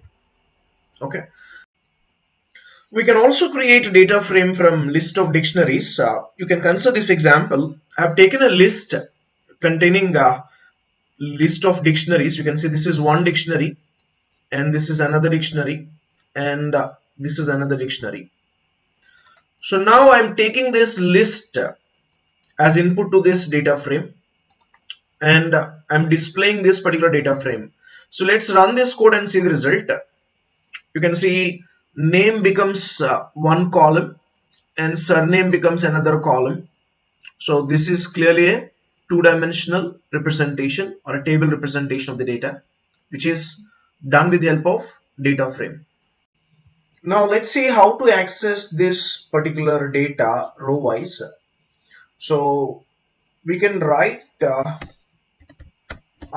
iteration by rows method to access the content. So let us write the for loop to access in this fashion. So what we are trying to access is row corresponding index and row corresponding value. So I'll represent it like this, row index, and the other one is row corresponding value. Okay, I'll iterate from this data frame through rows. You can see iteration by rows. This will allow us to access the data row wise.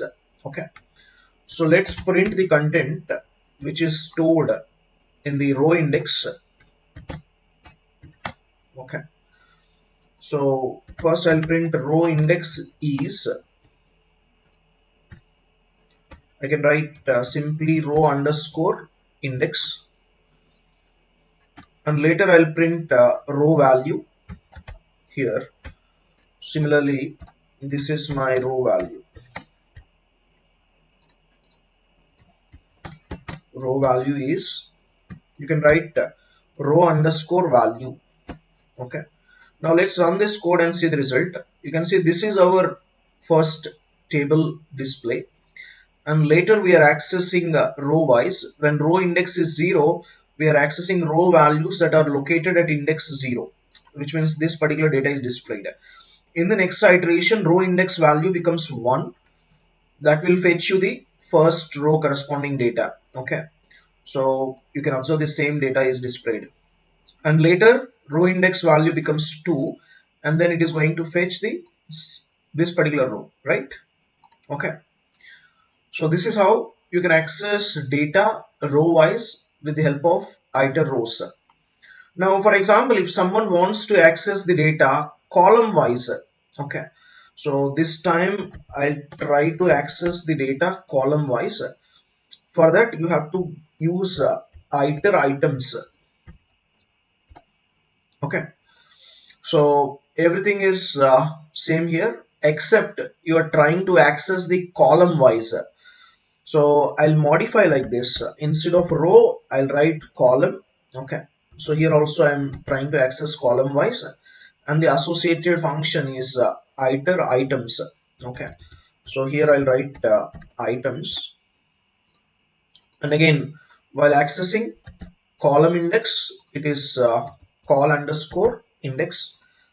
Similarly, accessing the column wise value, this is going to be call underscore value.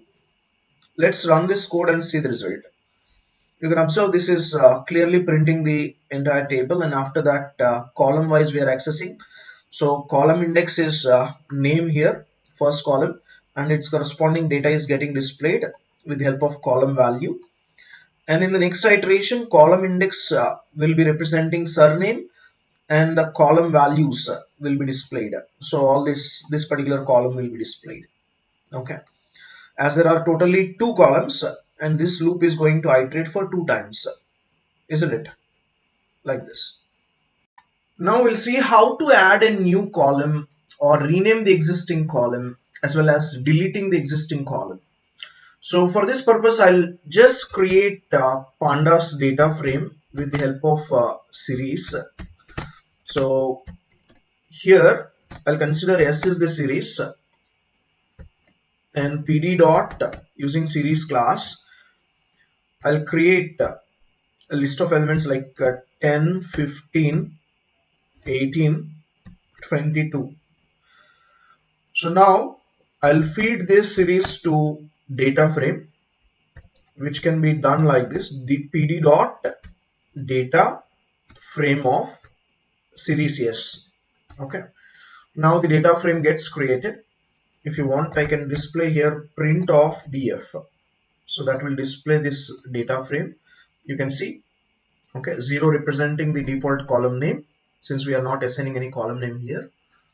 Okay, so let us suppose I want to assign the column name as list1, for example. Okay, so this can be done like this: simply df dot columns, okay, is equal to, I'll assign the column name as list1.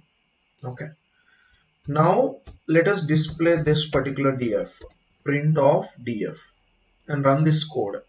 You can see this is the corresponding result. It is representing list1 containing these elements 10, 15, 18, 22. So this particular column is named as list1 here. Okay, now for example, I want to create a new column and add it to this particular table representation. So in order to create a new column, I can write like this: df of what is the name of the column that you're trying to create. For example, list2 is the name of the column. Okay, and I'll assign a same value across all the rows in this particular column. So I'll write it as list2 equal to 20. And now if I start printing this entire data frame, you can see this result. So list1 is as it is. Now we have additionally added a new column called list2 containing all elements as 20. Okay, and in fact you can create another column by manipulating data of list1 column and list2 column. Okay, so you can perform some mathematical operation between list1 and list2 and generate a new list, which is list3, that can be displayed as third column here. Okay, so let us do this. Let us compute the new column name. I'll consider the new column name as list3, which is going to be computed by adding list1 and list2 columns. Okay, so I'll add list1 column with list2 column content. Okay, and finally display this particular data frame. Let's run this and see the result. So list1 containing elements are getting added to list2 corresponding elements. Okay, now resulting in list3. So where list1, list2, list3 are clearly denoting the column names of this particular table. Okay, now let us suppose I want to delete this list3 column, for example. So what operation you can perform here? I'll do delete operation, delete of. Okay, in the data frame, which list or which column name you are trying to delete. So here list 3 is the column name I'm trying to delete. So let's run this code and see the result. The moment I added this particular line, immediately list 3 column is getting deleted. Suppose if I put this in comment lines and execute, you can see the entire table. But the moment I activate this line, immediately it will delete the list 3 column. Okay. And not only this, in fact, you can also do pop operation to remove this column. Okay. So let's see how this can be done. Directly you can write df dot pop operation. Okay. So you have to specify the column name which you are trying to delete. You can say this time I'm trying to delete list 3 only, and you will see the same result. For example, if I modify this to list 2, then you will get list 1 and list 3 but not list 2, because I am popping out the entire column list 2. Okay, so pop method can be used in order to delete the entire column. Okay, like this. Now consider the same example, but this time we will delete the column using the drop method. So first of all, we will execute this code and see the result. The result is it has got various columns like list 1, list 2 and list 3, right? Now, for example, if I want to perform a delete operation here, okay, with the help of drop. So here I'm going to store the result in another data frame like df1 is equal to, I'll use this drop method and I'm applying it on list 2. Okay, and you have to specify the axis. So when I write axis is equal to 1, it represents we are going to delete data column wise. If I write axis is equal to 0, it represents deletion operation is done on row wise. Okay, so here you can see I'm using axis is equal to 1. So this has to be deleting data column wise. And then I'll immediately display this df1. Okay, let's run this code and see the result.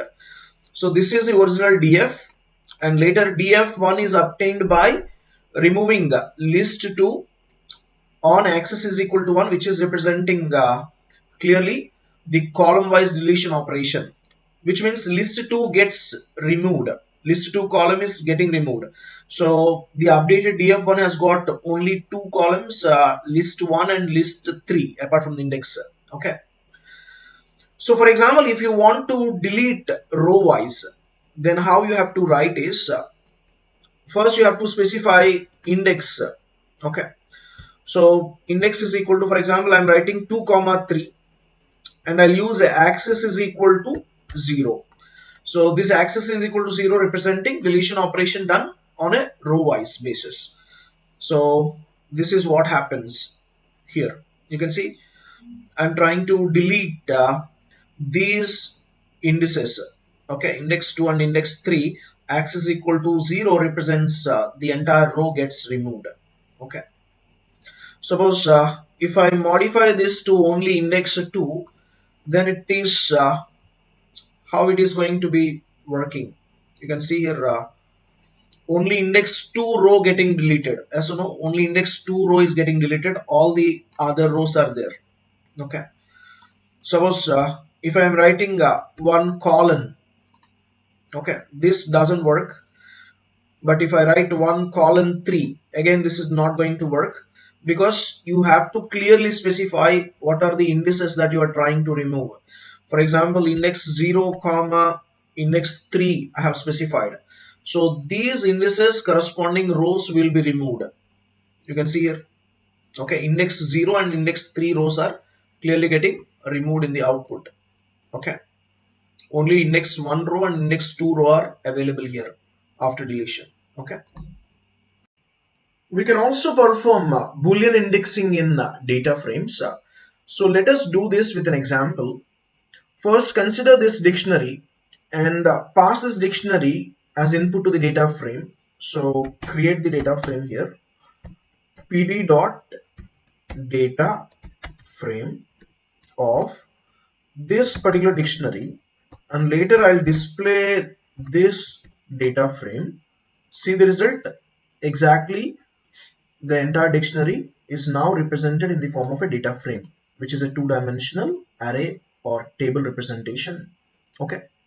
Now, for example, if I want to assign Boolean indexes to this particular data frame, okay, so we can write like this: index is equal to, you can start assigning Boolean values.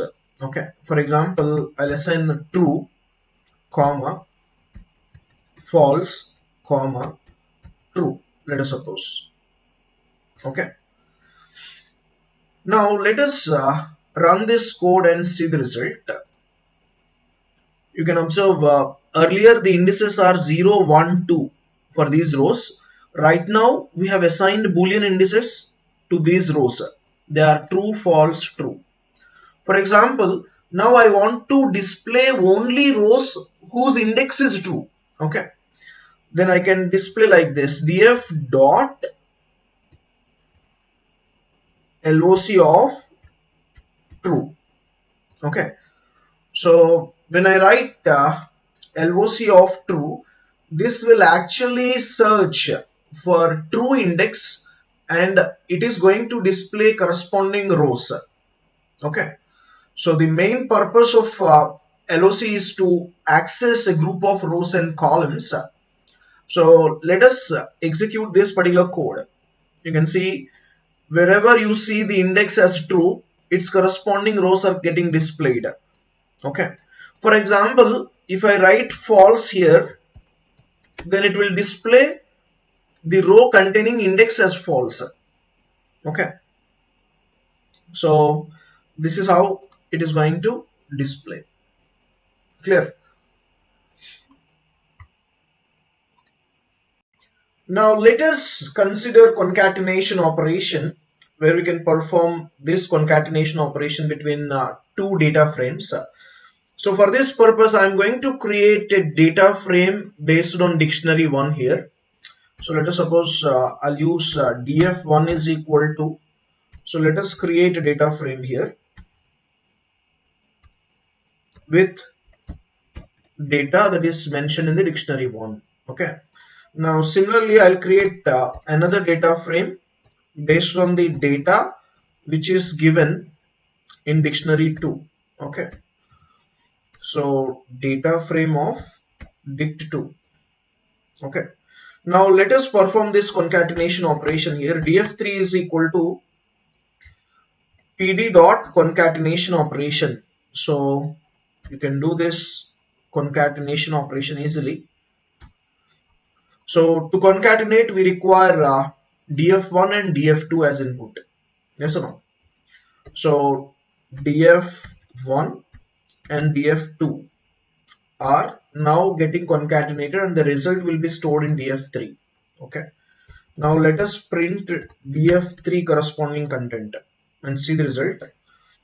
You can observe here the content in df1 is only this particular content. Okay, so if you want, you can also display here print df1 is, okay, and similarly I'll use this for df2 also. Okay, and finally after performing concatenation operation, we need to display df3 corresponding content. Okay, let's run this code and see the result. So here first we are displaying df1 and then df2, later we are displaying df3 content. Yes or no? So this is how you can perform concatenation between two data frames. Next one is matplotlib in Python. So mainly matplotlib is used for visualization purpose. Why? Because every developer can understand data well when you visualize the data. Okay, so the perfect form of representing any data so that any developer can understand is through plotting graphs. Okay, so which will enhance the visualization. Okay, now when the graphs are properly plotted, then they will obviously give you clear insights into the data, which is demonstrating different approaches. Okay. Mainly these plots are also known as charts. Okay. And they are mainly used for visualization purpose. Now, what are different types of plots? There are different types of plots like line plot, bar plot, scatter plot, pie plot, area plot, and histogram plot. And these are all most commonly used plots when you come to matplotlib. Line plot is mainly plotting a line across xy axis, and bar plot you will see rectangular boxes in the bar plot. And if you go for a scatter plot, the points will be scattered across this graph. And pie plot is a kind of a circular graph where you will represent data within the components or segments, or you can also call it as slices of pie. And then comes the area plot. Area plot is spread across certain areas where you will see some highs and lows. So they are also known as stack plots. Okay. And last, histogram plot. So here you will see the data remain distributed, whereas if you go for a bar graph, okay, so you go for two entities to be compared in case of bar graph. Both histogram and bar plot look similar, okay, but they are used in different scenarios. Okay, so we'll explore all these types of graphs by implementing hands-on in Matplotlib. Yes, sir. Welcome to Matplotlib, and now we are looking at your first graph. So let's try to plot a graph using Matplotlib in Python. So in order to plot any graph, you require axis, right? So for example, if you are trying to plot a two-dimensional graph, you require x-axis and y-axis. Their corresponding data should be initialized. So the very first step here is to initialize the data of x-axis and y-axis. So first consider an example here. Let us suppose a student has attempted multiple semesters and the scores in each of the semester, we can consider percentage of marks obtained by the student in various semesters, like 5 semesters are like this.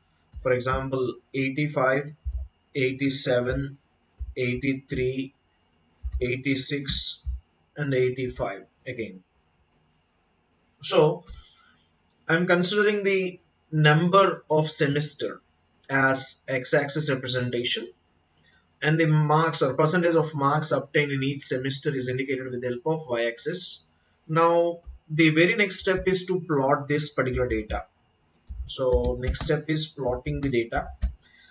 So in order to plot, we have to make use of plot function here. So plt dot plot, okay, of so the x coordinate and y coordinate. Okay. Now after plotting this data, we need title of this particular graph. So let us start adding the title. The next step is to add the title to the graph. So there is a function called title function, okay, which you can use here to just basically give the name of the title. Okay, if you are giving only name of the title, then one parameter is sufficient. So I'll call it as performance report. Okay, so performance report of the student. And also one more thing, we can add x-axis name as, or I can say the label can be given to the x-axis which is representing the semester number, and y-axis also deserves a label name, and which you can consider it as percentage of marks. So let us quickly assign the label names. Okay, adding the labels. where I'll add a plt dot x label. Okay, so here the x label is percentage of marks is for y label here. Okay, so because I have taken all percentage of marks in the y-axis, so for x-axis I'll take semester number. Okay, so x label as semester number.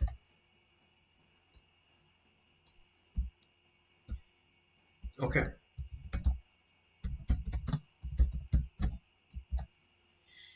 and finally, to show this particular labels and the entire graph. Okay, so I'll go for plt dot show. Okay, so let's run this code and you will see this plot here. So can you see this plot clearly? It is representing the performance report, which is the title of the graph is clearly specified here, representing the performance report. Okay, and coming to the x-axis label, it is representing the semester number, and y-axis label is representing the percentage of marks obtained. Now, when you start plotting between the x-axis and y-axis, you can observe exactly there are 5 data points. So first semester, second semester, third semester, fourth semester, and fifth semester. And you can observe how this percentage of marks obtained by the student is varying over the 5 semesters. So first it has increased from 85 to 87, and then it has decreased from 87 to 83. Then again it has increased from 83 to 86, and later again it is decreased from 86 to 85. So the same curve is shown here. This is how you can generate a sample plot using matplotlib. Now if you look at this example which we have already executed, and it is clearly plotting a line graph. Yes or no? This is plotting a line graph. For example, if I want to visualize this same data but with a different chart, let us suppose I want to visualize using a bar chart representation, then you just need to modify here to bar. Okay, plt dot bar of x comma y. Now when you run this code, you will see this as the bar chart, isn't it? So everything is similar. Initializing the data, adding the title, adding the labels. So I haven't touched these sections. Just I have modified plt dot plot of x comma y as plt dot bar of x comma y. So where immediately I have obtained bar chart instead of line chart. Okay, so this is how it will work. For example, if I start changing the data, okay, then you will see difference. For example, the student has got 95 percentage in the third semester, okay, and 67 percentage in the second semester, and 56 percentage in the fourth semester, okay, and then 73 percentage in the fifth semester. Now if I execute, then you will see there is a change in data, and that is immediately getting reflected in the bars of the bar graph. So let's see here. You can see here immediately there is a change in the graph because the y-axis content is modified.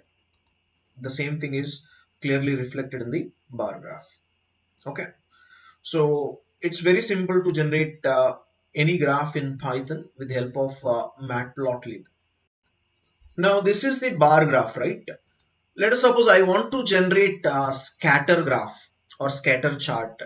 So in that case, you are going to use the same data, okay, and also adding title, adding labels, everything is same, except instead of plotting the bar graph, I'll go for scatter plot.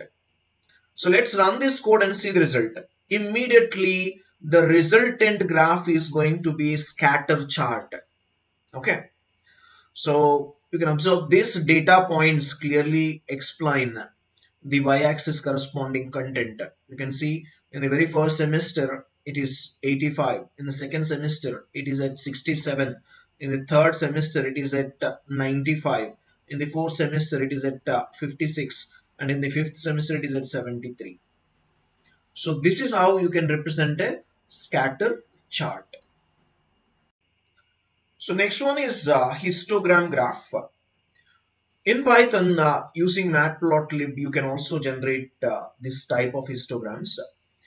But only the thing is, the first parameter of this histogram graph is x-axis, and second one is representing bins. So bins is generally an integer which will actually define the number of equal width bins or equal width intervals in the range. Okay, so you can see here this should be always monotonically in the increasing order. For example, if I run this code, I'll get result like this. Suppose if I'm trying to decrease somewhere here, then you will see this error. Bins must increase monotonically when an array. So this sequence or pattern should always be in the increasing order. Okay. Because Python generally chooses this number of bins in the histogram based on the square root rule. Okay. So which means it chooses the number of bins to be the square root of number of samples. Okay.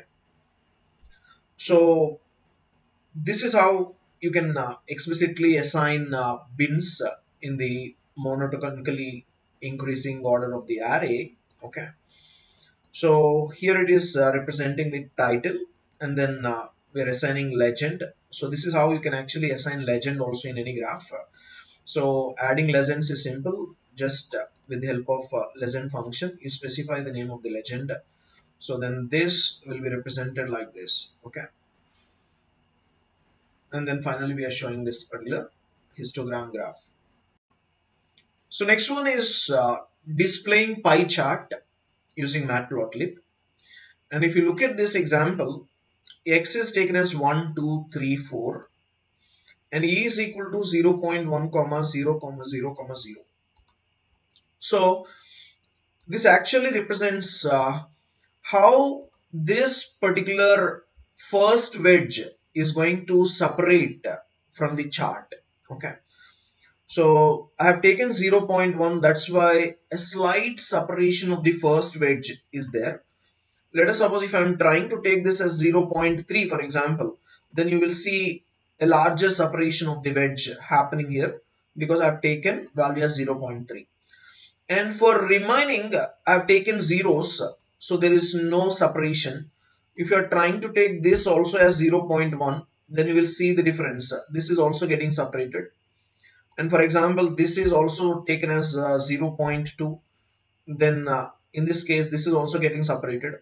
For example, finally, I'm taking this as 0 0.5. Then there is a huge move of this red color one. Okay. Yes or no? So, but the moment you are taking everything as zeros, then you will see it is properly represented in the form of a pie chart. Okay. But whenever you want to separate one particular wedge from the chart, you can specify accordingly. Let's suppose in this case, I want to separate the green color wedge, so which is 3, and I'll specify here 0 0.1, and I'll run this code. You will see here.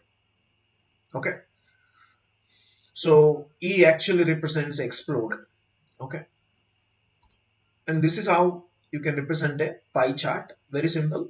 The name of the function is pie, where the first coordinate is x and second coordinate is explode E, which we have already specified here. Okay. And here we are specifying the title. Okay. And then finally show this particular plot. In this example, I'll show you how to create 3D plots. So first, directly you just need to import this matplotlib.pyplot. So I'll call it as PLT. Now, in order to create the figure object, I'll create fig, which is an object for the figure. Okay. And later we require the projection as 3D projection. Okay, because we are trying to plot a 3D graph.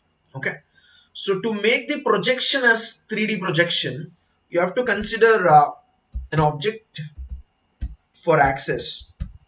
Okay, where set this projection as 3D, projection equal to 3D. Okay, so let's run this code and see the result. You can see here clearly there is a 3D projection available. Okay, but this is just a 3D projection and it doesn't show any graph inside. Now consider this example where you can see the line graph inside this 3D plot. So we have already generated 3D plot with the help of these lines, isn't it? So, but later we have taken XYZ axis and we are projecting this XYZ axis inside this 3D plot. Okay. And this is the resultant output. Okay. To work with Seaborn library and in order to plot various graphs like swarm plot, violin plot, facet grids, heat map, we are using this particular data set which is a tips.csv. You can actually download this data set and it is already uploaded in the resources. So this has got various columns, like 7 columns are there. It's mainly the data related to tips in the restaurant. So this is representing, first column is representing the total bill, second column is representing tip, and third column is representing sex, fourth column is representing smoker, and fifth column is representing day, sixth column is representing time, and seventh column is representing size. So you can see here these are the first 5 columns, 5 rows in this particular table. If you are trying to perform operation like df dot head, you have to obtain these particular rows, first 5 rows. Similarly, if you are trying to perform df dot tail, you have to get last 5 rows in this particular table. So last 5 rows are from here, 1 2 3 4 5, and this is the entire table. So if you look at this data set, the sex column has got 2 categories. One is male, the other one is female. And this information will be helpful while plotting graphs. And another one is last but one column, which is time. And it has got 2 categories. It can be dinner or lunch. Okay, these are the 2 different categories in this particular column. And one more thing is another column day has got different categories like Sunday, Saturday, Thursday, Friday. These are the 4 days that are available in this particular column. Okay. So remember this data while plotting graphs, it will be very helpful. Okay. And you can download this and start doing parallelly. Okay. In this section, we'll be going through Seaborn and plotting graphs using Seaborn. So first understand what is this Seaborn. Seaborn is also a Python visualization library and which is built upon this matplotlib. And the difference between matplotlib and Seaborn is using Seaborn, you can actually create much more attractive and informative graphics with the help of this particular library. So let's see. First, in order to work with Seaborn, you just need to import the respective libraries. So the library which is associated with Seaborn is Seaborn itself. So you have to import Seaborn. And also, since Seaborn is built upon matplotlib, you import matplotlib also. At the same time, to feed the data to x-axis and y-axis, you might be working with numpy arrays or taking a data frame in pandas. So let's import those libraries also. And now let us see how to load the data set from the CSV file. Okay. So you can actually download that CSV file, tips.csv file. And after downloading it, you just need to load the data set by specifying the respective file name, which is tips. So cburn dot load underscore dataset of tips. This will actually load the dataset tips and store it inside a data frame df. Okay. Now, for example, if you want to see what are the top 5 rows or first 5 rows in the dataset, then we have a command called df.head. So using which you can obtain the first 5 rows in the entire dataset. You can also cross check the first 5 rows with the CSV file, that is tips.csv file. And these are the exact first 5 rows that are stored in that CSV file. Next one is similarly, if you want to obtain the last 5 rows in the data set, you can use df.tail command. So which will give you this last 5 rows. There are exactly 244 rows in that file, and it is starting from 0 index. So you can observe up to 243. So the last 5 rows will be like this. Okay. Now we'll discuss about swarm plot, and this plot is similar to scatter plot, where it is mainly used to represent category wise values in the plot. So in order to plot this, we have a method called swarm plot inside cburn. So this can be useful to create swarm plots here. Let us see an example. So look at this. We are trying to generate swarm plot where x-axis is representing day and y-axis is representing tip, and we are taking for data from df. Okay, so which we have already loaded tips.csv into df. Now this particular style is white grid, and we are showing the entire plot. Let's see the result here. So this is representing the corresponding output for the same code. You can observe here, since x-axis is representing day, you can observe Thursday, Friday, Saturday and Sunday. Okay, these are day wise, and y-axis is representing tip. So this is clearly plotting day wise tips. Okay, which is from the tips.csv file, and the grid is completely white grid. Okay, now let us see the next one. In this example, we are considering x-axis as tip, and the style is dark grid. So you can observe this is the corresponding result, where the dark grid is the set style and x is representing tips. Okay, and you can also keep your own colors for representing one particular type of or one particular category of data. So in our example, we have gender palette. Okay, so where to represent male I am using one particular color, and to represent female I'm using another color. Okay, so later I'm plotting this swarm plot based on the palette, which is containing two different colors, one for representing male, the other for representing female. And the x-axis for this plot is day, y-axis is tip, and you can observe what we are trying to differentiate is based on the column called sex, and it contains female male representation, and the data is clearly taken from df, and df contains a loaded data set from tips.csv. Now we are showing the entire graph. Let's see the graph. So for the same code which we have discussed, this is the corresponding result.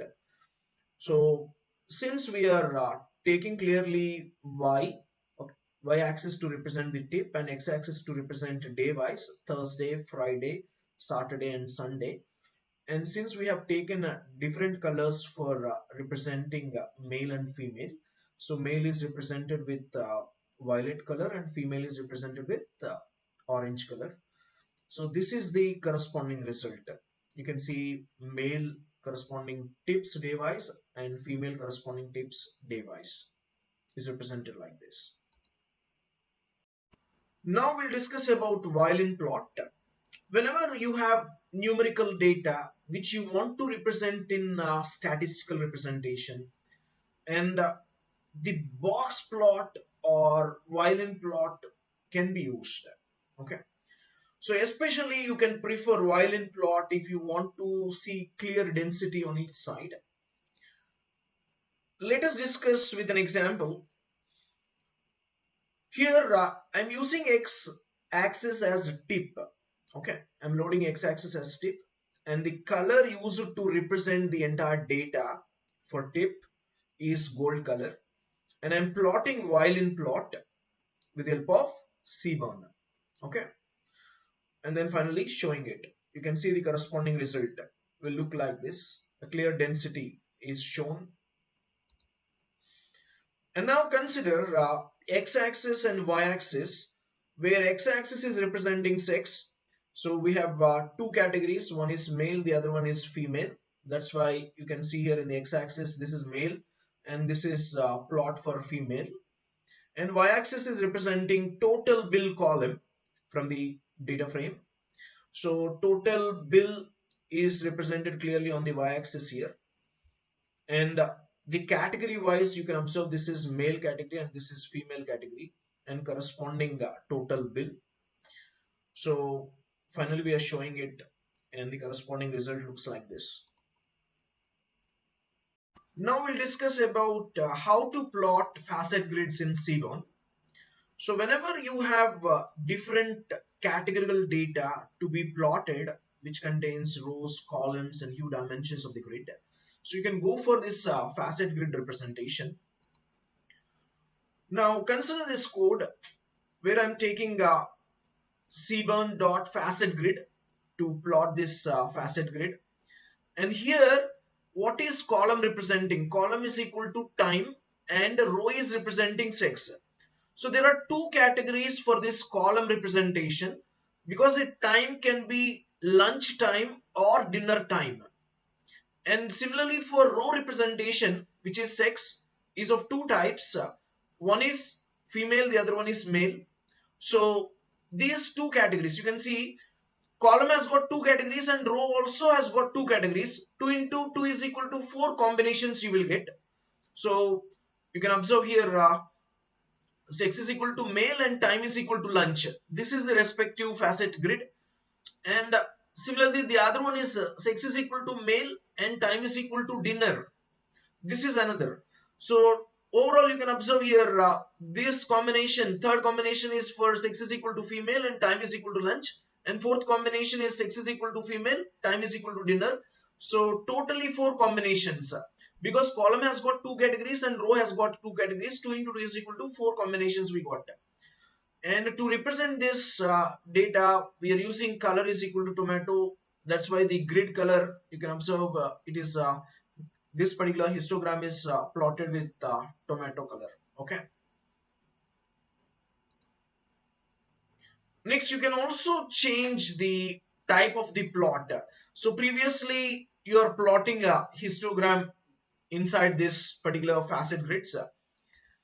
Now here I'm trying to plot scatter graph inside this facet grids. Okay. So again, everything is same. Column is time, row is x, but only the difference is I'm plotting the scatter graph inside these grids, and also the color to just represent this scatter circles is floral white, and the edge color is hot pink. So that's why you can observe every tiny circle is having the floral white color with edge color representing hot pink. Okay.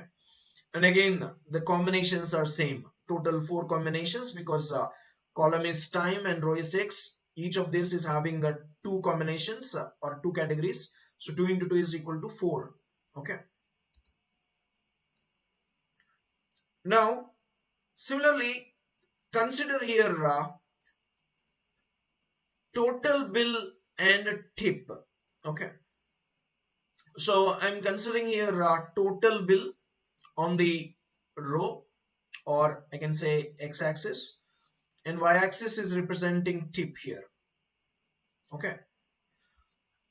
So within this, all these dots are corresponding to male, female, okay, because hue is specified as X, so it contains two categories, male and female, okay. And the time is, we are considering the column as time. It has got two categories, time equal to lunch and time equal to dinner. So that's why overall you will get here two plots, one for time equal to lunch, the other for time equal to dinner. In both these graphs you will see the row or x-axis is representing total bill and y-axis is representing tip. Okay. Next one is heat map. Mainly we use these heat maps to visualize graphically the representation of matrix data. So this heat map function can be used from Seaborn to do this type of graphical representations. So consider here uniform data is equal to np dot random dot rand of 5 comma 3. So this is going to create a matrix which is of order 5 by 3. There will be 5 rows and 3 columns. And you can observe all this data is obtained in the range of 0 to 1. Okay. And I'm printing this uniform data. It will obtain the corresponding result like this. Okay. So this is going to create a matrix of size 5 by 3, which means there will be 5 rows and 3 columns. And each element is obtained in the range of 0 to 1. Okay. Now the same matrix, if I want to represent with the help of graphical representation, I can go for heat map representation where colors will be assigned to each of this data in the matrix. You can see the same uniform data is given as input to the heat map. So this is the corresponding result that is obtained here on the right side. You can see each and every data, it is clearly representing 5 by 3 matrix, right? This is the first element in the matrix, second element, third element. This is the entire first row. Similarly, we have got how many rows? 5 rows and 3 columns. So this is the heat map representation of that data. Hey there, amazing students. It's Surendra Varma here, your instructor and guide on this exciting learning journey. I hope you're enjoying the current course and finding valuable insights that will boost your skills. I want to take a moment to express my gratitude for choosing to learn with me. Your dedication to self-improvement is truly inspiring, and I'm thrilled to be a part of your learning experience. As we navigate through this course together, I want to remind you that learning is a continuous journey. Our community of learners is vibrant and thriving, and I encourage you to make the most of it by engaging in discussions and sharing your thoughts with your fellow students. Now, here's a little secret I want to share with you. I have a variety of other courses available on Udemy that cover different aspects of industry. If you're enjoying what we're exploring in this course, you'll definitely find value in my other offerings. Thank you once again for being part of our learning community. I'm excited about the progress you're making, and I look forward to seeing you in my other courses. Remember, the journey of learning never ends. Happy learning, and I'll see you in the next course.